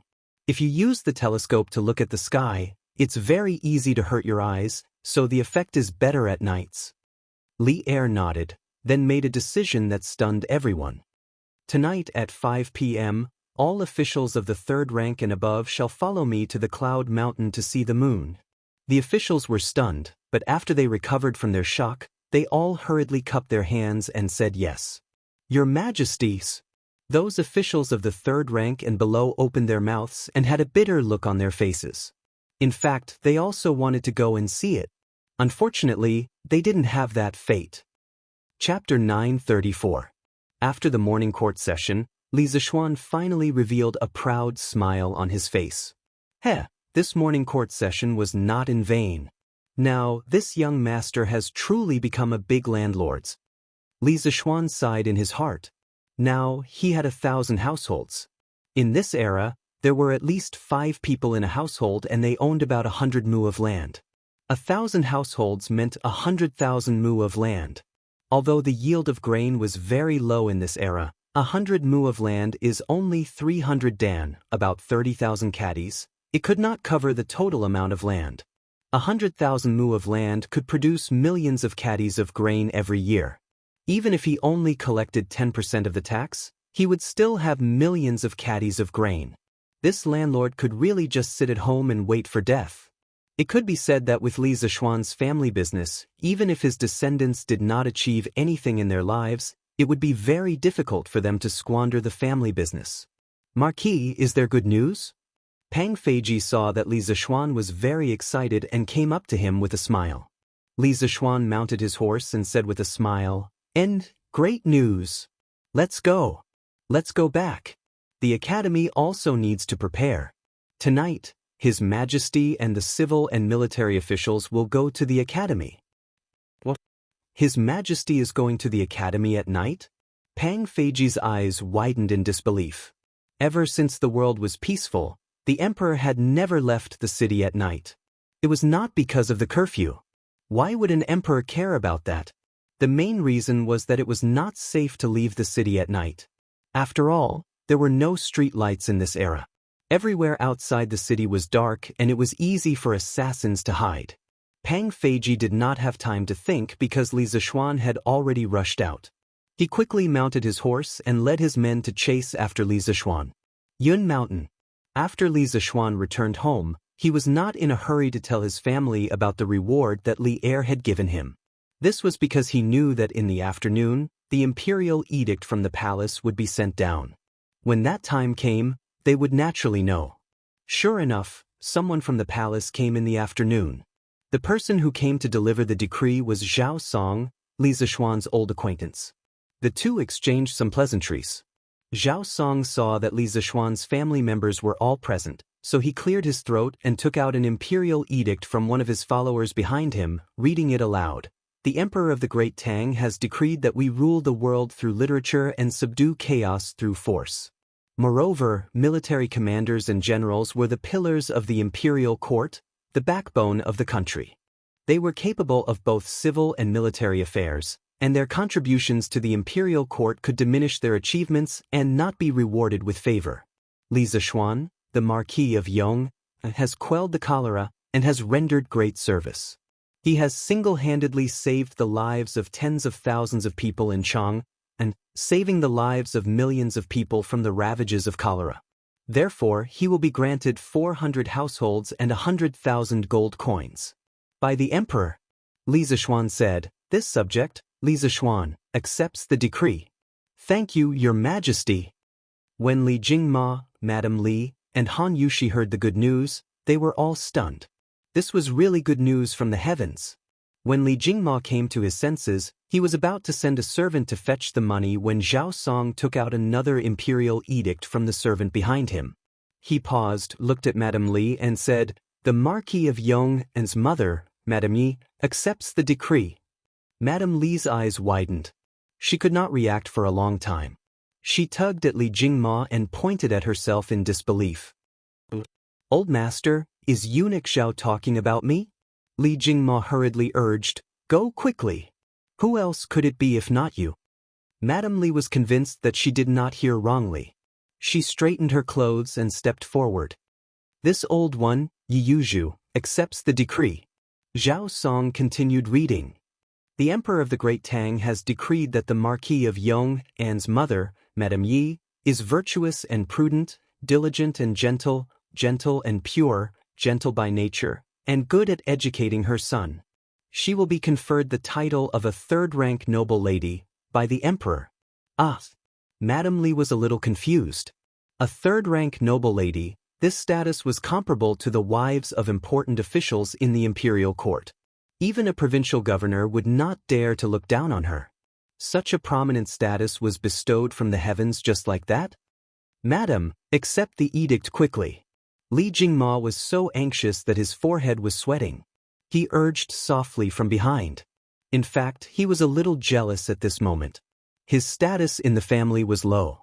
Now that his wife was conferred the title of a third-rank noble lady, wouldn't his status be even lower in the future? Madame Li hurriedly said, this old one accepts the edict. Thank you for your grace, Your Majesty. Zhao Song was not angry because he had to wait a little longer. He handed the imperial edict to Madame Li with a smile and said a few pleasing words. Then, he took out the third imperial edict and said, the Marquis of Yong and's wife, Han, accepts the decree. Han Yushi's heart trembled, and her little heart thumped. She walked forward and bowed. This concubine, Han Yushi, accepts the decree. Zhao Song saw that although Han Yushi's eyes were a little nervous and flustered, her actions were still natural and unrestrained. He could not help but nod and say, the Tang Empire's emperor decrees that the Marquis of Yong and's wife, Han, is gentle and virtuous, graceful and elegant, dignified and virtuous. She is conferred the title of a third-rank noble lady, Your Majesty. Han Yushi's heart was immediately filled with great surprise. She bowed and said, Han Yushi accepts the decree. Thank you for your grace. Li Jingma's face was full of shock. Fortunately, his hand was not on his chin, otherwise, he would have pulled off his beard.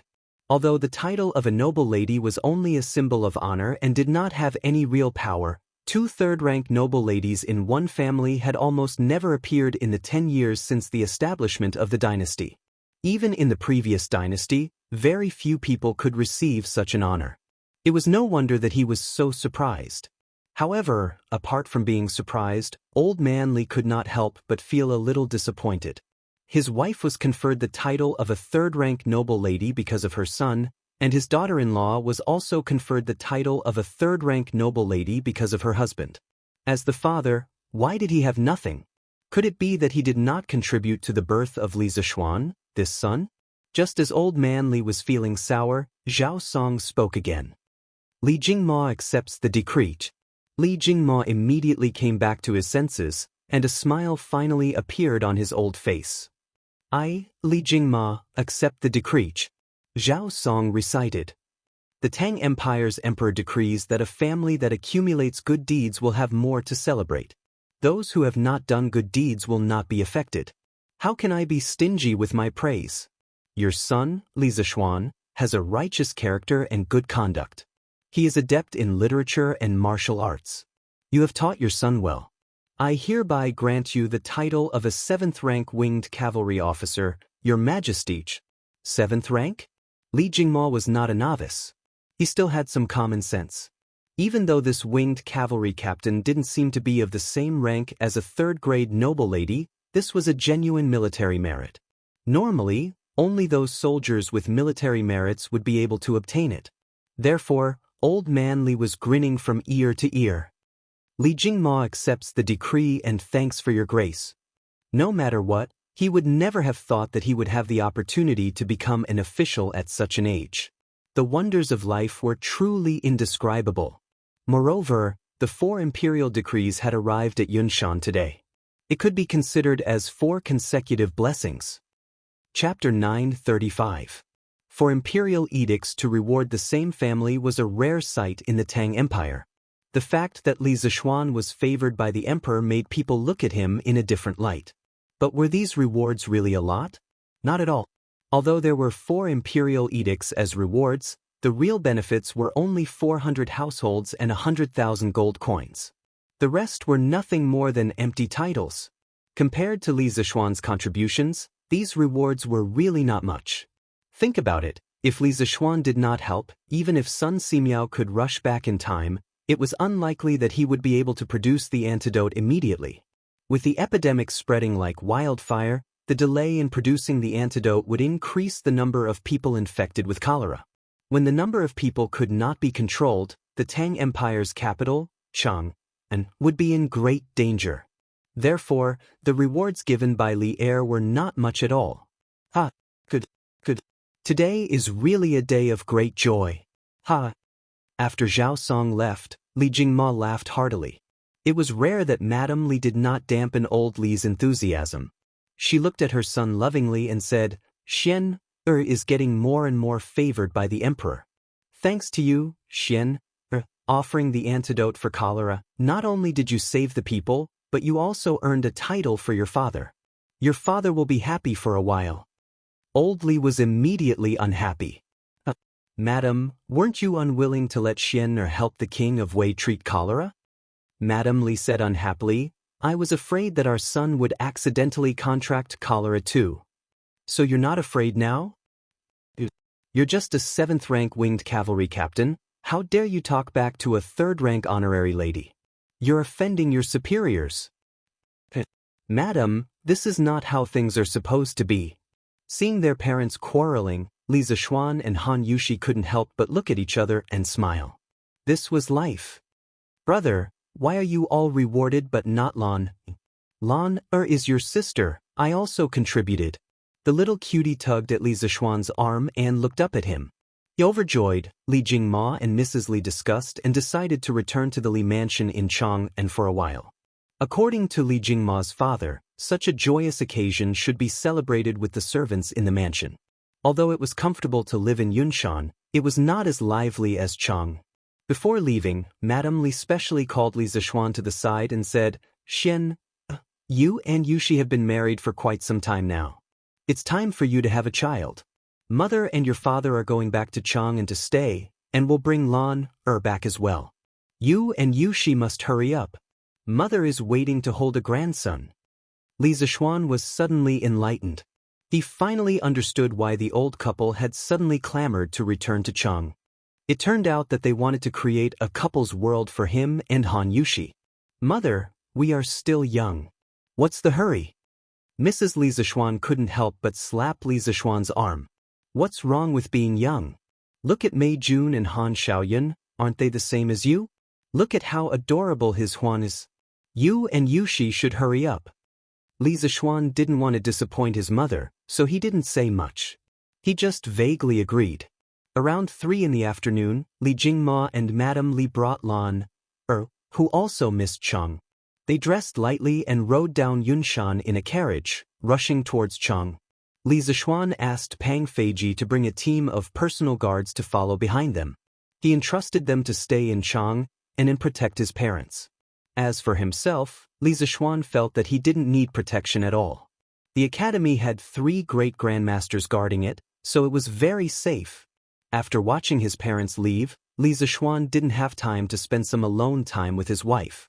He was called over by Mo Zhong to Yanhuang College. Li Gang heard that Li Zishuan was going to bring the civil and military officials to the academy to admire the moon with binoculars tonight. He wanted Li Zishuan to return to the academy in advance to take charge of the situation and make arrangements in advance to prevent any accidents. The old teacher had already treated the academy as his home. The students of the academy were his children. If something happened to Li Zishuan in the academy, the entire academy wouldn't have an easy time. Therefore, the old teacher was especially attentive. At 5:45 p.m., the sky gradually darkened. A full moon appeared in the sky, but it didn't look very bright. The civil and military officials who were admiring the moon led by Li Zishuan ascended Yunshan and arrived at the gate of the academy. They saw that there were big lanterns hanging on both sides of the road leading out of the academy. They were hung up every 5 steps, making the entire academy as bright as day even at night. Li Zishuan brought the leadership of the academy to the school gate to welcome them personally. I'm just here to try the binoculars. You're so good, making such a big fuss. I wonder how much money you've spent. After exchanging pleasantries, Li Zishuan pointed at Li Zishuan and scolded him jokingly as he walked. Li Zishuan cursed in his heart, but he said, "Your Majesty and the officials of the imperial court came to the academy to admire the moon. Of course, the academy should prepare in advance. Otherwise, if your Majesty and everyone accidentally knocked or bumped into each other in this pitch-black darkness, wouldn't it be my fault?" You're getting more and more glib-tongued, Li Zishuan said unhappily. After exchanging a few more words, they arrived at the courtyard of Guanghua Building. A huge binoculars came into view. Li Zishuan looked at it with interest. He touched and knocked on it for a long time before asking, "How do I use this?" Li Zishuan explained, "Your Majesty only needs to put your eyes in front of the cylinder. Then you'll see a whole new world." The angle of the binoculars had been adjusted in advance. There was no need for Li Zishuan to do anything. He just needed to look. Li Zishuan nodded. Under the gazes of the officials, he bent his knees slightly and put his eyes in front of the binoculars. Suddenly, Li Zishuan opened his mouth in shock. He saw a bumpy sphere in the binoculars. When the attentive officials saw this, they couldn't help but be secretly shocked. Even before Li Zishuan ascended the throne, he didn't show his emotions on his face, let alone now that he was the emperor. He didn't show his emotions on his face. But now, Li Zishuan looked so surprised that people couldn't help but think, what kind of scenery could surprise Li Zishuan, the emperor of a country? The more they thought about it, the more eager they were to use the binoculars. But here came the problem. Li Zishuan had been in front of the binoculars for almost 15 minutes, but he still didn't have any intention of leaving. What could the officials do? Could they go up and kick Li Zishuan away? So, they could only wait at the side for Li Zishuan to finish using it. Chapter 936. TSK, I didn't expect the moon to be like this. There's no moon lord, no jade rabbit, and no trees. It looks like there's only barren mountains and dry rocks. The moon lord refers to Chang'e, and the moon star refers to the moon in the ancient language. The Book of Changes states that Tai Chi gives birth to yin and yang, and yin and yang give birth to the 4 symbols. Yin and yang refers to yin and yang, and the 4 symbols refers to Taiyang, Taiyin, Shaoyin, and Shaoyang. After the Qin and Han dynasties, they gradually referred to the eastern god Azure Dragon, the western god White Tiger, the southern god Vermilion Bird, and the northern god Black Tortoise. Yanhuang College, Guanghua Building, Atrium. Li Er looked at it for a long time and finally couldn't help but sigh. However, he still didn't have any intention of moving. It seemed like he hadn't seen enough. The ministers all sighed in their hearts. Encountering such a boss who liked to eat alone, they, as little brothers, felt very helpless. Li Zishuan, can you point this telescope somewhere else? I want to see the Milky Way. Well, the origin of the word Milky Way is unknown, but there was the word Milky Way before the Sui dynasty. There were earlier names like Milky Way, and so on. Li Er reluctantly moved his eyes away from the telescope and said to Li Zishuan. All the officials were cursing in their hearts. Li Er was really pushing his luck. They hadn't even seen the moon yet, but old Li wanted to see the Milky Way. He was pushing his luck. Most of the ministers were angry, but they didn't dare to say anything. However, there were always one or two brave ones. Your Majesty, why don't you let me see what the moon looks like? I've lived for most of my life and have seen everything, but I've never seen what the moon looks like. Cheng Yaojin couldn't help but mutter. Old Li didn't take it to heart. He laughed and said, Jie, there's no hurry. The night is long, and there's still a long time. Besides, it'll be late at night and the moon will rise. You'll see it more clearly, right? Everyone was speechless, thinking that Li Er was really a shameless old scoundrel. Seeing Li Zishuan looking at him again, Li Zishuan had no choice but to bow and say, Your Majesty, this telescope is just a prototype. There are still many imperfections, so it is not enough to see the celestial bodies outside the moon. If you want to see other celestial bodies in the Milky Way, you have to wait for the Academy to make a greater technological breakthrough in the future. To be honest, this telescope was still very crude, and its image was not very clear. It could barely be used to see the moon, but as for other celestial bodies, forget about it. Li Er shook his head and said with a smile, It's fine. I just want to see what's the difference between using this telescope and using the naked eye. When Li Zishuan heard this, he could only nod in agreement. He looked up at the night sky. Fortunately, the weather was very good tonight. He could clearly see a band of light in the night sky. That was the Milky Way. Li Zishuan stepped forward and pointed the telescope at a random location in the Milky Way, then said, Okay, Your Majesty. Li Er nodded. Under the covetous gazes of the officials behind him, he once again put his eyes in front of the telescope's eyepiece. What he saw made Li Er feel as if he was in a sea of stars, surrounded by boundless stars.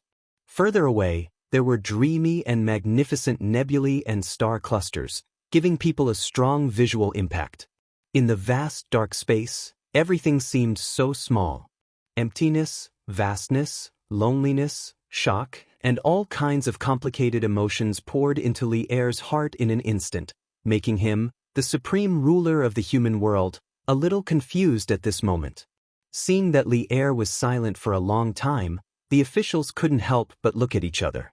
They didn't know what Li Er had seen that made him silent for so long. Cheng Yaojin was so anxious that he scratched his ears and cheeks. If the person squatting in front of the telescope was not Li Er, but someone else, old Cheng would probably go forward and kick him away, and take his place to enjoy himself. In fact, Li Zishuan quite understood Li Er at this moment. In his previous life, when he went to the cinema to watch Interstellar, he had been severely shocked. Some movies were not worth going to the cinema to watch.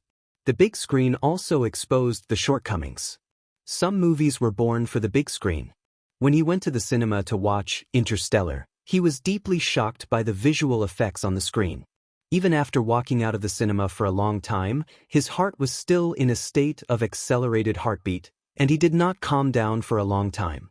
It was also because of this that he had specially gone to the capital's planetarium in order to feel the vastness of space and the brilliance of the interstellar. Those who had seen the star chart in space, regardless of whether they were men or women, could not resist its charm. At that time, his dream was really the sea of stars. If a technology company wanted to recruit volunteers for interstellar travel, he really might have given it a try. However, this was just his unrealistic dream at that time. Later, his dream became a house, a car, and money, and he completely became a layman. As a modern person, he was so shocked when he saw space. How could Li Er, an ancient person, be indifferent when he saw space for the first time? After about 15 minutes, perhaps he felt that his legs were a little tired from standing, Li Er finally came back from space. His face was full of absent-mindedness. He walked to the side and stood beside Li Zishuan, giving up the position of the telescope. Cheng Yaojin could not wait any longer. This old guy was afraid that someone would beat him to it. He rushed to the front of the telescope and shouted, "Xiao Xian, quick! Quickly point this guy to the position of the moon. Old Cheng, want to see if there are any fairies on it." Hearing this guy start talking nonsense, everyone could not help but laugh. Li Zixuan had no choice but to step forward and point the telescope at the position of the moon. Old Cheng smacked his lips and began his journey to the moon. Li Zixuan returned to his original position. Seeing that Li Er was still in a daze, he said, "Your Majesty, what do you think after seeing this Milky Way?" Li Er murmured, "Vast, vast. I feel that I am so tiny in the midst of all the stars in the heavens. Previously, you said that the ground under our feet was a sphere. At that time, I didn't believe it. Tonight, I completely believe it. In the past, I was still complacent about conquering this land, but compared to the universe, this land is probably as small as a speck of dust." After a pause, Li Er looked at Li Zixuan with a burning gaze and said faintly, "Mark Yong, and is it possible for Yanhuang College to let me go to the sky to take a look in my lifetime?" Li Zixuan was speechless. He never thought that old Li's feelings after seeing space were to actually want to go to the sky. Could it be that Li Er wanted to conquer the sea of stars in the future? Wasn't that too ridiculous? Chapter 937. Your Majesty, when engineering is developed to the extreme, it is indeed possible to achieve interstellar flight. However, there is still a long way to go. It could take decades or even centuries. Li Zixuan was speechless for a while. He looked into Li Er's burning eyes and replied. In his previous life, the United States of America, which had been established for more than 100 years, relied on its advanced and complete industrial system to launch the Apollo program, which started in May 1961 and ended in December 1972. They achieved the first moon landing in history. The entire Apollo program lasted for about 11 years and cost more than $25 billion. It accounted for about 0.57% of the United States GDP and about 20% of the United States' total scientific and technological research and development funds. At the peak of the project, there were more than 20,000 companies, more than 200 universities, and more than 80 research institutions that participated in the project. The total number of people involved was more than 300,000. It could be said that the United States of America had mobilized the entire country to complete the first moon landing project. Even a powerful country like the United States of America had done so. For a feudal dynasty like the Tang dynasty, which did not even have a complete industrial system, to complete space travel was tantamount to a fantasy. Not to mention a few decades, even 100 or 200 years would be difficult. A few decades? A few hundred years? Li Er's eyes suddenly dimmed. He muttered, "How I wish to live for a few hundred more years." Li Zixuan thought to himself. If Li Er had heard Han Lei's "Borrow Another 500 Years from the Heavens," would he also sing a song to his heart's content? Feng Jidai, who was standing behind Li Er, could not help but feel shocked when he heard the conversation between Li Er and Li Zixuan. According to his official position, Feng Jidai was actually not qualified to stand here tonight. However, as the Vice Minister of the Guard, he had the responsibility of accompanying the Emperor. Moreover, for some reason, Li Er seemed to be afraid that he would forget and specially sent someone to inform him to accompany the Emperor at Yanhuang College tonight. Hence he came. Although he had not used the binoculars before, from Li Er's expression and words, he could roughly imagine what Li Er was describing. After hearing Li Zixuan's reply, he could not help but feel a huge wave of emotions surging in his heart. This was because Li Zixuan did not give Li Er a direct negative answer. Instead, he said that it would take decades or centuries. This was a mission that seemed impossible to ordinary people, but Li Zixuan had turned it into a goal that could be achieved. This had completely overturned Feng Jidai's understanding of the world. During his stay in Chang, he had collected a lot of information about Li Zixuan. The more he read, the more surprised he became. He was even more confused about Li Zixuan. Tonight was the first time he came to Yanhuang College. The majestic college was like an immortal palace standing on the top of a mountain. However, Li Zixuan, a mortal younger than him, seemed to have the ability to surpass immortals. He could talk about interstellar flight, which completely broke his understanding. Feng Jidai felt that Li Zishuan's ability was even more terrifying than the so-called martial arts of the Grandmaster realm. He could win in terms of individual bravery, but what could he use to fight against this kind of power that he couldn't understand?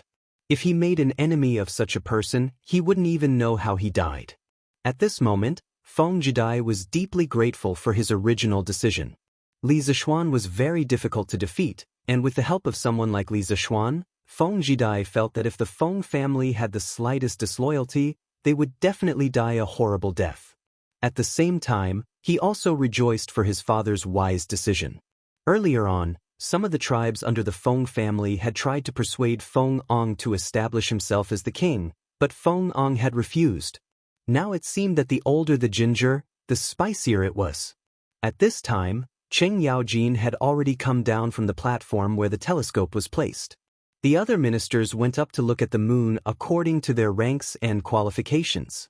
Old Sheng kept muttering things like, "There are no fairies," and "no energy." He looked very disappointed. At this moment, Li Er had already recovered a little. He whispered to Li Zishuan earnestly, "Develop Yanhuang College well. Although I won't have the chance to go up and see it in my lifetime, I hope that one day, my descendants can jump out of this land and go to other places to see it." Li Zishuan inexplicably felt a toothache. Old Li said it so lightly, but he didn't want to dampen Li Er's enthusiasm, so he replied, "Yes, Your Majesty. We will definitely not disappoint Your Majesty." Li Er nodded and looked up at the sky. He couldn't help but sigh when he thought of the vast starry sky he had seen earlier. That scene would probably stay in his mind for a long time, and he wouldn't be able to forget it. Before Panga died, he turned into the sun and moon. His left eye was the sun, and his right eye was the moon. The mountain and sea scripture. Western scripture of the Great Wilderness also states that Emperor Jun's wife, Changxi, gave birth to 2 moons. At this time, there were rabbits and toads in the moon. But from what I see, this moon seems to be barren. Sure enough, everything in this world is seen with your own eyes. In ancient legends, the sun and moon were transformed from the eyes of Pangu. The mountain and sea scripture also states that Emperor Jun's wife, Changxi, gave birth to 12 moons. Emperor Jun was a mythical figure in the Shang dynasty. After looking at the moon with a telescope, Old Fong couldn't help but sigh. "Hey, I say, Old Fong, if there are no fairies on the moon, then there are no fairies. You are complaining so much here. Aren't you afraid that sister-in-law will?" Cheng Yaojin couldn't help but make fun of Fong Xianling after listening to him for a long time. Everyone roared with laughter. Few people didn't know that Fong Xianling was afraid of his wife. "Cheng Jijia, if you continue to talk nonsense, do you believe that I won't go to your house and tell sister-in-law what you muttered before?" Fong Xuanling's face turned red, and he pointed at Cheng Yaojin angrily. As the saying goes, don't expose a person's shortcomings. Cheng Yaojin was too immoral. While these people were making fun of each other, there was never a shortage of people around the telescope. The courtiers who had never used it came up one by one to try it. After about 2 hours, almost all the courtiers had tried the telescope. At this time, a middle-aged man in a Taoist robe walked out of the crowd. He had a jade-like complexion and a graceful demeanor. It was Li Chunfeng. He was only a minor official in the Imperial Historian Bureau. Logically speaking, he wasn't qualified to be here tonight.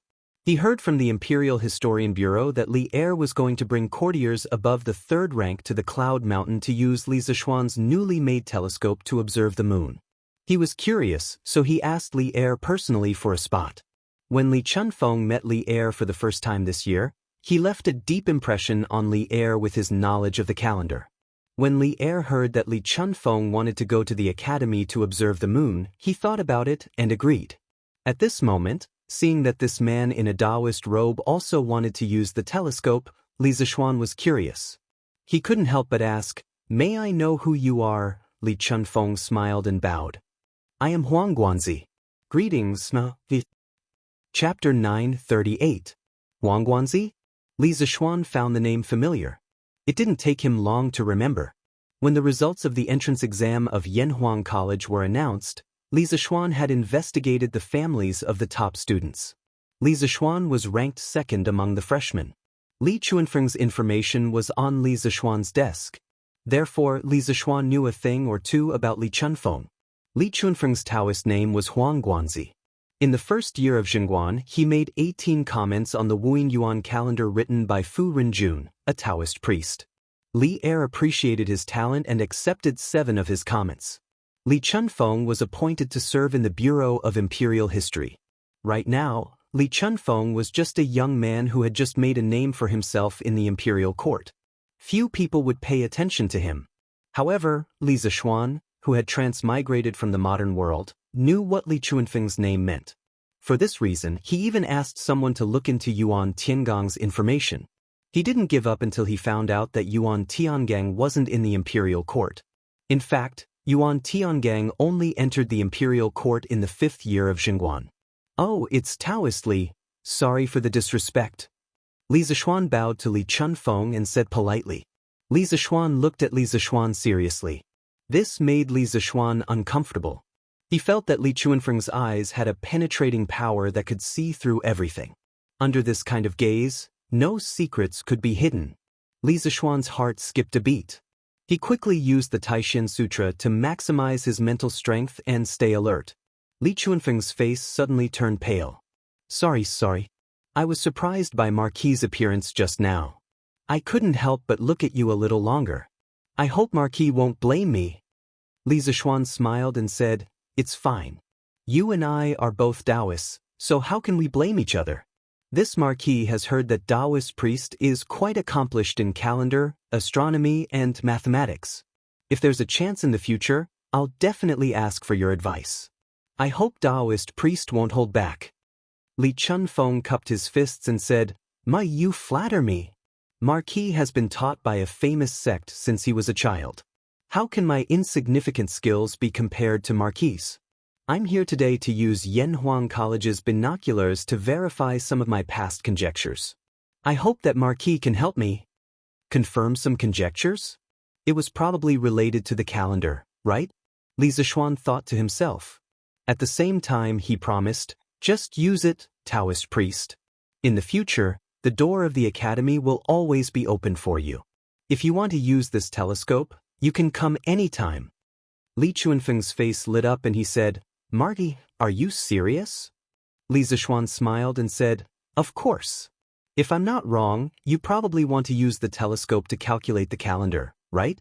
Since ancient times, the calendar has been very important to the people's agriculture. If this telescope can help you, then it's Yanhuang College's and my good fortune, isn't it?" Li Chuanfeng's face turned serious and he bowed sincerely. "Marquis, you are a righteous man. This humble Taoist is very impressed. The people of the world will definitely remember your kindness, Marquis." Li Zixuan was right. His main purpose for coming today was to see if Yanhuang College's telescope could help him improve the accuracy of his calendar deduction. Simply put, the so-called calendar was based on the natural law of the changes in the sky to measure the longer time intervals, judge the changes in the climate, and predict the arrival of the seasons. The calendar based on the cycle of the moon's phases, the synodic month, was called the lunar calendar. The calendar based on the cycle of the Earth's rotation around the sun, the solar year, was called the solar calendar.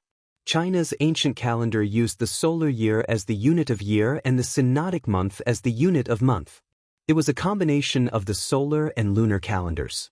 When the rulers of the dynasties ascended to the throne, they would usually organize officials to revise the calendar.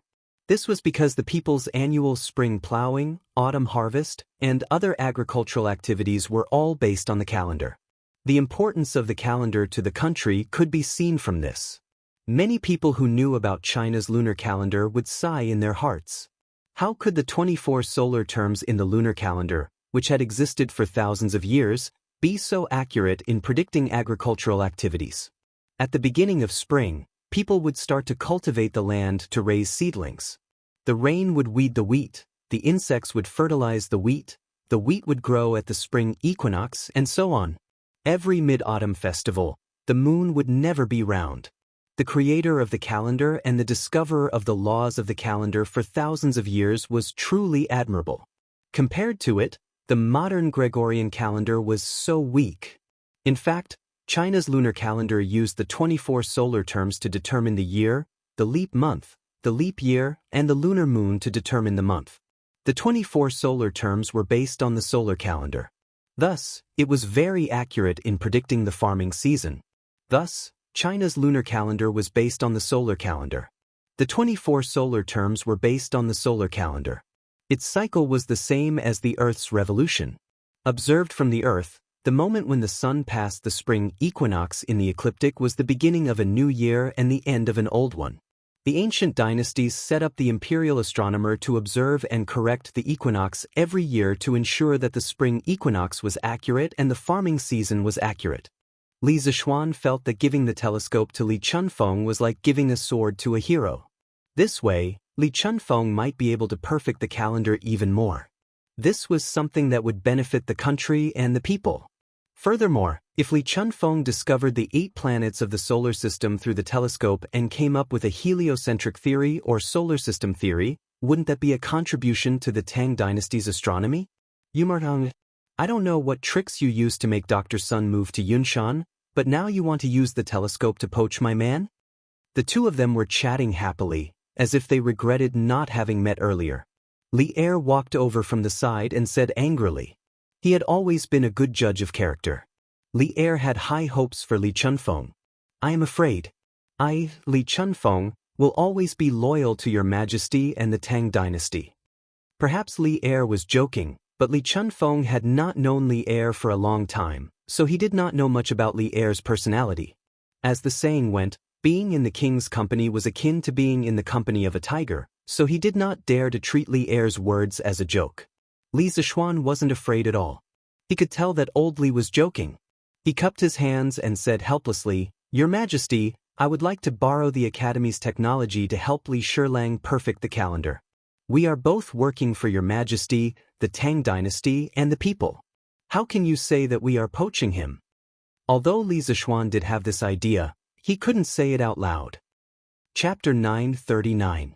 In fact, Li Zishuan wasn't the only person he wanted to poach. He wanted to poach a few other people as well. Previously, he had mentioned in the imperial court that he wanted to establish a medical school in Yanhuang College. This wasn't something he said on the spur of the moment.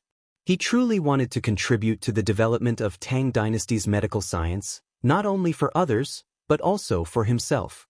As the saying went, how could people not get sick after eating grains? He had a strong internal energy, so he wasn't worried about getting sick. However, what about his family? What if they got an incurable disease? What could he do with his half-baked medical skills? Sun Simiao had great medical skills, but how could he be in Chang and every day? Therefore, Li Zishuan had to push the development of Tang dynasty's medical science on the right track, even if it was for the sake of his family's health and longevity. The cholera incident had given him a huge warning. Just think about it. If he didn't happen to know a few prescriptions for cholera, Chang, and might have been hit by a large-scale cholera outbreak. As the saying went, when the nest was overturned, no egg would remain unbroken. When that time came, how would their family be able to stay in one corner of the country? The only way was to develop medical science and establish a medical school. However, establishing a medical school required a large number of medical-related talents. That was why Li Zishuan had made a request to Li Er in the imperial court. He wanted the Imperial Physician Bureau to help Yanhuang College train medical students. Of course, it was not a bad idea to poach a few imperial physicians with excellent medical skills and noble medical ethics into the Yanhuang Academy during the process of nurturing them. The moon viewing event lasted until around 9 in the morning. When they were about to leave Yanhuang College, a group of military officials asked Li Zishuan if the telescope could be used in the military. After Li Zishuan gave a positive answer, the military officials requested Li Er to ban the telescope manufacturing technology in Yanhuang College and put it on the list of prohibited weapons. Only Tang dynasty's 4th-rank generals and above had the right to own it. Reality had proven that none of these bigwigs who had been able to make it to their current positions in the imperial court were fools. Even without Li Zishuan's reminder, They could imagine just how great of a threat it would be to their side if the telescope were to fall into the enemy's hands. Li Er naturally understood this as well. He didn't think too much about it and agreed to Li Jing, Qin Qiong, and Niu Jinda's request. However, before leaving, Li Er asked Li Zishuan in front of all the officials, "You're now an adult. Do you have a courtesy name?" According to the weekly system, a man will be crowned at the age of 20. However, in order to take control of the country as soon as possible, the emperor and the dukes will do it earlier. Legend has it that King Wen of Zhou crowned at the age of 12 and King Qing crowned at the age of 15. Later generations changed according to the time and place. Among the people, it was held from the age of 15 to 20. Li Zishuan was about to reach the age of 15, so he could be considered an adult. Li Zishuan naturally replied that he didn't have one. Li Er smiled and said, "You're multi-talented and you're proficient in both literature and martial arts." Zhuge Liang once said in the Book of Commandments that a gentleman should cultivate his body with quietness and cultivate virtue with frugality. Without living a simple life, there is no way to show one's aspiration. Without being tranquil, there is no way to reach far. I hope that you can look at the big picture and have lofty aspirations. You'll be ambitious. In ancient times, people not only had names, but also had names and even nicknames. For example, Zhuge Liang had a name called Kongming and was called Crouching Dragon. Another example was Bai Juyi. His name was Bai Juyi and his courtesy name was Ledian. He also had a nickname, Fragrant Mountain Hermit. Therefore, the names of the ancient people should be divided into 3 types: name, courtesy name, and nickname. The name was the official name for oneself, the courtesy name was the continuation of this name, and the nickname represented one's ambition. Before Li Zishuan could say anything, Fang Xianling clapped his hands and laughed, "Wonderful! Wonderful!" In the Tuizhuan, Zi Pai once said that a gentleman knows the big picture and knows the big picture. A villain knows the small picture and knows the small picture. One knows the big picture and the other knows the big picture. Mahong, and is so lucky. Li Zishuan thought about it carefully for a long time and felt that Li Er's words were not bad. He cupped his hands and said, "Thank you, Your Majesty, for the words. I will remember Your Majesty's admonition today." Li Er, who liked to trick people, finally didn't trick him this time around. Li Er nodded his head in satisfaction. The rest of the officials looked at Li Zishuan with envy. This was the first time Li Er bestowed words to a court official. They never thought that this great honor would fall on Li Zishuan, who had just entered the court for less than a year. It really made them feel a little jealous. Li Zishuan, who had a big heart and nerves, was naturally not afraid of the envy and jealousy of others. After Li Er and the ministers left, he returned to the courtyard and spent a rare 2-person world with Han Yushi, although there was still Xiao He and Xiao Shi in the courtyard, but these 2 girls had heard the word bed too many times, so Li Zishuan no longer treated these 2 girls as outsiders. They shamelessly fooled around until 1 o'clock in the morning before going to sleep. Li Zishuan slept comfortably until the sun was high in the sky the next day before he woke up. Li Zishuan stretched his body and ate the breakfast that Xiao Shi had prepared. He then went to the academy. There were still many things to do there. First of all, he had promised Mo Lingwei that he would persuade her father, Mo Lingwei. However, there were a lot of things to do yesterday. He had to attend court, receive the imperial edict, and receive Li Er and the other big shots who came to the academy to look at the telescope. Therefore, Li Zishuan did not have time to do this. However, since he had promised Mo Lingwei, he had to get it done as soon as possible. Otherwise, when that girl went crazy, not many people could control her. Back then, Mo Lingwei said that the principle of the telescope was proposed by Li Zishuan. She did not want the credit for inventing the telescope. She only wanted a little effort to make Li Zishuan persuade her father to let her stay in the academy. However, from the looks of it now, this credit was undoubtedly more worth it for her. This was because Li Zishuan realized that it was very difficult for his current noble rank and official position to be promoted. Unless he made a very significant military contribution, such as the war that destroyed the country, Li Er would not let him be promoted. This could be seen from the reward given to him for the cholera incident. Therefore, it was better to use the credit of inventing the telescope to exchange for some substantial rewards for Mo Lingwei. This would force old man Mo to agree to let Mo Lingwei continue to stay in the academy. Hurry up and go back. I thought you were just fooling around in Yanhuang College. I didn't expect you to want to stay in the academy for a long time. You're simply fooling around. Sure enough, just as he approached Mo Huai's office, he heard old man Mo's angry roar from inside. Li Zishuan shook his head and quickly pushed the door open and walked in. Chapter 940. Father, why can't I study at Yanhuang College? Don't you just dislike your daughter for being a girl? But back then, Grandmaster Li Ying not only became a general as a girl, but she also became the head of the Mo family. Why can't I come to the academy to study? Li Ying, the 42nd generation head of the Mo family, was also the first female head of the Mo family. She fought with the Northern Wei many times and once fought with the Erzhu family and defeated them. She commanded the cavalry and was one of the valiant generals of the Southern dynasty. As soon as Li Zishuan entered, he heard Mo Lingwei arguing with Mo Huai. Mo Huai slammed the table and said angrily, "Bastard! How can the present be compared to the past?" At that time, the 5 barbarians were in chaos and the world was in turmoil. The Mo family was facing internal and external troubles, so Grandmaster Li Ying stepped forward. But now that the world is peaceful, the Mo family has no internal and external troubles. Why do you need a girl to show her face in public? Yamacho. Mo Huai only realized that Li Zishuan had pushed open the door and entered at the end of his sentence. Awkwardness immediately appeared on his old face. After all, this was a family scandal. Li Zishuan smiled and walked to a spot not far from Mo Huai. Then he said, I was looking for Mr. Mo for some matters, but I accidentally came in without permission. I hope Mr. Mo won't blame me." Mo Huai waved his hands awkwardly and said, It's fine. It's my daughter who is naughty and has embarrassed herself in front of Yamacho." Li Zishuan shook his head and said, "Mr. Mo, you're wrong. Also, Mr. Mo said something wrong just now."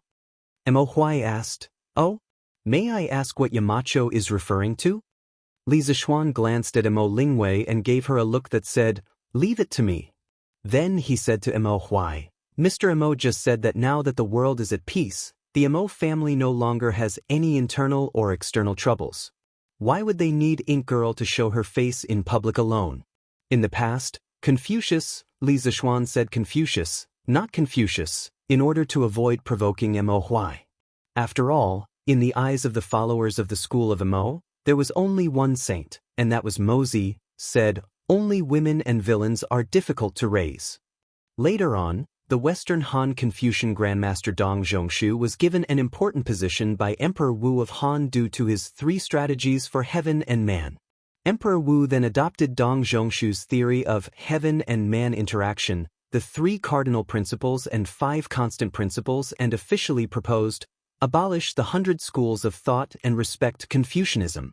The result of this was that men were superior to women, and women were inferior to each other. Originally, I thought that the concept of men being superior to women would only exist in Confucianism. Who would have thought that it would also exist in Moism? But Mr. Mo, don't forget that when the Mo family's divine ancestor was recruiting followers of the school of Mo and promoting Moism, did he mention anything about men being superior to women and women not being allowed to show their faces in public? Confucianism has changed a lot since then. I don't want, and I believe that Mr. Mo and the Mo family's divine ancestor don't want Moism to follow in the footsteps of Confucianism, rights? Women's rights. Although Li Zishuan wasn't a woman, he also felt that the excessive concept of men being superior to women was very detrimental to the development of society. Perhaps he could use the Mo family and Mo Lingwei to set an example for women's rights in this era. Moreover, if he let go of women's rights appropriately, it would also help to liberate society's productivity. Good. Yamacho, what you said is too good. Every word that Li Zishuan said was in Mo Lingwei's heart. She also wanted to say these words, but she felt that they weren't as imposing as Li Zishuan's. As soon as Li Zishuan finished speaking, Mo Lingwei excitedly clapped and cheered. At the same time, she couldn't help but sigh in her heart. To be able to say such words, it was obvious how much respect Li Zixuan usually had for Han Yushi. What an enviable couple! Mo Lingwei was happy to hear this, but Li Zixuan's words were like a heavy hammer that smashed fiercely into Mo Huai's chest. His expression changed drastically, and his brows were tightly knitted. A drop of cold sweat slid from his forehead to his chin and landed on the ground with a plop. After a long time, Mo Huai spoke. His voice was a little hoarse. "Thank you, Yamacho, for your reminder. Mo's legacy has indeed deviated from its original path. Yamacho's words today are like a warning bell. I will definitely keep them in mind at all times." Actually, Mo Huai's feelings for Li Zixuan were very complicated. Cough cough, don't misunderstand. These feelings weren't ordinary feelings. When he first met Li Zixuan, he looked down on this young brat and was slapped in the face on the spot. However, the way Li Zixuan slapped his face made him realize that Li Zixuan had too many similarities with the Mo family's divine ancestor. He couldn't help but treat Li Zixuan as the reincarnation of the Mo family's divine ancestor. Although Li Zixuan had explained that he wasn't, Mo Huai still subconsciously treated Li Zixuan as the reincarnation of the Mo family's divine ancestor. It was precisely because of this that he was willing to bring the few remaining members of the Mo family to Yanhuang College. He felt that this might be a better way to continue Mo's legacy. Li Zixuan's words just now made Mo Huai feel that the Mo family's divine ancestor was beating him to his face. That was why his expression changed drastically and he broke out in cold sweat.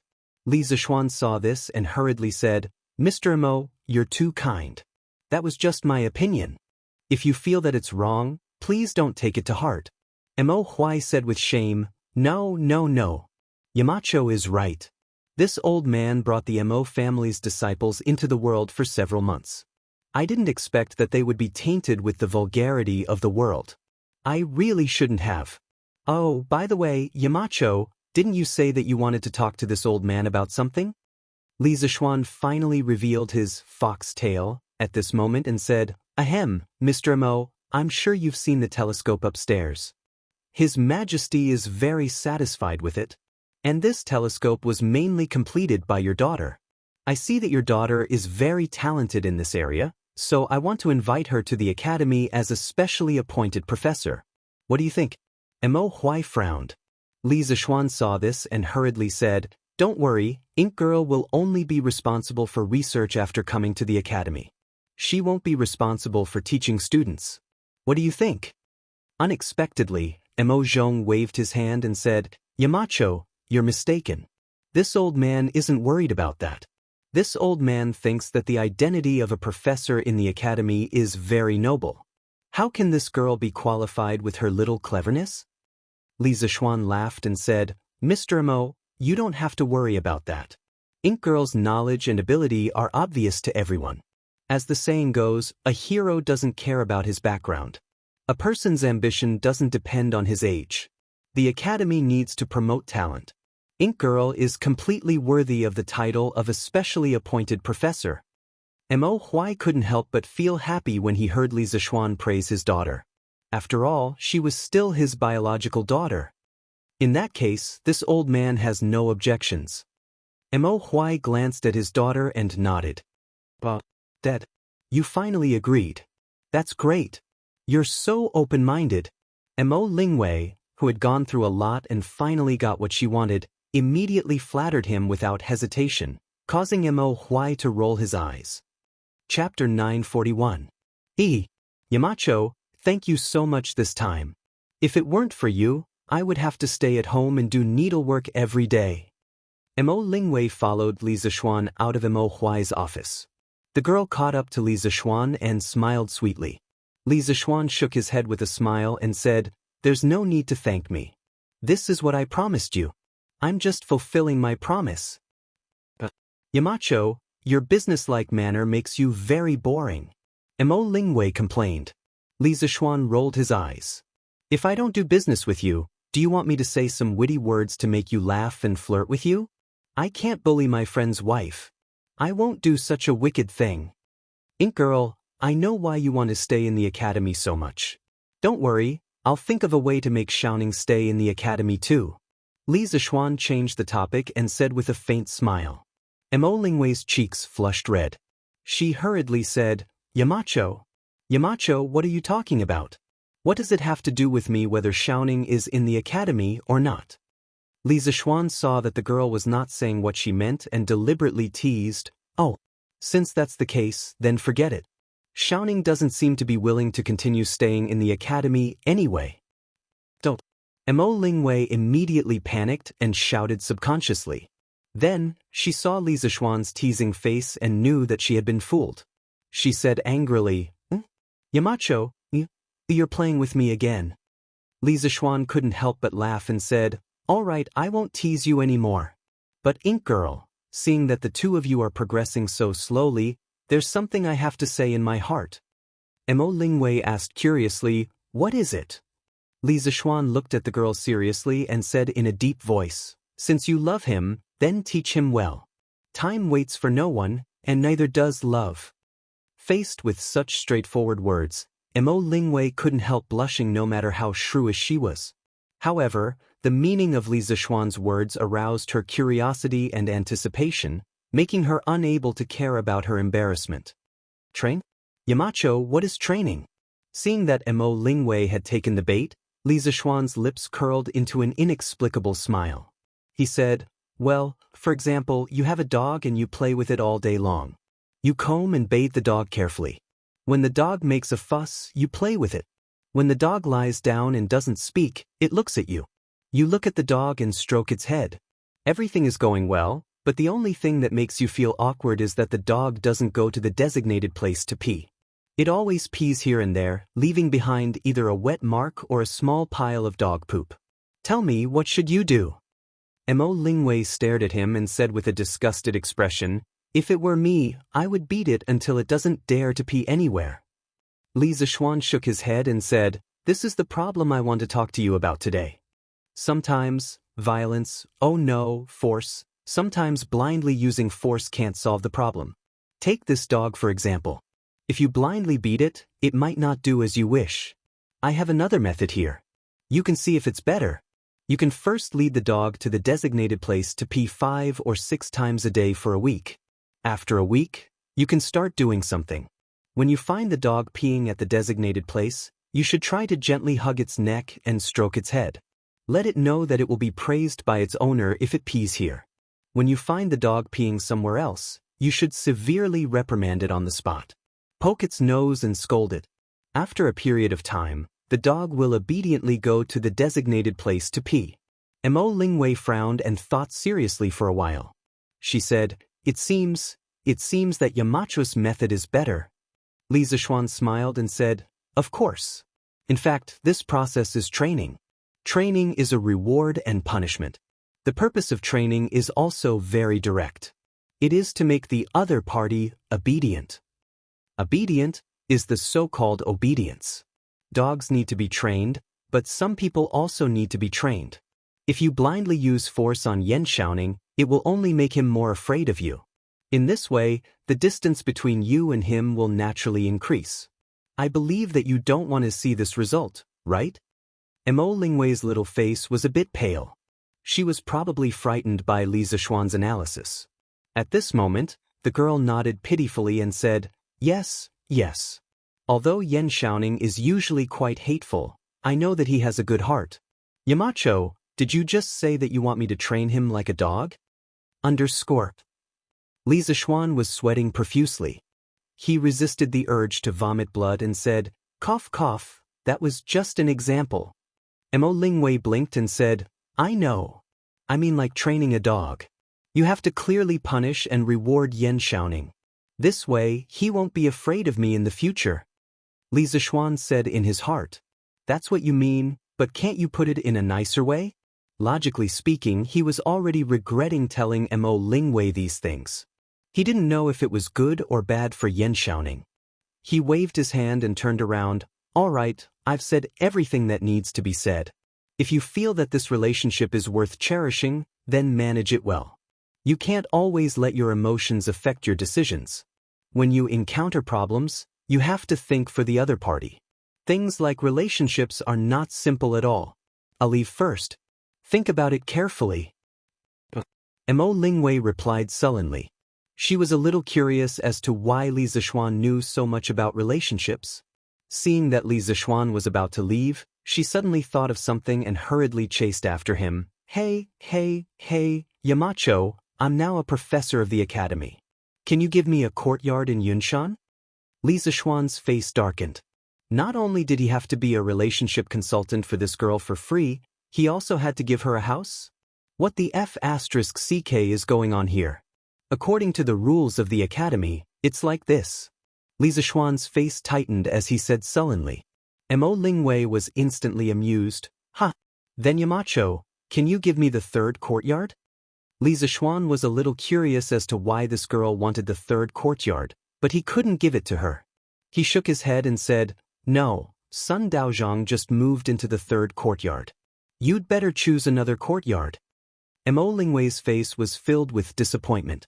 Suddenly, she raised her head and said with bright eyes, Yamacho, can you arrange for me to live in the fourth courtyard and then move little Ning from the second courtyard to the fifth courtyard? Li Zixuan was suddenly enlightened, and then immediately retreated. He was completely defeated by this girl who dared to love and hate. Chapter 942. In the end, Li Zixuan didn't agree with the girl's nonsense and slipped away. At this time, he came to the third courtyard, Sun Simiao's temporary residence. The old Taoist was drying herbs in the front yard. Hu Jingyao was also there to help. The little girl was wearing a white dress and had a reserved temperament. Coupled with her smile, she looked a little ethereal and was becoming more and more like the fairy doctor. Young master, you're here. Hu Jingyao saw Li Zixuan at the entrance of the courtyard and greeted him with a smile. Sun Simiao heard and turned around with a smile. Xiao Xian, you're here? Oh no, now that you have a courtesy name, I should call you Xiun. Li Zixuan smiled. Actually, he hadn't gotten used to the name Xiun yet. If someone else were to call him Xiun next to him, he probably wouldn't know who they were calling out to. Taoist son, Xiuan is me, Xiao Xian is also me. You can call me whatever you like, I don't mind at all. Hey, are you guys drying medicinal herbs? Li Zixuan greeted Sun Simiao, then looked at the medicinal herbs in the courtyard and asked. Sun Simiao nodded. Yes. A few days ago, I and Xiao Xian picked some herbs on the west side of Yunshan. Since the weather is good these 2 days, let's take them out and dry them. Li Zixuan asked curiously, There are herbs on Yunshan? Sun Simiao handed the bamboo sieve to Hu Jingyao and smiled at Li Zixuan. Heaven and earth have spirits and nurture all things. Every blade of grass and tree can be used as medicine. Yunshan has abundant rain and water, and the west side of the mountain is uninhabited. Of course, there will be many mature herbs. Li Zixuan thought about it. Indeed, very few people went to the west side of Yunshan. According to Second Master Lu, the terrain there was dangerous and there were often some ferocious beasts. At the end of the Sui dynasty, many farmers risked hunting in the mountains in order to get food. There were often casualties when they went to the west side of Yunshan. Thinking of this, he said worriedly, Taoist son, the west side of Yunshan has dangerous terrain and there are often some ferocious beasts. In my opinion, you shouldn't go there to pick herbs in the future. Besides, there aren't any rare herbs there, so why would you take the risk? Sun Simiao waved his hand and chuckled. It's fine. Over the years that I've been traveling the world, I've also picked herbs from various places. Qinling Mountains, Taibai Mountains, Zhongnan Mountains, Mount Shu, and Wudang Mountains. Which of these places is not more dangerous than Cloud Mountain? This poor Taoist has a way to avoid wild beasts, little Xian, you don't have to worry. To be honest, Sun Simiao was still not used to calling Li Zixuan by his courtesy name. Li Zixuan was helpless. After thinking for a while, he suddenly had a bright idea and said, Priest's son, since there are medicinal herbs in this Cloud Mountain, why don't we mobilize the people and let everyone go into the mountain to gather the herbs together? First, it will be safer with more people. Second, the herbs that the villagers gather can be sold to us. For them, it can be considered a considerable income. Third, Priest's son, your medical skills are superb. There are countless patients waiting for you to treat, yet you often go out to gather herbs. This is simply a waste of talent and will delay the treatment of many patients. At this moment, Hu Jing looked up and said to Sun Simiao, Master, what the young master said is very reasonable. Previously, Aunt Han's son had an intestinal abscess, appendicitis, and came here to look for you, but you went to gather herbs alone. If you hadn't taught me how to treat this disease, Aunt Han's son might have died. Sun Simiao frowned and looked troubled. He thought for a moment and sighed, How can this poor Taoist not know that what you said is reasonable, little Xian? Many times, saving a life is far more important than gathering a basket of herbs. But if this poor Taoist doesn't go to gather herbs, then I can only go to the pharmacy in Chang and to buy herbs. The prices of all kinds of herbs there are generally very high. This poor Taoist's entire fortune is not enough to treat the people's illness for 3 days. Li Zishuan understood when he heard this. It turned out that old Sun not only did not charge a consultation fee but also did not charge for the herbs when he treated the people. Even if he did charge, it was probably just a token charge, right? How could this be? Li Zishuan, who had experienced all kinds of unreasonable charges in the modern era, felt that where could he find such a good doctor like old Sun? If there really was, even 1,000 of them wouldn't be too much. That, Taoist Sun, I came here today because I have something to discuss with you. Li Zishuan changed the topic and cupped his hands towards Sun Simiao. It's about the medical school, right? Sun Simiao smiled. Although he was not in the imperial court, he still knew some news about the imperial physician department. Li Zishuan nodded and said, That's right. Since Taoist Sun already knows the news, then I'll just say it. It has been more than 200 years since the Imperial Physician Department was first established during the Northern and Southern dynasties. Although the current size of the Imperial Physician Department in Great Tang is much larger than before, how many students are there in total? Only about 300 people, right? But the Great Tang has more than 360 states and counties.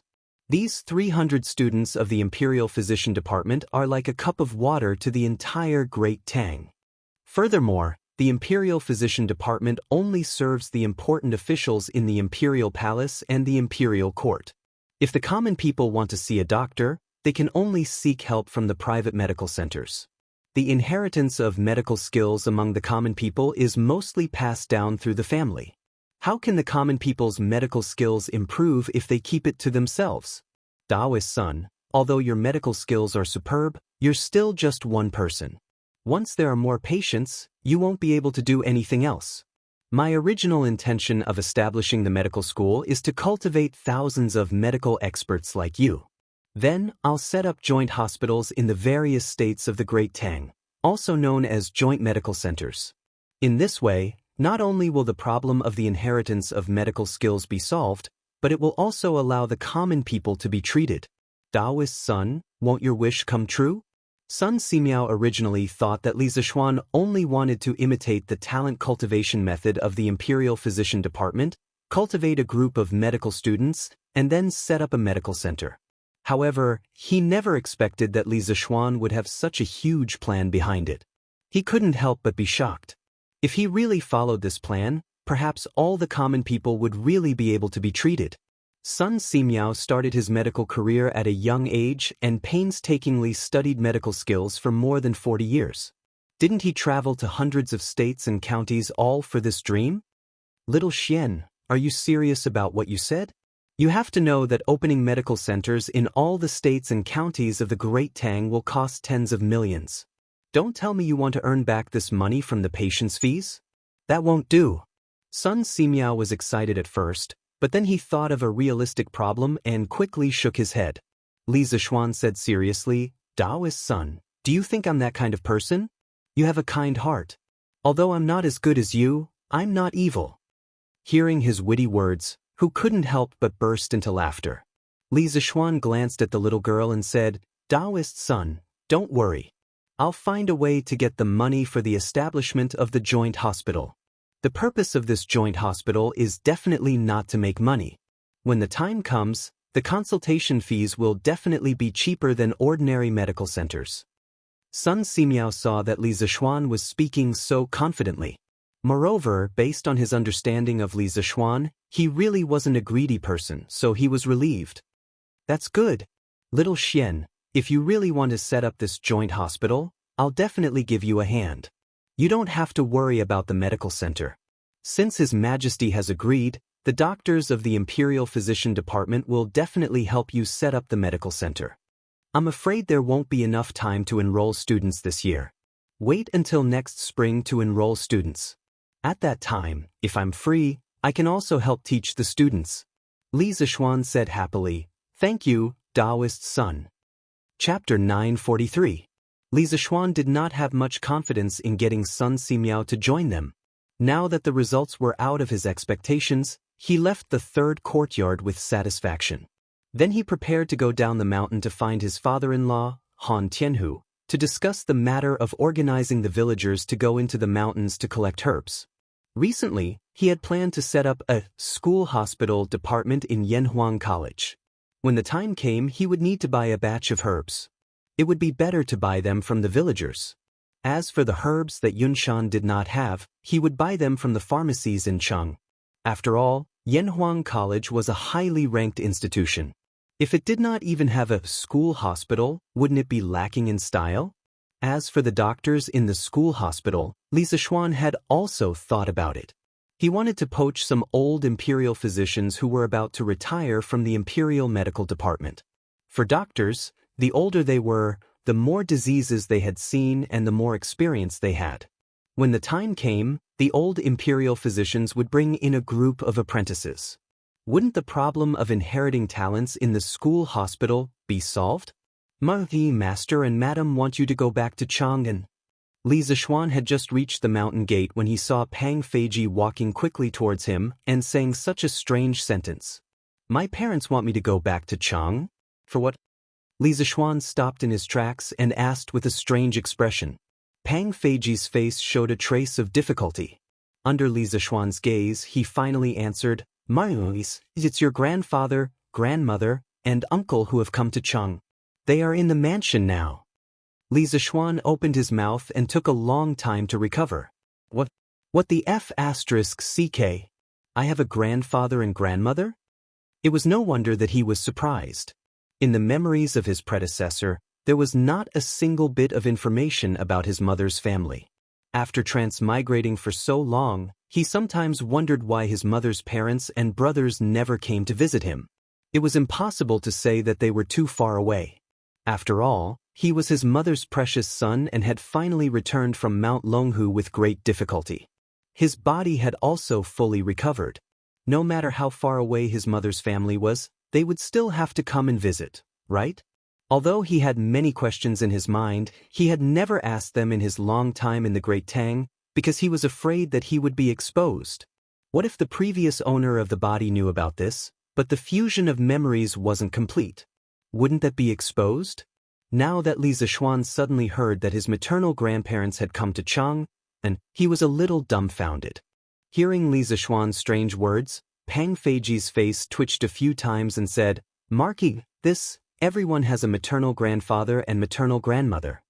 Li Zishuan came back to his senses and his expression returned to normal. He waved his hand and said, That's not what I meant. I was asking where my maternal grandparents came from. When I left home to go to Mount Longhu, I was still young, so I don't remember some things clearly. This last sentence was purely to deceive others and prevent them from being exposed. Pang Feiji didn't have such thoughts. Besides, he was just a guard. Even if he was beaten to death, he would never think that Li Zishuan in front of him was an outsider who had transmigrated from more than 1,000 years in the future. At this time, when he heard Li Zishuan's question, he bowed and answered, Marquis, your maternal grandparents came from Nanyang. Madam used to be from Nanyang. Nanyang? Li Zishuan was even more puzzled. Nanyang was not far from Chang, and only about 400 li. If they rode a horse carriage, they would arrive at Chang, and in at most 5 days.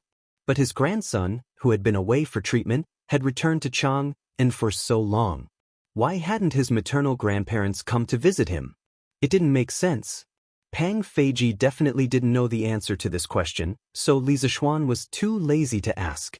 He ordered, Feiji, go to the Han family village and find my father-in-law.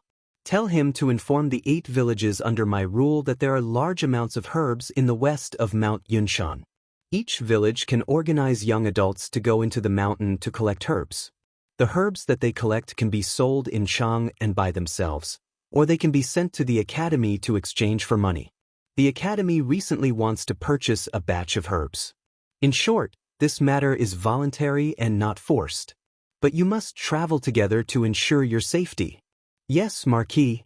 Pang Feiji bowed and left to receive the order. Li Zishuan turned and walked towards the side yard. He definitely couldn't go back alone and leave Han Yushi here alone.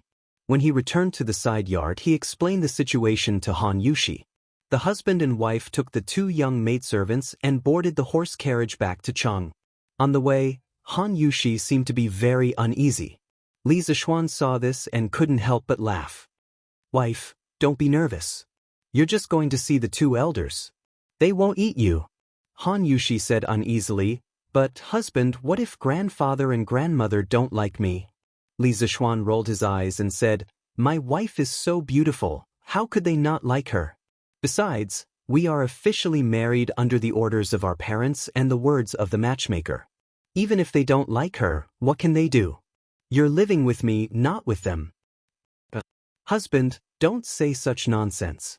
If grandfather and grandmother don't like me, then it must be my fault. How can we say that the elders are wrong? If others hear this, I'm afraid it will be detrimental to your reputation. Han Yushi said hurriedly. In this era, filial piety was greater than heaven. Unfilial people would be despised wherever they went, and it was extremely detrimental to their official career. If someone used this as an excuse to impeach them, they would basically be demoted. Li Zishuan said carelessly, filial piety lies in one's heart, not in one's mouth. Besides, grandfather, grandmother, and wife have never met before. How could they not like you for no reason? Wife, don't think too much. Han Yushi nodded and felt a little relieved. In the midst of their conversation, the horse carriage rolled towards Chang and city. It didn't take long for them to enter Chang and city. Around noon, the horse carriage entered Yong and Lane.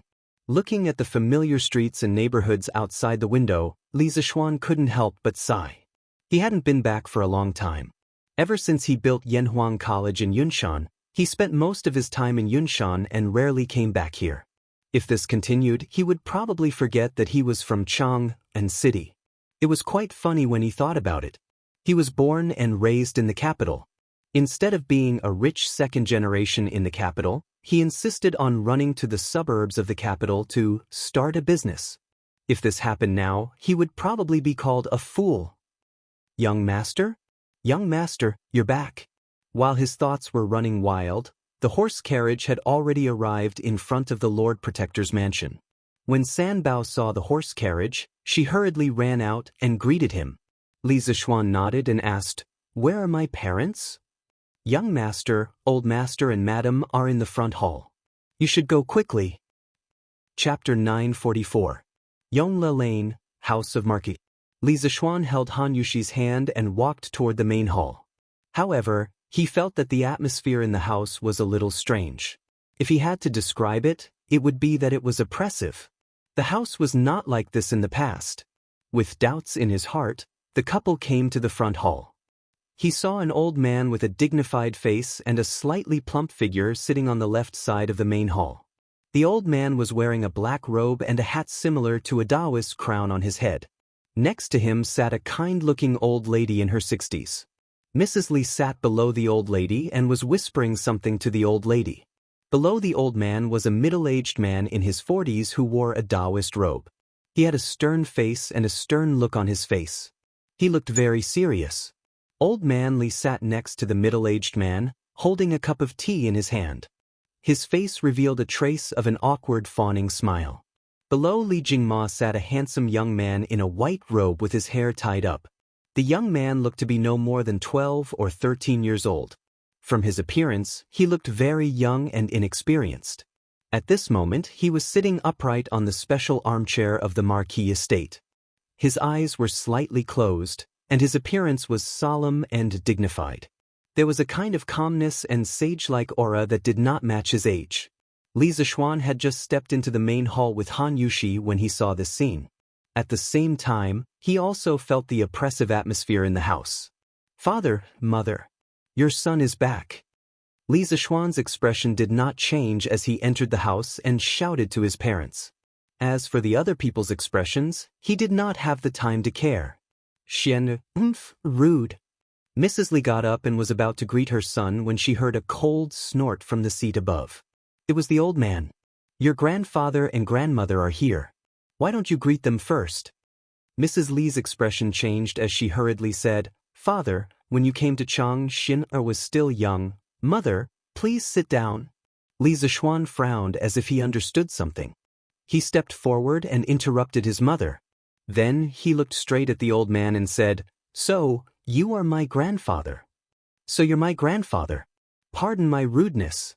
Grandson left home when he was young and followed master to Mount Longhu to treat his illness. After cultivating for 8 years, there are many things that I don't remember clearly. I hope grandfather won't blame me. After all, I haven't seen you for so many years, and you don't have the label of grandfather on you. Grandson can't possibly call everyone grandfather every time he meets, right? When the old man heard the first half of Li Zixuan's words, he felt quite comfortable in his heart.